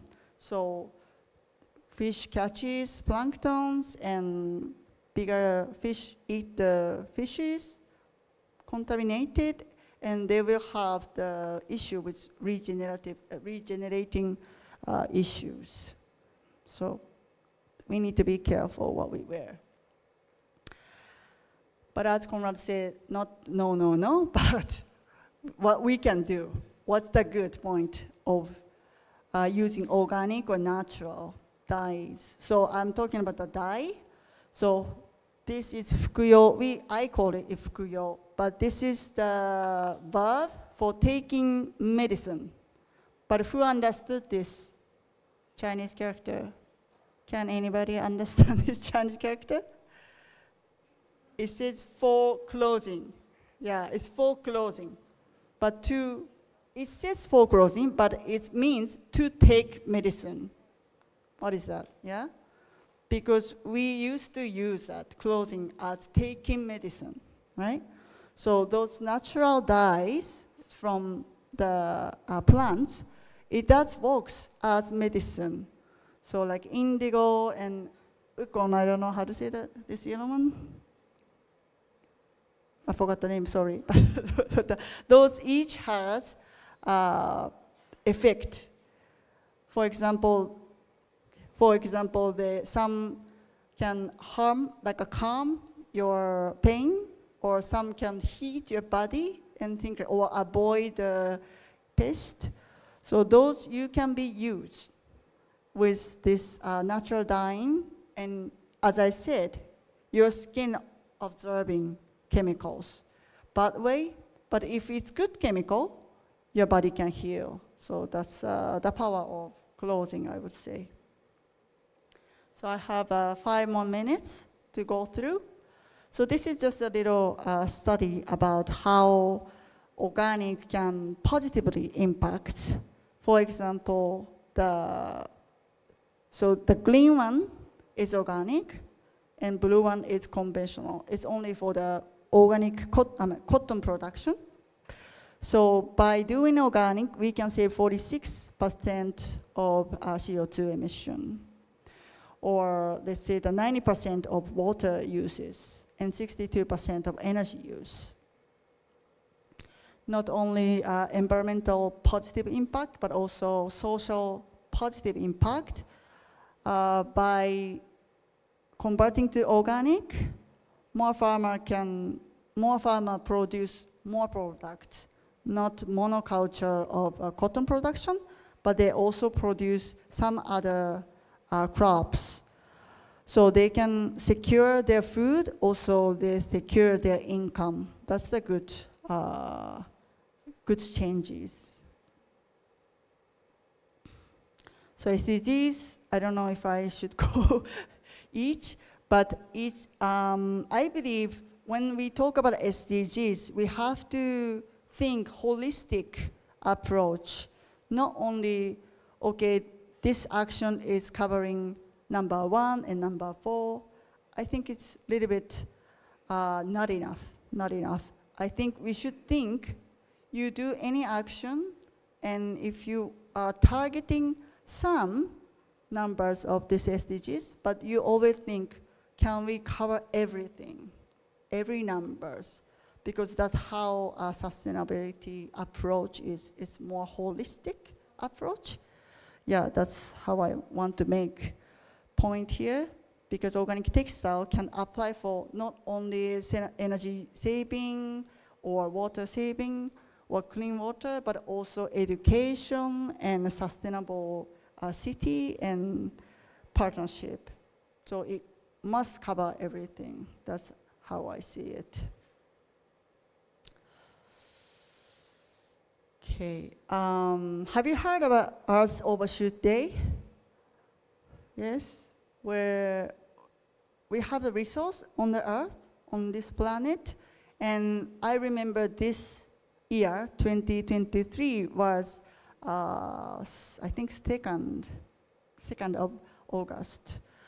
So today, September, we're using whole resources, borrowing from the next generation. So we need, if we want to live like this now, we need 2 planets of resources.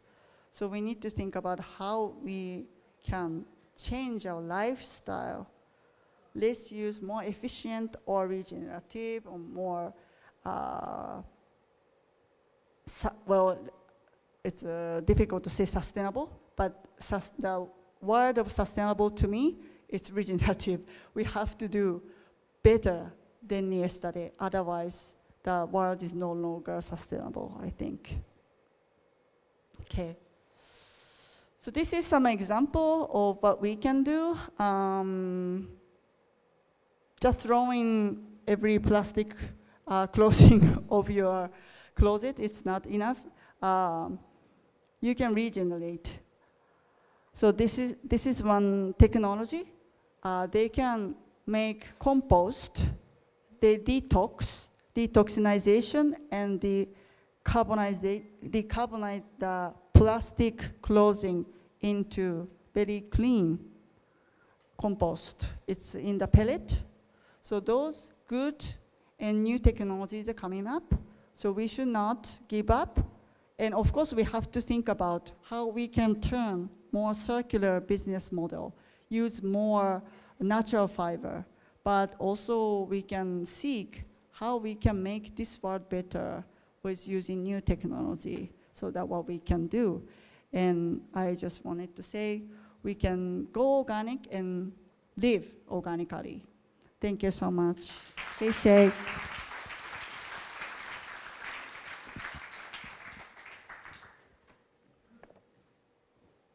Miyoshi's presentation just shows that organic is not just about food, it's about our lifestyle, and our pets can also go organic, so that's awesome, isn't it? And she spoke about toxicity and the safety issues related to non-organic products, which would bridge us to our next topic. But before that, let's give our arigato for Miyoshi. Everyone, let's say arigato, Miyoshi. Arigato, Miyoshi. And now allow me to introduce our speaker who will talk about GMOs and organic agriculture. Helena Schmoesler has an interdisciplinary academic background in political science and sustainable development. She currently works as policy coordinator at IFOAM Organics Europe. IFOAM Organics Europe is a Brussels-based umbrella organization representing the entire organic food chain in European Union policymaking. Helena closely follows legislative files on the topics of genetic engineering, organic textiles, and animal welfare that are developed by the European Commission and discussed and modified by the European Parliament and European Union member states. Let us all give a round of applause for Helena.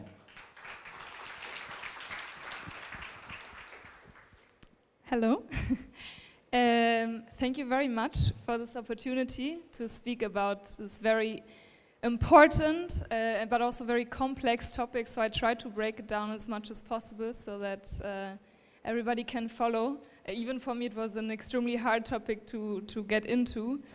And I want to start also by acknowledging that this topic has been around for many decades, and that there's people here in the room that have been at the forefront of the battle on GMOs, especially old GMOs, for many decades now. So shout out also to David here sitting today and many more. But with my presentation, I want to make a plea to the youth sector of the organic movement that this topic is very important and that we need to be active and vocal right now, because currently there's a hot debate about genetic engineering again with the rise of new GMOs. So we need to be vigilant about this topic.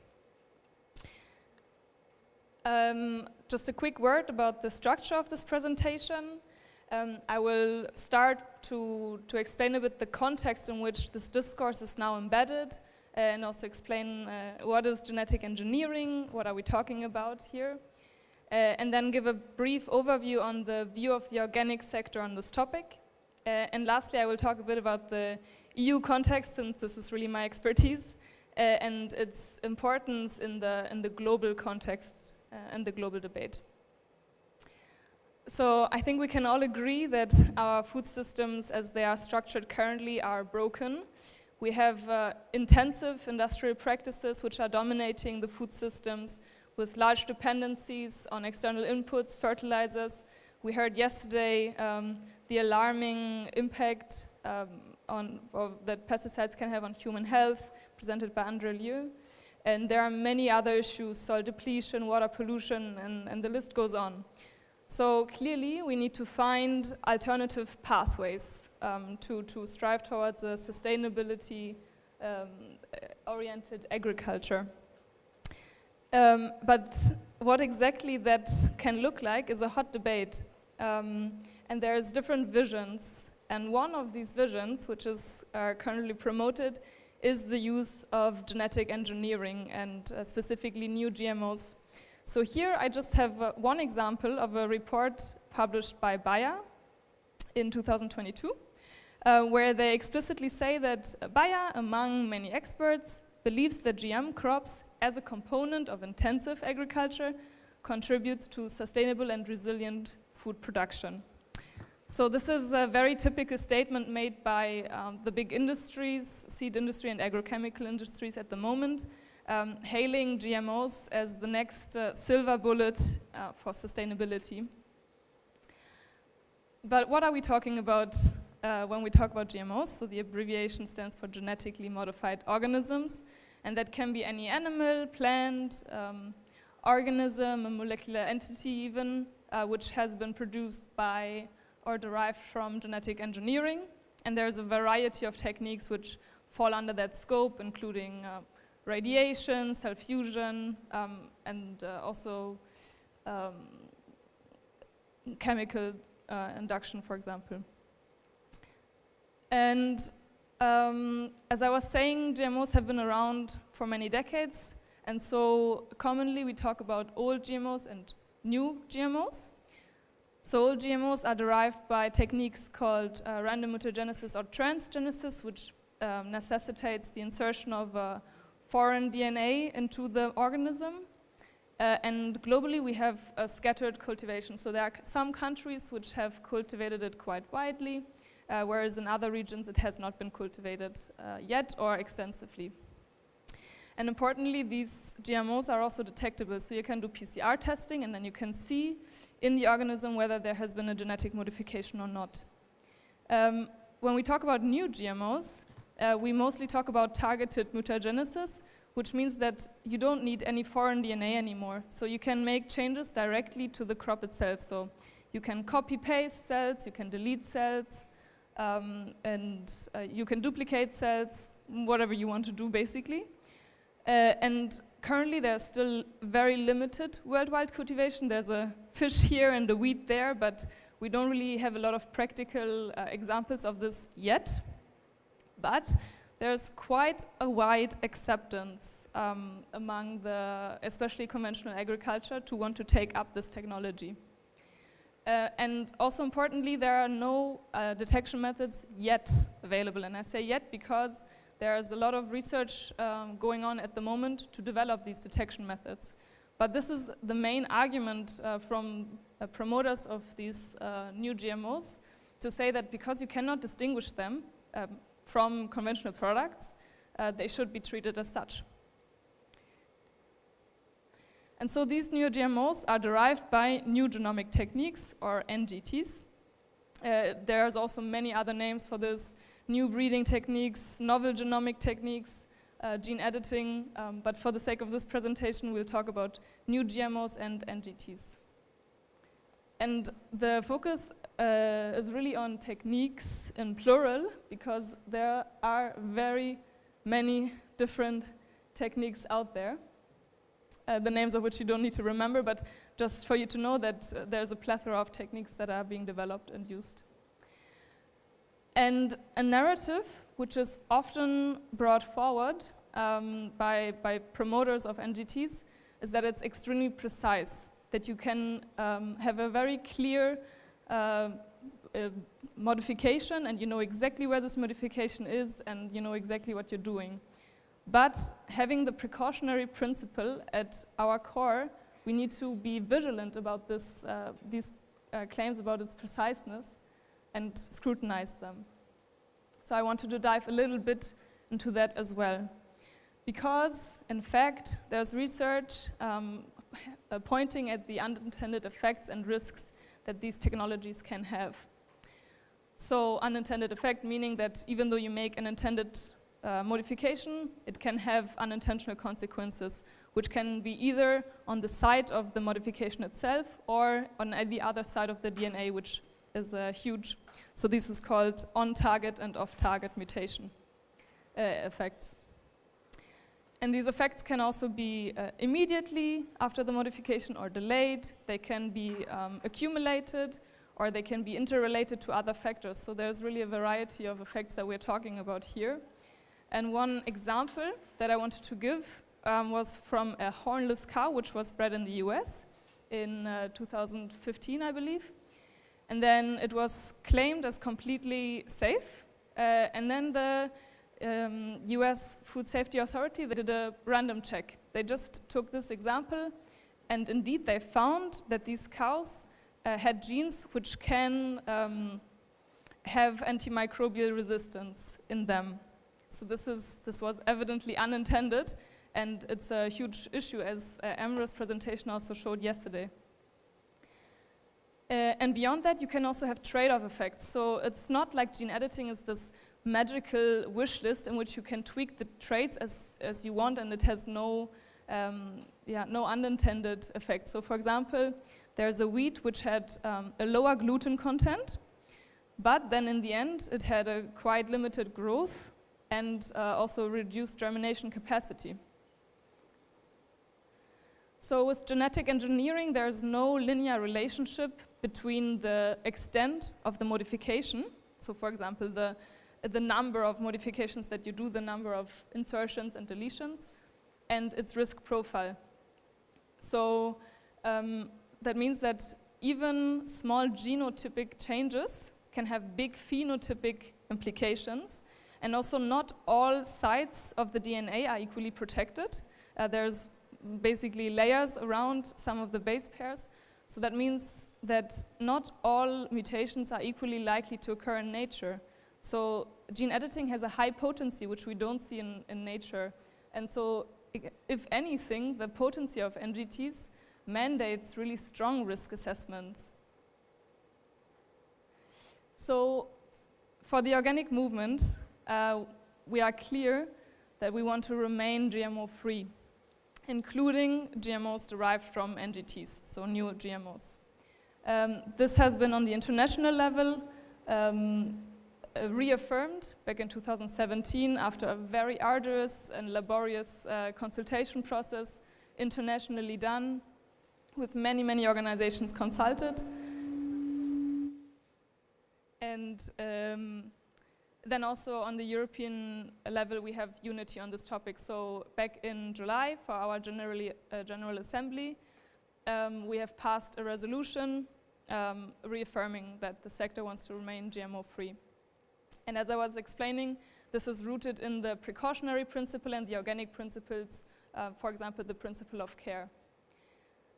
Also, organic is process-based and not product-based. So even if the crop itself, in theory, cannot be detected or separated from a conventional crop, if the technique has been used, it should remain out of the scope of organic production. And on a breeding level, this is because the integrity of the cell should be protected, so there should be no intervention below the cell level. And essentially for us, this is a broader debate about the freedom of choice for consumers and producers. So producers should have the right to use or not to use GMOs, and consumers should have the right to buy and not to buy GMOs. So this is a much broader debate that we're having here as well. And the organic movement, the rich experience of the organic sector has shown that for sustainability, we need to keep a systems-based approach to agriculture. So it's not individual traits which make the production sustainable. Here I have just a little excerpt of the newest legislative proposal from the EU. And in its annex, it lists a bunch of traits which are deemed then sustainable and on the basis of which certain GMO crops can get certain exemptions from the legislation. And so you can see that these traits are super broad. They include yield, they include also nutritional characteristics, for example. So this would relate to this gluten-free wheat that I was talking about earlier. But we need to be clear that resilience does not come from a specific crop or a variety.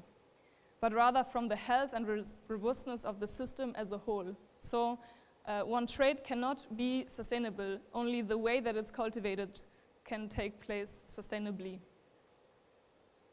And for organic, we are always considering breeding as a goal to strive for improved symbiosis. So there's a lot of factors, including plant-to-plant interaction, as well as plant-to-fauna interactions and the microbes in the soil which are being considered.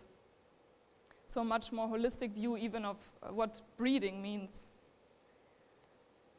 And what we've seen time and again, and also now in this debate, is false or misleading statements from the pro-GM lobby.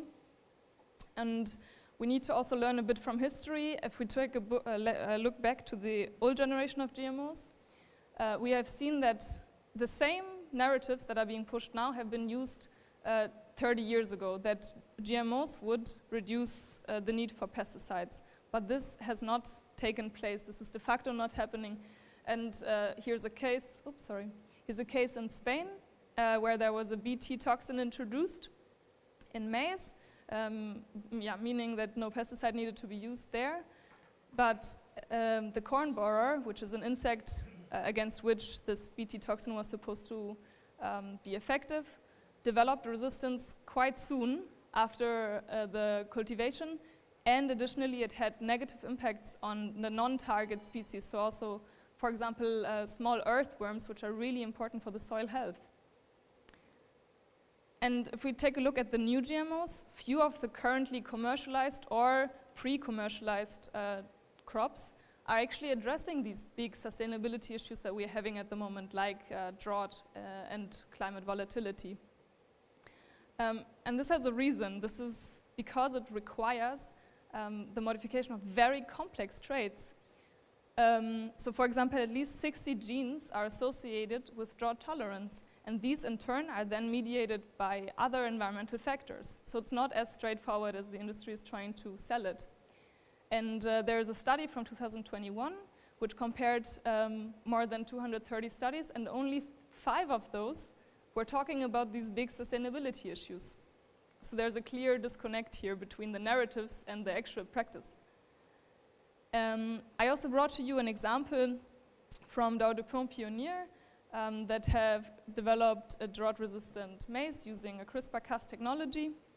And in fact, in a study from 2017, the results showed that there was higher yield compared to wild plants, but only at the flowering time, so not at the grain filling time, which is actually the most important for the corn growth. So here again, we have a practical example which is not really delivering on what it's supposed to. And in Europe, at least, we have really strong support from other organizations, from environmental NGOs, from consumer rights organizations, for this point that we need a systematic approach to agriculture and that we are dissatisfied with this trade-based, very narrow focus. So here's one letter, for example, signed by more than 300 organizations that we wrote to the Commission in the summer. So of course, innovation in plant breeding is necessary, and this is really the basis also of organic agriculture. We have to deal with the very complex challenge that we cannot use external inputs like pesticides. So we actually had to be incredibly innovative. But it should not be reduced to the use of these gene editing technologies. And there's simply no shortcut to circumvent the complexity of our food systems. Now I want to dive a little bit into what is happening globally. We have a very scattered regulatory landscape. So we need to be aware that when we're talking about GMO regulation, it's highly context specific and depends on where you live.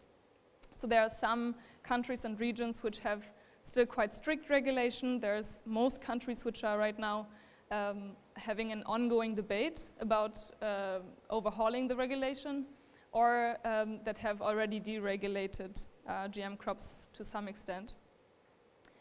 And then also we need to be aware that globally the cultivation has been quite different. So there are some countries here that you can see that have had a big cultivation, whereas some countries and regions which have had none. So again, it's a very context-specific debate that we're having at the moment.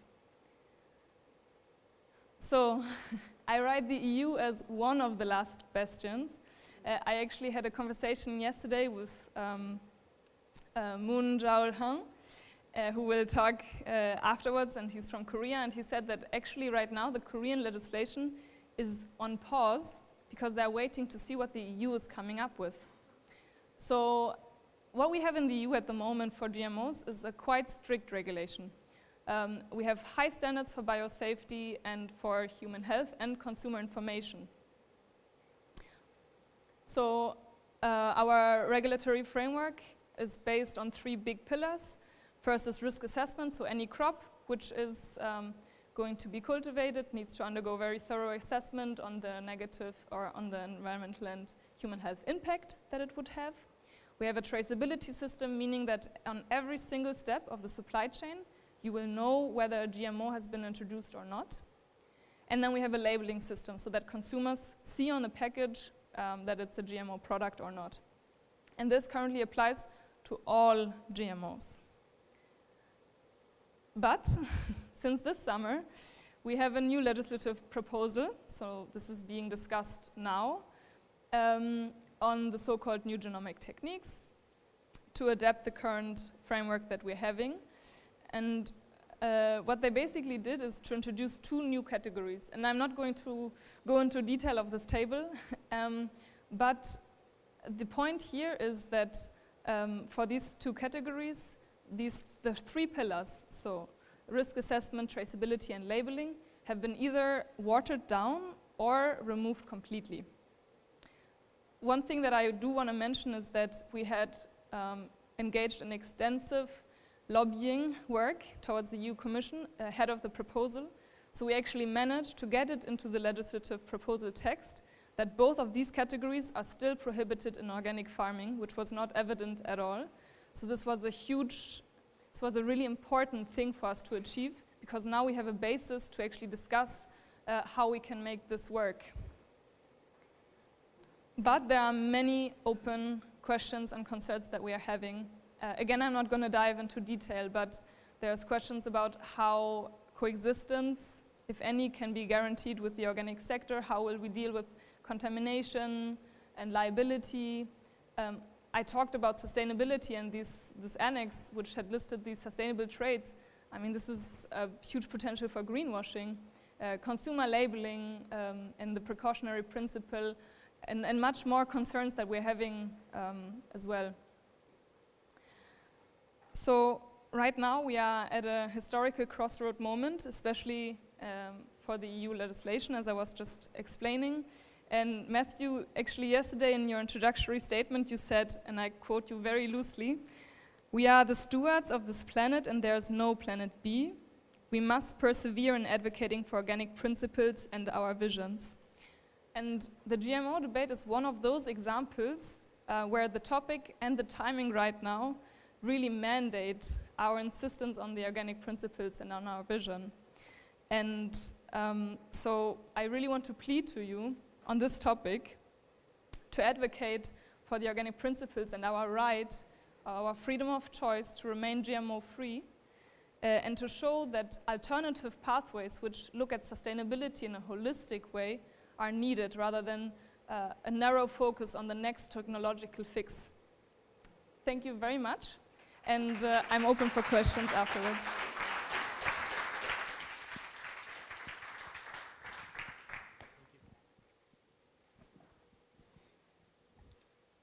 Helena spoke about a topic that is very complex, right? But she was able to give an overview of the issue of genetically modified organisms, or GMOs. And the key point there is precautionary principle, right? And I would like to reiterate what she said, that there are no shortcuts towards a diverse agro-system. Our next topic would, so Helena provided, let's give a danke to, let's say danke to Helena. That's how they say thank you in Germany, danke Helena. And now, to speak about the anti-GMO movements in South Korea, we have Moon Jae-hyung, who serves as the executive chairman of the Korea National Action Against GMO, mostly involved in Korea's GMO issues such as labeling law, unapproved GMO, and CRISPR, among others. He is also the team leader of the Food Life Center of Han Salim. Han Salim received the Gold Prize of the One World Award in 2014 and most prestigious award in the organic food sector given by Rapunzel and IFOAM. Let's give a round of applause for Moon Jae-hyung.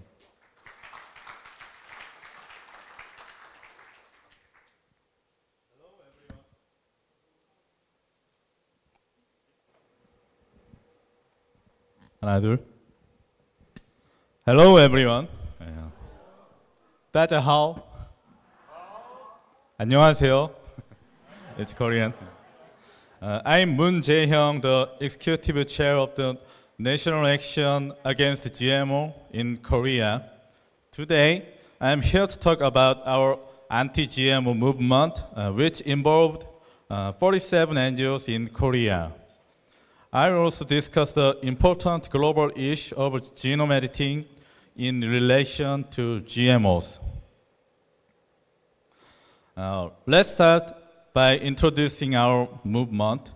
The Korean National Action Against GMOs began on August 13, 2016. We are representing consumer cooperative, food organizations, farmers association, and environment groups. We are proud to be the biggest anti-GMO organization in South Korea with 47 organizations and over 1 million members. Our main goal is oppose the South Korean government's plan for genetically modified rice. We are equally committed to protecting our food, farm, and environment food-related risk. We are also working to strengthen GMO labeling rules and remove GMOs from school meals. One of our significant achievements was convincing the government to stop its GM rice development project.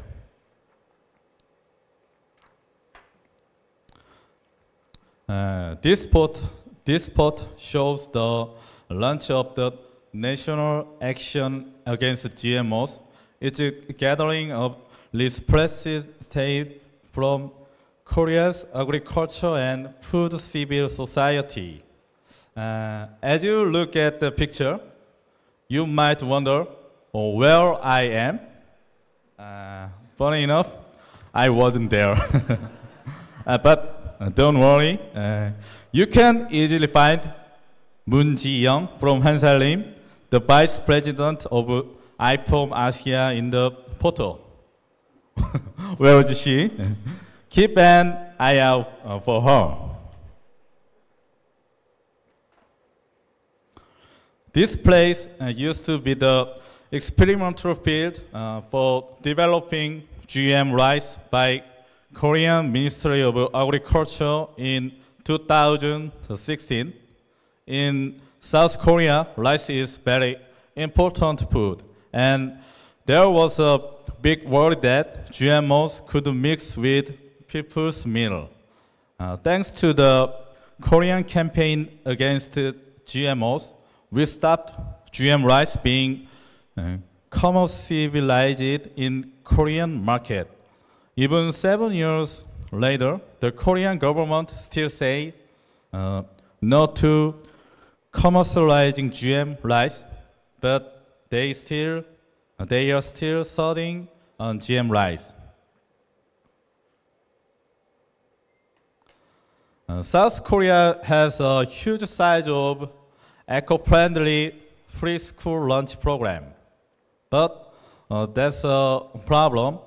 Some processed food used in the program have GMO ingredients like GM soybean oil and GM canola oil.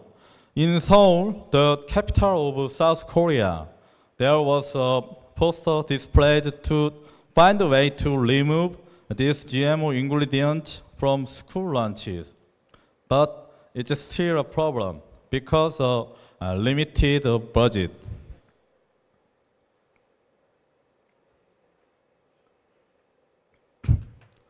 Now, let's talk about the ongoing GMO challenge in South Korea, which sadly continue to grow.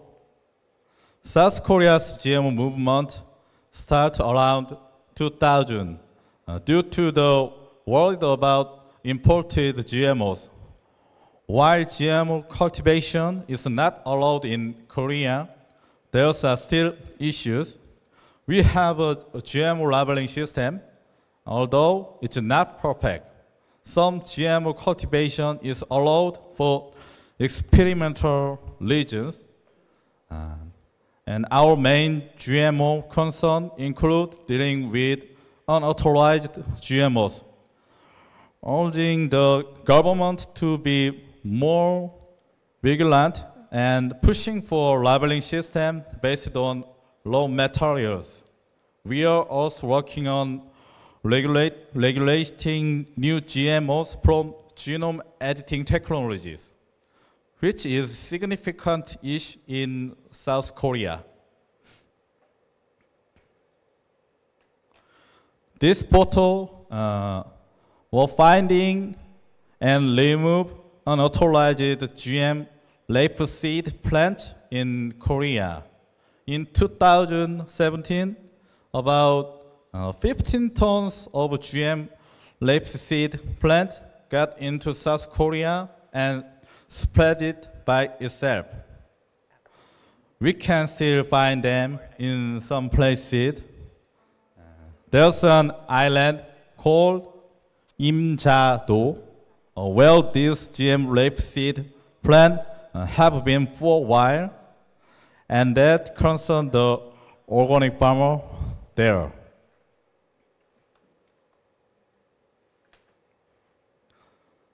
And many countries, including South Korea, import GMOs for animal feed. South Korea brings in about 10 million tons of GMOs each year. These GMOs are transported to feed factories across the country, and sometimes they spill, as you can see in the picture. During the COVID-19 pandemic, this became a bigger problem. Surprisingly, some of the spilled GM corn can sprout and grow because corn is very adaptable and mixed with other types easily. To make sure it doesn't affect nearby organic corn, we are working hard to remove it.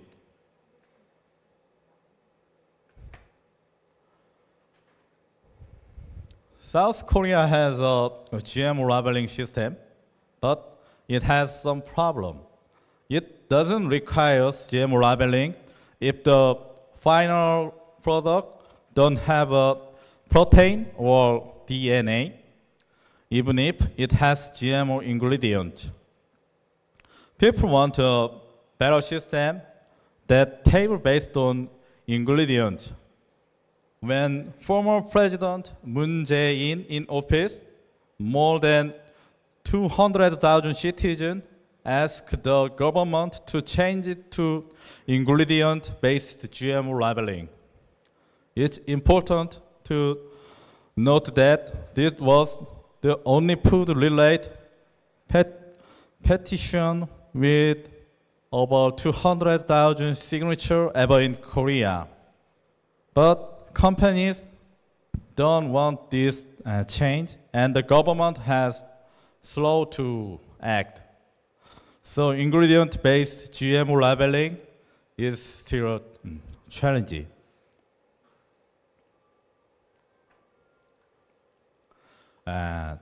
This sad story.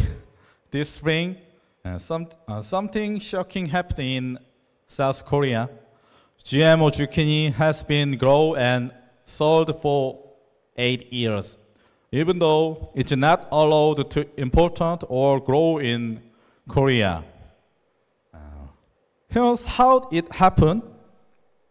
In 2010, a company bought zucchini seed from the United States. They changed the seed and sold them to farmers, some of whom were organic. People like me who ate this zucchini were affected. This isn't just a South Korean problem. It could happen anywhere. I encourage you to act in your own area. Ask your government to check seed for GMOs to stop this from happening again. You might have heard of or participated the People's March Against Monsanto, a global anti-GMO campaign. In Korea, we have it every year on the third Saturday of May.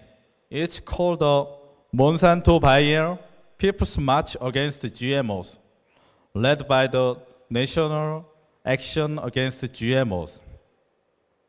South Korea, Japan, and Taiwan even made a statement against GM potatoes. In 2023, about 500 people came together in Korea to say no to GMOs. They had Korean demand deal with the problem of unauthorized zucchini squash and make stricter rules for genome editing. Even with the coronavirus, we didn't stop. We ran an online campaign to keep the fight against GMOs going strong.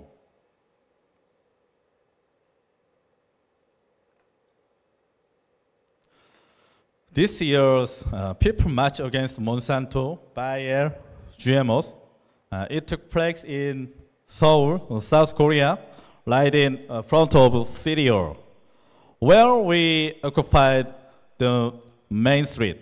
One of the slogans we chant goes like this: GMO 가고, 유기농 오라 in Korean. And let's shout out the slogan English together. I say go out, then you say GMO. It's okay. And I say come on, and then you say organic. It's okay? Yeah. Are you ready? Yeah. I say okay. 1, 2, 3. I say go out. GMO. And come on. Organic. Okay. One more time. Go out. GMO. Come on. Organic. Very good. Thank you. We came up with this chart because we believe that the solution to GMOs lie in choosing organic alternative, and GMOs pose a threat to organic farming.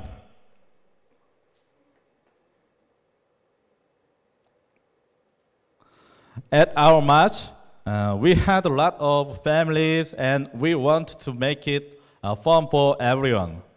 First, we all wore green clothes because it represents organic things. We also had a fun cone and tomato mask to remind us of GMOs. And we wrote our messages on the road with chalk. What's cool about the chalk is that it disappears when it rains, and it doesn't burden the people who clean it up. Maybe you could try this as a fun activity in your own march. All you need is chalk, a cool slogan, and determination to make a difference. This picture is from our online collection of anti-GMO photo during COVID-19. It shows adorable kids making a promise together. In South Korea, when you raise your pinky finger, like they are doing in the photo, it means you're making a promise. You know, sometimes it can be though to keep up with the GMO movement, but when I see the picture, it gives me new energy and hope. We are going to keep going with the GMO movement, and we'll do it for our children, just like we promised. In 2022, because of the coronavirus, we organized an online campaign where people could participate from their home. We asked them to take a picture of their GMO-free meals, and this poster showed the people who were chosen as winners. To encourage participation, we offered a special prize, and guess what the prize was? It was 100,000 won, it's Korean money, around $80 worth of delicious GMO-free, organic-free food, okay?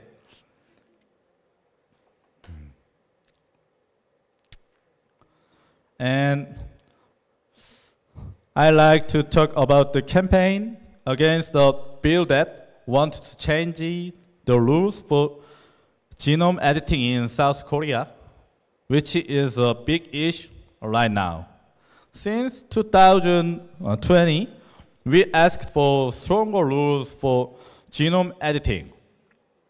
We believe these new GMO technologies should have rules, not less of them.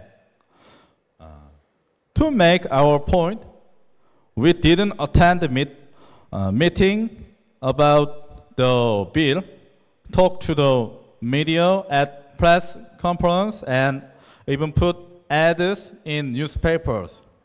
But on July 20, 2022, the South Korean government did the opposite of what we asked.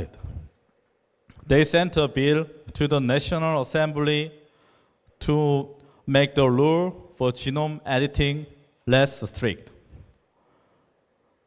We have been saying that there are problems with how they are doing this, and now we are working on a campaign to stop the bill. The bill wants to say that if organisms made with new technologies like genome editing don't have foreign genes or don't have any foreign genes in them, they won't need to follow some of the rules. This means they won't have to worry about things like crop safety, human safety, or harm to the environment.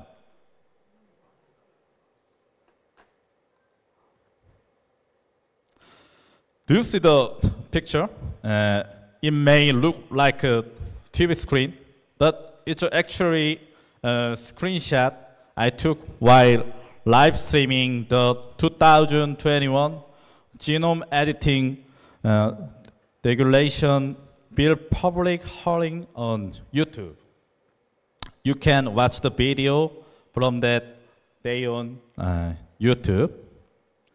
What was incredible is that hundreds of people joined in online, and they left over 1,000 live comments, all asking for stricter rules. On that day, the National Action Against GMOs took a stand by boycotting the public hearing. They were against some export industry representative and others who want to make GMO rule less strict. The protesters even took over the podium to make it clear they want stronger GMO regulations, not weaker ones. Thanks to their effort in 2021, they stopped the government from passing the bill in the National Assembly. And we had a meeting with lawmakers to talk about government plan to loosen GMO regulations. The panel include officials from the Ministry of Trade, Industry, and Energy, the department pushing for the change. During the discussion, it became clear that the government is more focused on making money than on addressing issues like food safety, farmland protection, and the environment affected by GMOs. We also talked about scientific mistake related to genome editing. Since it's new technologies, there are still errors in research paper. For instance, some scientists think they have removed a gene, but they haven't.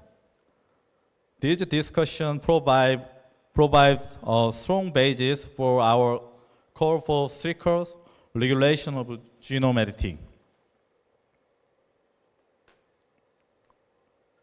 Remember this picture we saw earlier? Where back then, we placed the newspaper ad to make a strong statement. We wanted stricter GMO regulation, not the other way around. We used the whole page in one of a big newspaper in Korea, and it cost quite a bit.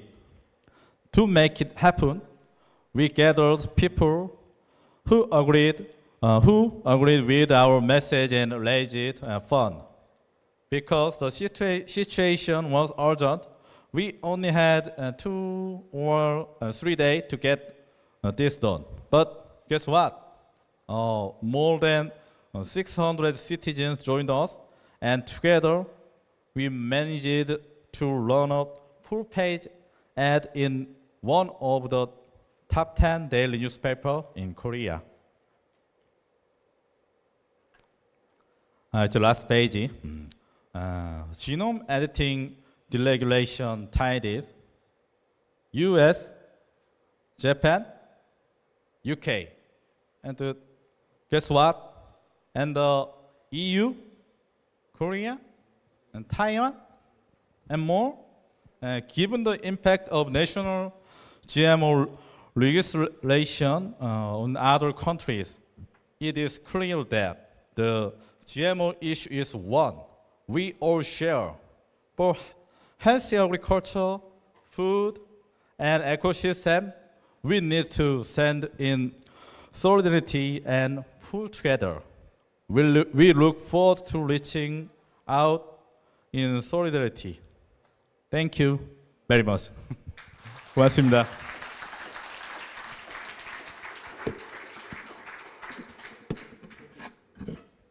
Get out.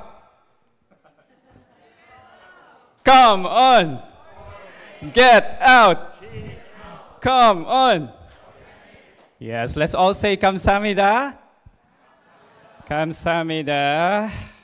Thank you, Jae-hyung, for providing your story of your campaign in the context of South Korea. How about another round of applause for all our speakers for the final session? Yes, thank you, and all the presentations just reinforce our call in upholding the organic principles of health, fairness, ecology, and care. And to end, maybe we can do the go, go, go organic chant. Can we do it? Yes, 1, 2, 3, go. Go, go, go, organic, go, go, go, organic, go, organic, again, go, go, go, organic, go, go, go, organic, go, organic. Thank you very much, Ise.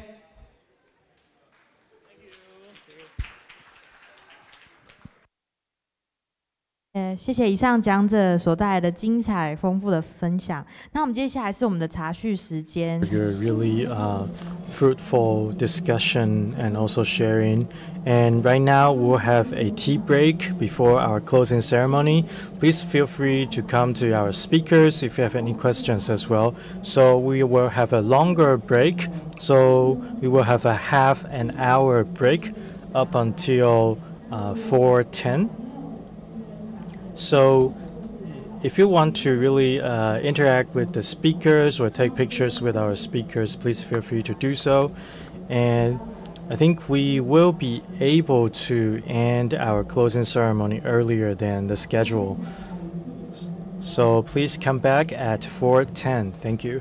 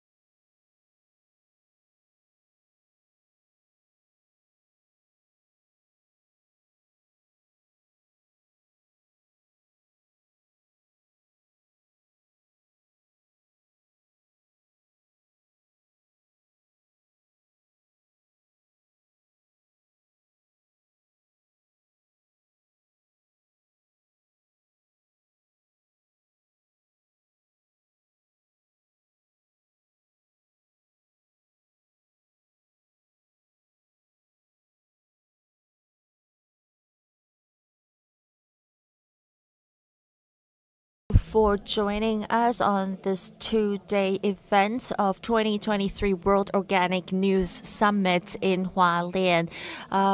We have come to a successful end of our forum, and now I would like to invite all our youth participants to come on stage and share their feedback. First of all, let's invite Helena Schmutzler to give us our message of thanks and the lesson learned. Welcome, Helena. Give her a warm welcome.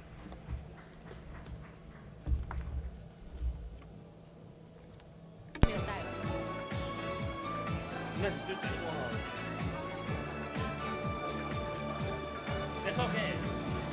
Thank you. You're welcome.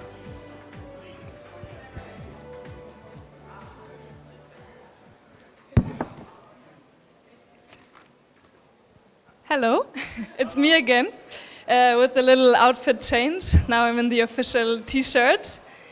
So I was kindly asked by Ryan, who is there, to give some reflections on this on the last 2 days of the summit, and I'll gladly do that. To begin with, obviously, a huge thanks to the organizers and all the people involved in the logistics of this. You did a tremendous job of keeping everything running very smoothly, and for the audience to just enjoy whatever was happening. And more broadly, thank you for providing this platform to give the young organic sector a voice in the movement specifically. We do not take it for granted. To be honest, when I was asked to speak and to participate in this Congress, I had a huge imposter syndrome. I felt like I was so new and young to the movement. What do I have to say? What do I have to contribute? And so I came with a lot of doubts. But actually platforms like these teach us young people that we are not imposters, that our needs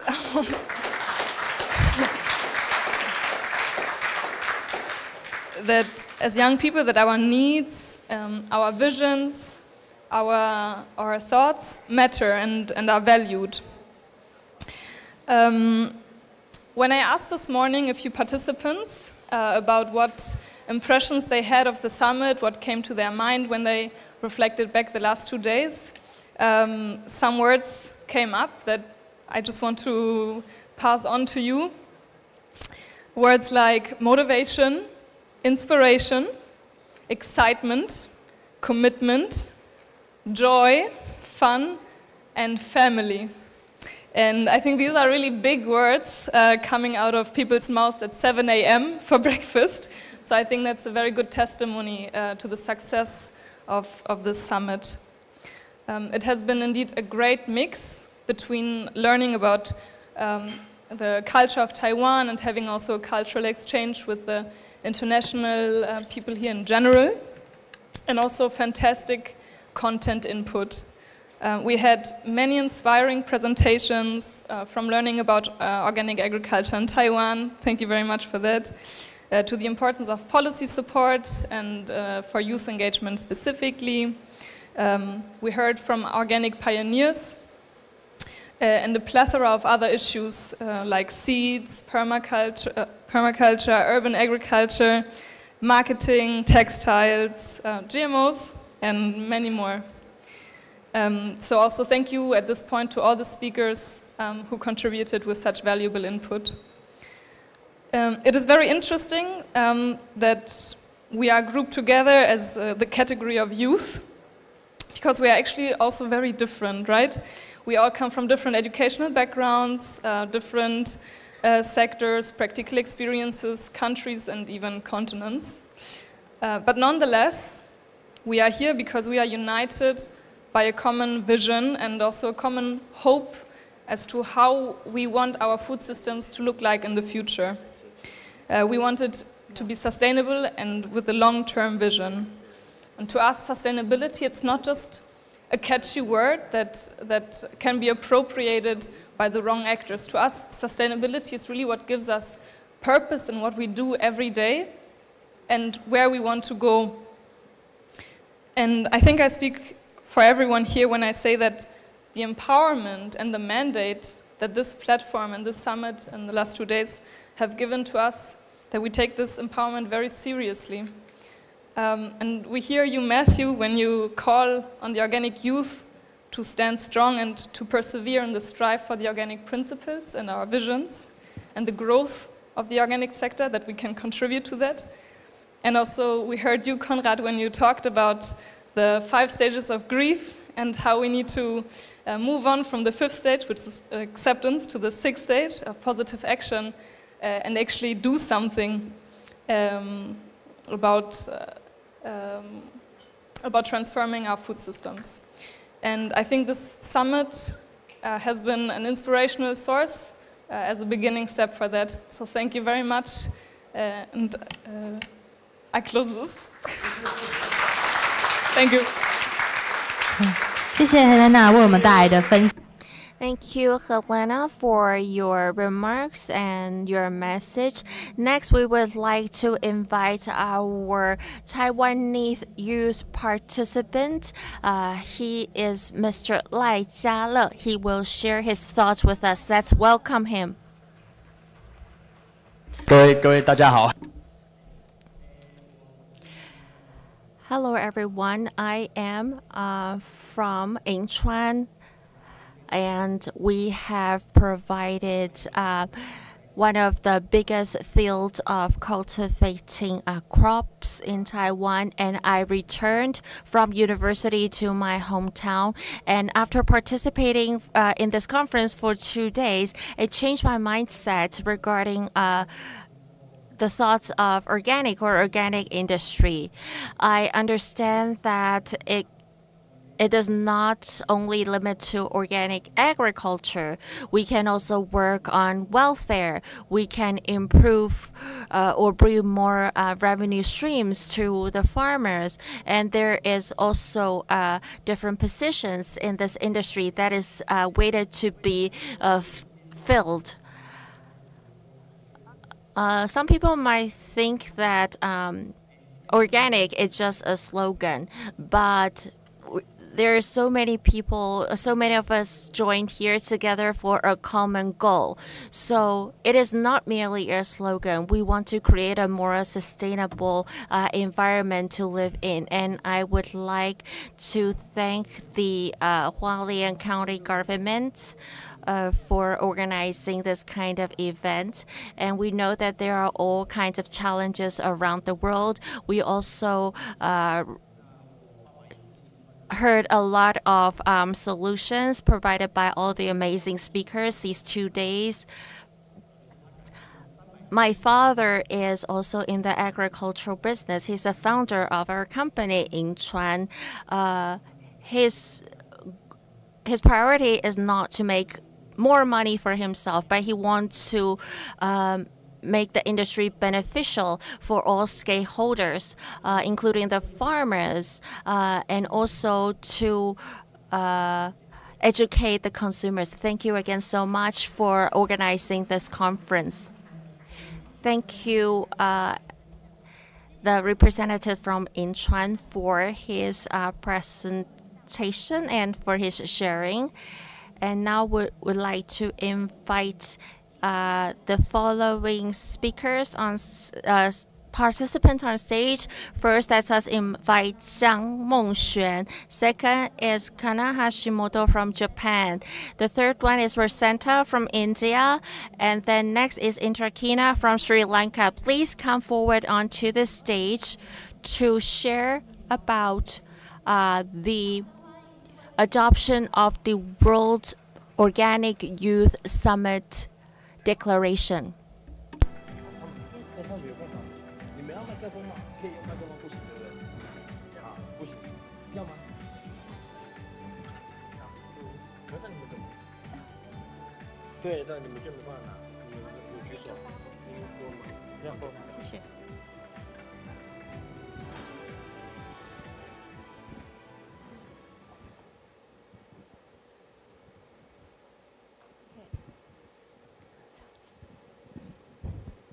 We, the youth delegate from 25 countries, have gathered here in Hualien Country, Taiwan, for the second World Organic Youth Summit, under the theme, Opportunities for Youth in the Organic Sector. The second World Organic Youth Summit built on the previous Asian Organic Youth Forums and the first World Organic Youth Summit that have been previously hosted in China, Philippines, Taiwan, India, and South Korea. So the previous forum and summit have been instrumental in bringing the youth from all over the world and highlight the importance of the role of the youth in the development of the organic sector. The events have also attracted the attention of governments to interact more with the youth through policy development and support programs. At this second World Organic Youth Summit, we are inspired by the different stories from all over the world. We have learned about the best practices of Hualien as the capital of organic farming in Taiwan. Hualien County embodies the success of local food development from farm to table, especially from farms to schools. School meals are an investment for the future generations, and Hualien is an example of how public procurement can lead to the development of organic agriculture on the local government levels. The dialogue between organic pioneers and the youth has been an integral part of any organic youth forum or summit. We expressed our heartfelt gratitude and respect to our organic pioneers who have paved the way for us to follow in their giant footsteps. The stories from our organic pioneers inspire us to continue the quest that they have started more than half a decade ago. Our pioneers were visionary and steadfast in their benefits that organic agriculture is a viable solution to the many challenges faced by the world today. Now we, the youth, must act to take on the mantle of the leadership to continue what has been accomplished by our organic pioneers and local governments like Hualien County. We understand that we hold our future in our hands. We are aware of the challenges and risks presented by the climate crisis and the opportunity to achieve a sustainable development through organic agriculture practices. The opportunities for youth in organic agriculture are many and rich in diversity, and we will serve the organic sector in whatever capacity to the best of our abilities. We will serve as organic farmers, consumers, scientists, trainers, government and elected officers, teachers, communication experts, food bloggers, restaurant owners, activists, and so on. We, the youth, are the agents of change. We will work together for positive actions to overcome challenges and create a better future for ourselves. We will endeavor to carry the organic flag from our organic pioneers from this period present into a more sustainable future. We will transform the broken food system to achieve justice, climate, food and social justice to ensure equal access to safe, nutritious, and culturally appropriate food for all. We will strive to preserve the genetic diversity of plants and animals as it strengthens the ability of species and populations to resist disease, pests, changes in climate, and other stressful factors, which in return helps to maintain our food security. We will uphold seed sovereignty, as seed is the foundation and the heartbeat of the entire food system. We will strive to protect the growing and exchange of seeds, as we should not live in a world where seeds are monopolized by a few big companies. We will learn to work with innovative ways and technology to better practice to improve crop yield and value, for fairer prices and more opportunities of communication with consumers. We will uphold the banner of Youth Organic Global Network to assist and inspire young people to get involved their local and regional decision making and governance processes. For this end, we seek support from global, regional, and local organic movements and call the private and public sectors to join us. We ask our organic partners and friends to support the future development and strengthening of global organic use. We stand here today pledging to persevere to become agents of change, to pursue innovations with courage and ingenuity, guided by 4 organic principles of health, ecology, fairness, and care. It is time for young people to inspire and lead change in order to achieve organics for all. Adopted on September 14, 2023, Hualien County, Taiwan.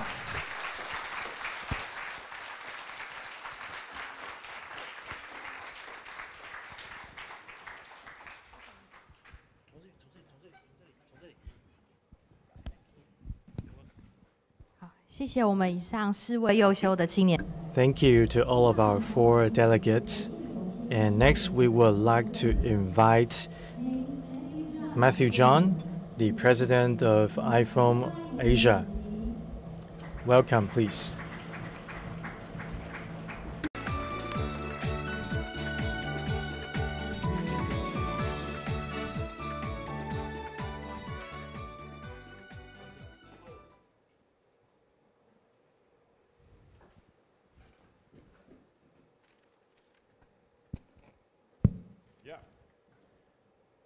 So we come to the end of 2 days. We have one more day, so tomorrow is a field trip, so don't feel so emotional about it. Yeah? Yeah. I don't know where to start, but I've scribbled some things down and I would like to share that with you. I think the first thanks is to the entire team at the back end.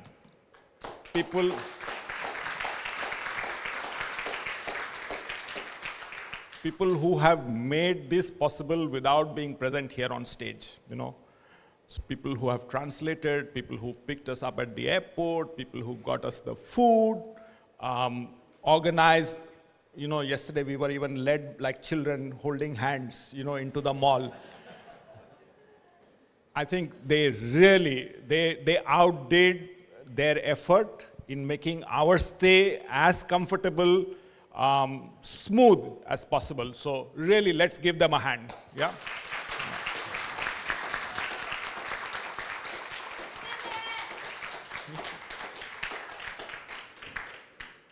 I would like to thank the IFOAM Asia team. Yeah. Jennifer, fabulous job. Yeah. She's got a whole set of people that she's pushing, driving, troubling all the time. And they have sort of passed on the troubling to all of us, So we had Ryan and Mag. I mean, again, they were part of the team, but there were so many behind them. So I think they deserve a round of applause for this effort.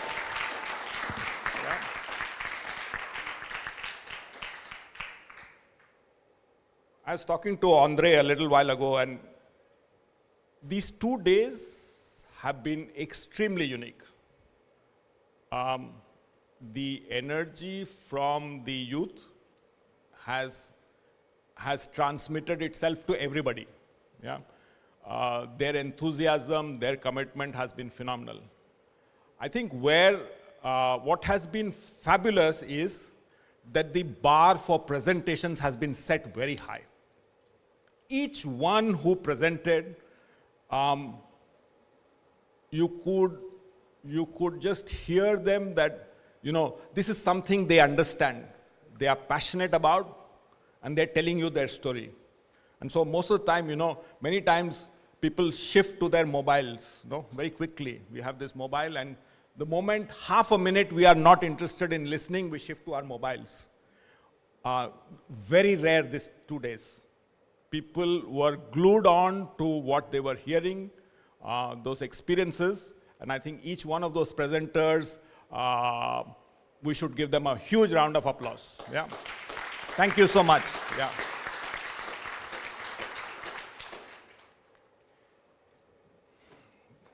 How can we forget Mayor?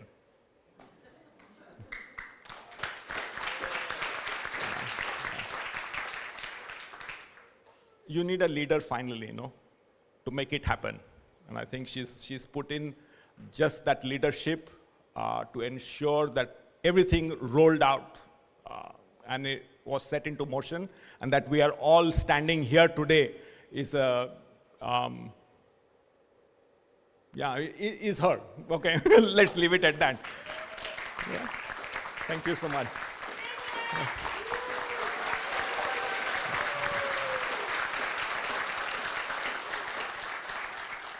I want to add an aside to, the dinner last night. Yeah, that tested my limits. I told many people that, be prepared to carry me home. Yeah, but I think even the cultural program, again, it's very unique that indigenous people are supported like that. Most of the time we forget indigenous communities. And because I work with them, and so normally they are non-entities. Most of the time they are somewhere out there and they are on the periphery. And I think it's very important that we remember, we support, we encourage them, and that they are proud of who they are. And I think, thank you so much. Yeah.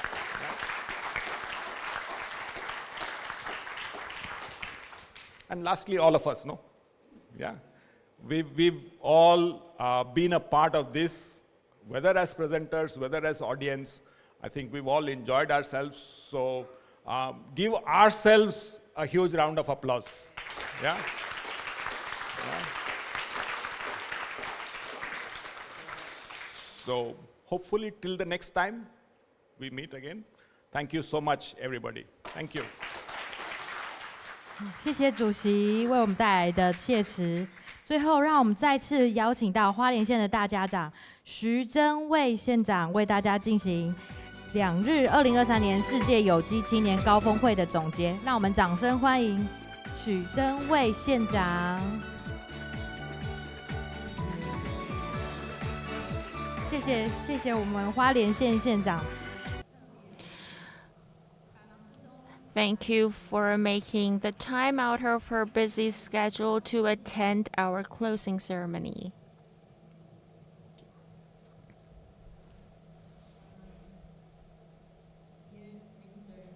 比如讲，还有我们所有来自各国的。 And ladies and gentlemen, experts from all over the world, dear friends, our team from Hualien, the event organizers. Hello everyone, good afternoon. It's kind of hard to say goodbye after meeting so many people, making new friends, meeting old friends. There is a lot of people I'd like to thank for. I want to extend my gratitude to each and every one of you, and I thank God for providing this opportunity so that we can all gather here in this room to have this exchange. And we are also honored that we can cooperate with IFOAM to organize this summit. So give yourself and give everyone a round of applause.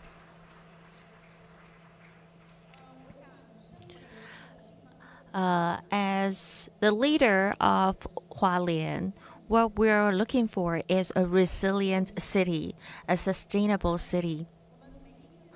And each and every one of us, we received a blue booklet yesterday. That is our commitment to the mountains and to the sea. This is what we are trying to do in Hualien, to live in harmony with nature and to learn from nature and to source from the local places and to reduce carbon footprint. Since 2015, whether it's the Climate Pact or the Paris Agreement, we have been talking about how to reduce carbon emission, and we know that everyone is aware that the drastic climate change is very severe, and now we want to look back and learn from our past mistake. And we want to strive to achieve a net zero emission future.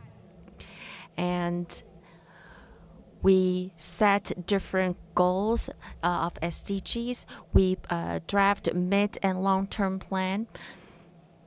As a leader of Hualien, as a mayor of Hualien, in promoting each policy, our goal at the center is sustainability. Whether it's the infrastructure in Hualien or the other industry, we want to live in harmony with the environment. We want to make our living environment more friendly. We forbid pesticide and chemical composite. And we have set a lot of different development. And for promoting organic farming, we also established guidelines on how we should implement and promote in order to achieve carbon zero, net zero carbon emission future. We made a comparison of our carbon footprints of 2022 compared with the past, and our reduction of carbon footprints is 7%. Even though now the Environmental Bureau has not calculated the specific statistics, but we have already drafted policies, and we are implementing these policies. And whether it's paving the road or whether it's building and construction materials, how to improve the resiliency of these construction materials, how to make it more eco-friendly. This is also something we are continuing working on, because we want to help the conventional industry to transform smoothly and to improve their capacity. In Hualien City, in all different educational systems, including the elementary school, middle school, and high school, whether it's in Huagang Middle School or the University for Agricultural Departments or Donghua University, we have cooperated with different educational platforms to help educate our children how we should use the smart technology to empower the organic agricultural industry, and how can we develop a sustainable agriculture. From empowering the agricultural industry, it will also help mitigate the climate change. Besides from the farming aspect, we also support organic farmers. We purchase organic products. We integrate it in our lives. This is how we as consumers can support organic farmers. We have established several regulations to support this ecosystem, and we would like to ease the burden of these startups or people that is supporting or working on promoting the organic industry. From the previous mayor in Hualien and to now, me as mayor, all the organic fees, it is all free, that we provide free trainings for all these organic farmers. We are the only city in Taiwan that provide free trainings. And we provide subsidies, and we provide the organic composites and organic fertilizers, because we want to educate them the benefits of these organic fertilizers. We want to show them the difference, how it is different from the chemical fertilizers.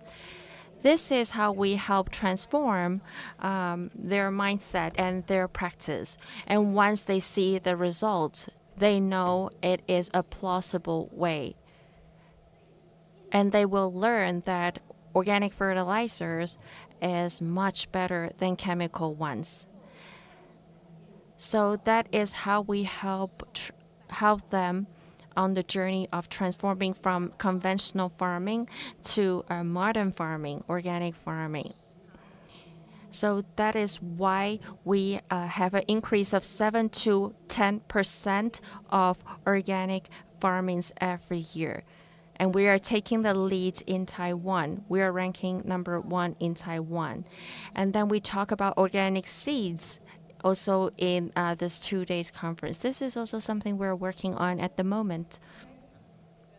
We have worked with different organizations on how to realize the organic system starting from the seed. We want to prevent the seed from being soaked in the chemical substance and then planted into our ground. So we want to make the revolution and transformation from the roots. And I think organic seed is also a very big market. So after hearing all your sharing, all your presentation, I understand that Hualien is doing the right thing. We are quite far away from a city center.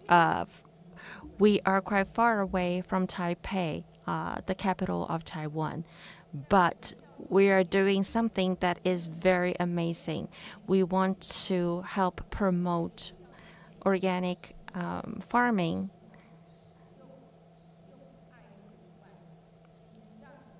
In Hualien, we also want to educate our kids so that they will always feel grateful to the farmers, and they will understand what is the real essence of agriculture. We also have to teach them the law of allowing everything to grow naturally and to maintain a balance in everything, and to strike a balance when making a living and also achieve environmental friendliness at the same time. I think this is a way to respect the natural way of the environment. In our educational system, it's not just about net zero emissions. Sustainability also includes the sustainability of culture, the preservation of the culture of different tribes, and also the preservation of languages and dialects. How can we use the spirit of CSR to realize the SDG goals, and so that we can preserve our culture? A lot of cultures are endangered. This is quite sad. For example, the speakers talk about the millet. This is something we want to change.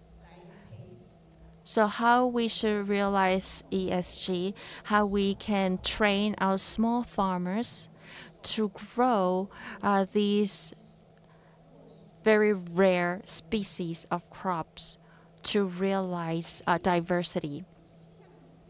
So the 17 goals of SDG is a very big vision that is embraced by the world. If we try to examine our behavior every day, try to think about what we eat every day, and we check every day if we have realized the 17 goals. Actually, step by step, we will improve. Invest in Hualien, invest in sustainability is our goal. I would like to thank you all again for helping us achieving our goal. And this is the first World Organic Youth Summit that is held in Hualien. It is also a physical conference. Before, the summit in South Korea was an online summit because of COVID-19. But now we're able to meet in person, so I am very grateful. You guys are the future of the world. And we are the gray hair, the elders, but we will try to preserve this planet for each and one of you to make our world a better place and to make sure everything is sustainable. So once again, thank you all for joining us, and we will continue to push for organic system and continue to grow with each and every one of you. We are very happy to meet people from different fields, not just in agriculture. We have experts from different fields with different talents. As a person on earth, I think we are all one big family. The world is our home, and we're all families. So let us strive together and move forward and achieve the goal of sustainability. And we hope the world will see Hualien and understand Hualien, get to know more about Hualien. We have a very fruitful 2 days. During lunch today, our experts from Korea and Japan, we have a lot of exchange, and then we met during lunch. Tomorrow we have another forum. That forum, we have invited a lot of experts and a lot of participants. The forum for tomorrow is the 4th year that we held in Hualien. Tomorrow is also an international conference. Because of all your contributions, I think Hualien will become better and better, and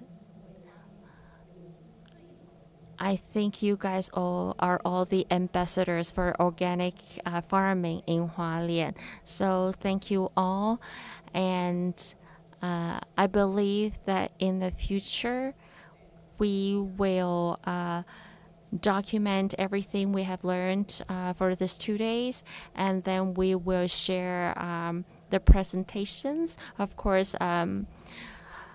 if everyone agrees, to all the participants.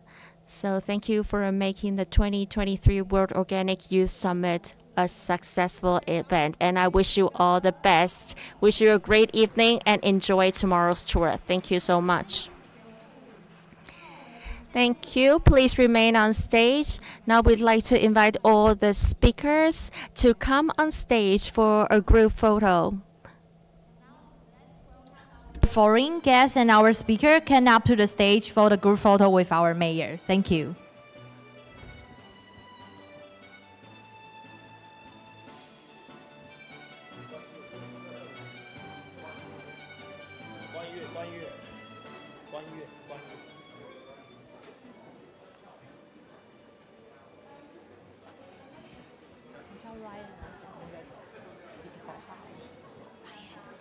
Can you also do the call?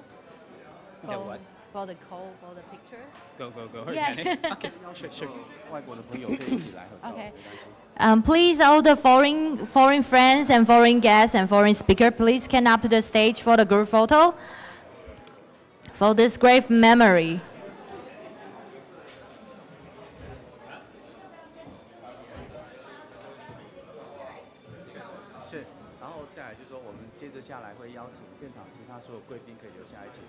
OK， 好，那我们接下来我们外国与会贵宾这边拍完照之后，我们会邀请我们的国内贵宾也留下来跟我们拍照哈。那请大家先留步。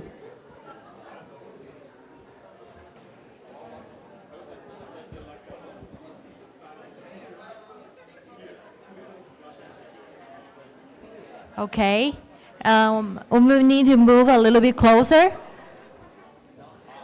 讲说移开那边就可以。OK， 好。这边可以再过来一点。Can everyone move a little bit to the left? On the row 3, can the row 3 come up to the row 3 come up to the left?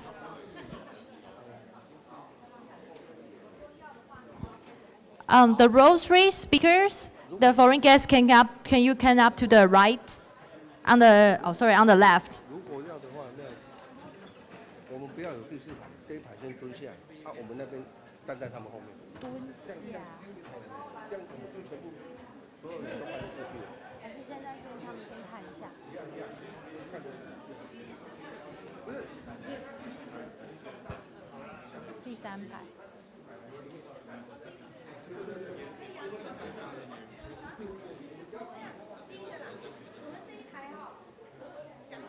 好 ，OK。Okay. So in the road of the middle, when I count 1, 2, 3, please kneel a little bit down to let the row 3 can see in the camera. Later on, when I say 1, 2, 3, and the row 1, please get a little bit closer. Okay. And Mayor will lead you to lean down a little bit for the row 3 to see in the camera. Okay. 开始哦。1, 2， 可以了吗 ？Okay, just okay. 这样可以了吗 ？Okay, 1, 2, 3. Okay. 1, 2, 3. Okay. Okay, go organic. 1, 2, 3, go organic. Organic. Okay. One more.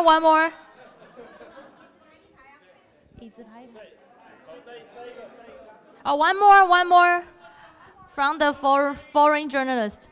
Okay. 1, 2, 3. Okay, good.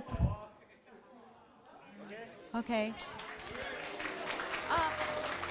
还有一张是不是 ？Okay, sorry, please.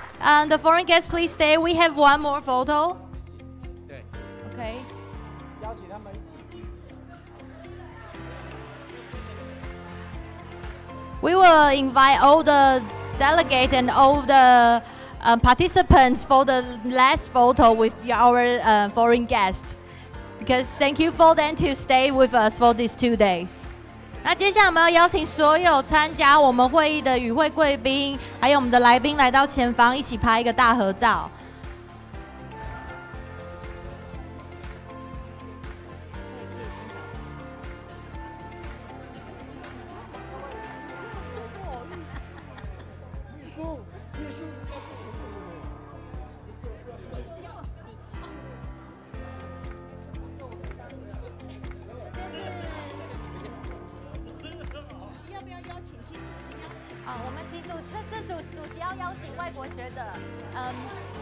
Matthew, John, and the chair, would you like to invite someone to sit on the first row for the picture? Andre?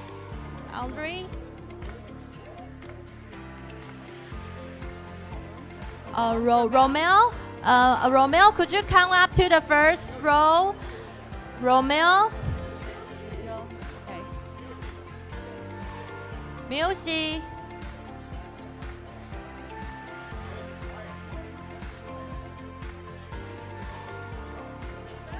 Okay, please take a seat. Please be seated, and then we'll see if we still have some foreign guests who can up to the first row. Okay.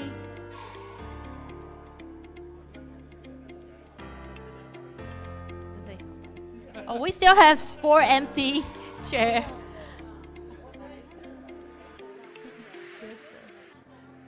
We can still have 4 foreign guests come out to the first row.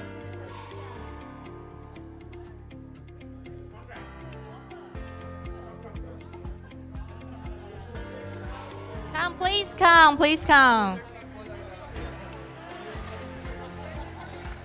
Okay, please. Okay.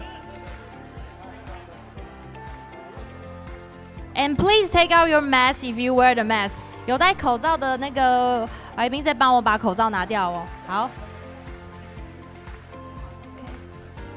OK， 这个不要了，这个。第一排。The last 2 row, can you kneel down a little bit for the last row to see their face in the picture? Yes. Okay.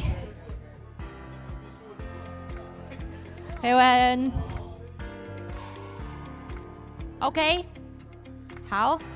Everything is set. Okay, I say 1, 2, 3, we say organic. 1, 2, 3, organic. Okay, one more. 1, 2, 3, organic. I think we need Ryan for the call. Go, organic, go, organic, go, organic. Okay, one more. Okay, one more, go, organic. 3. Go, organic, go, organic, go, organic. Okay, thank you everyone for your participation for these 2 days.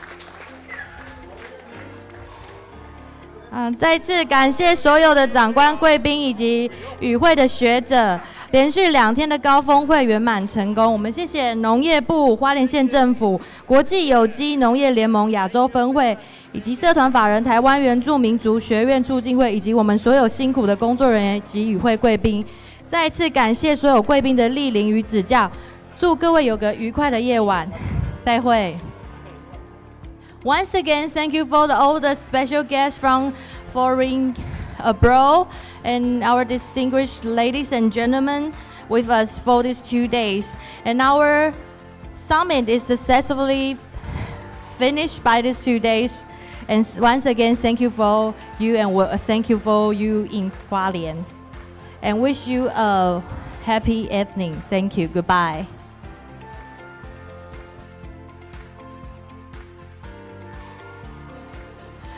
最后，我再提醒大家，如果有借口一机的朋友。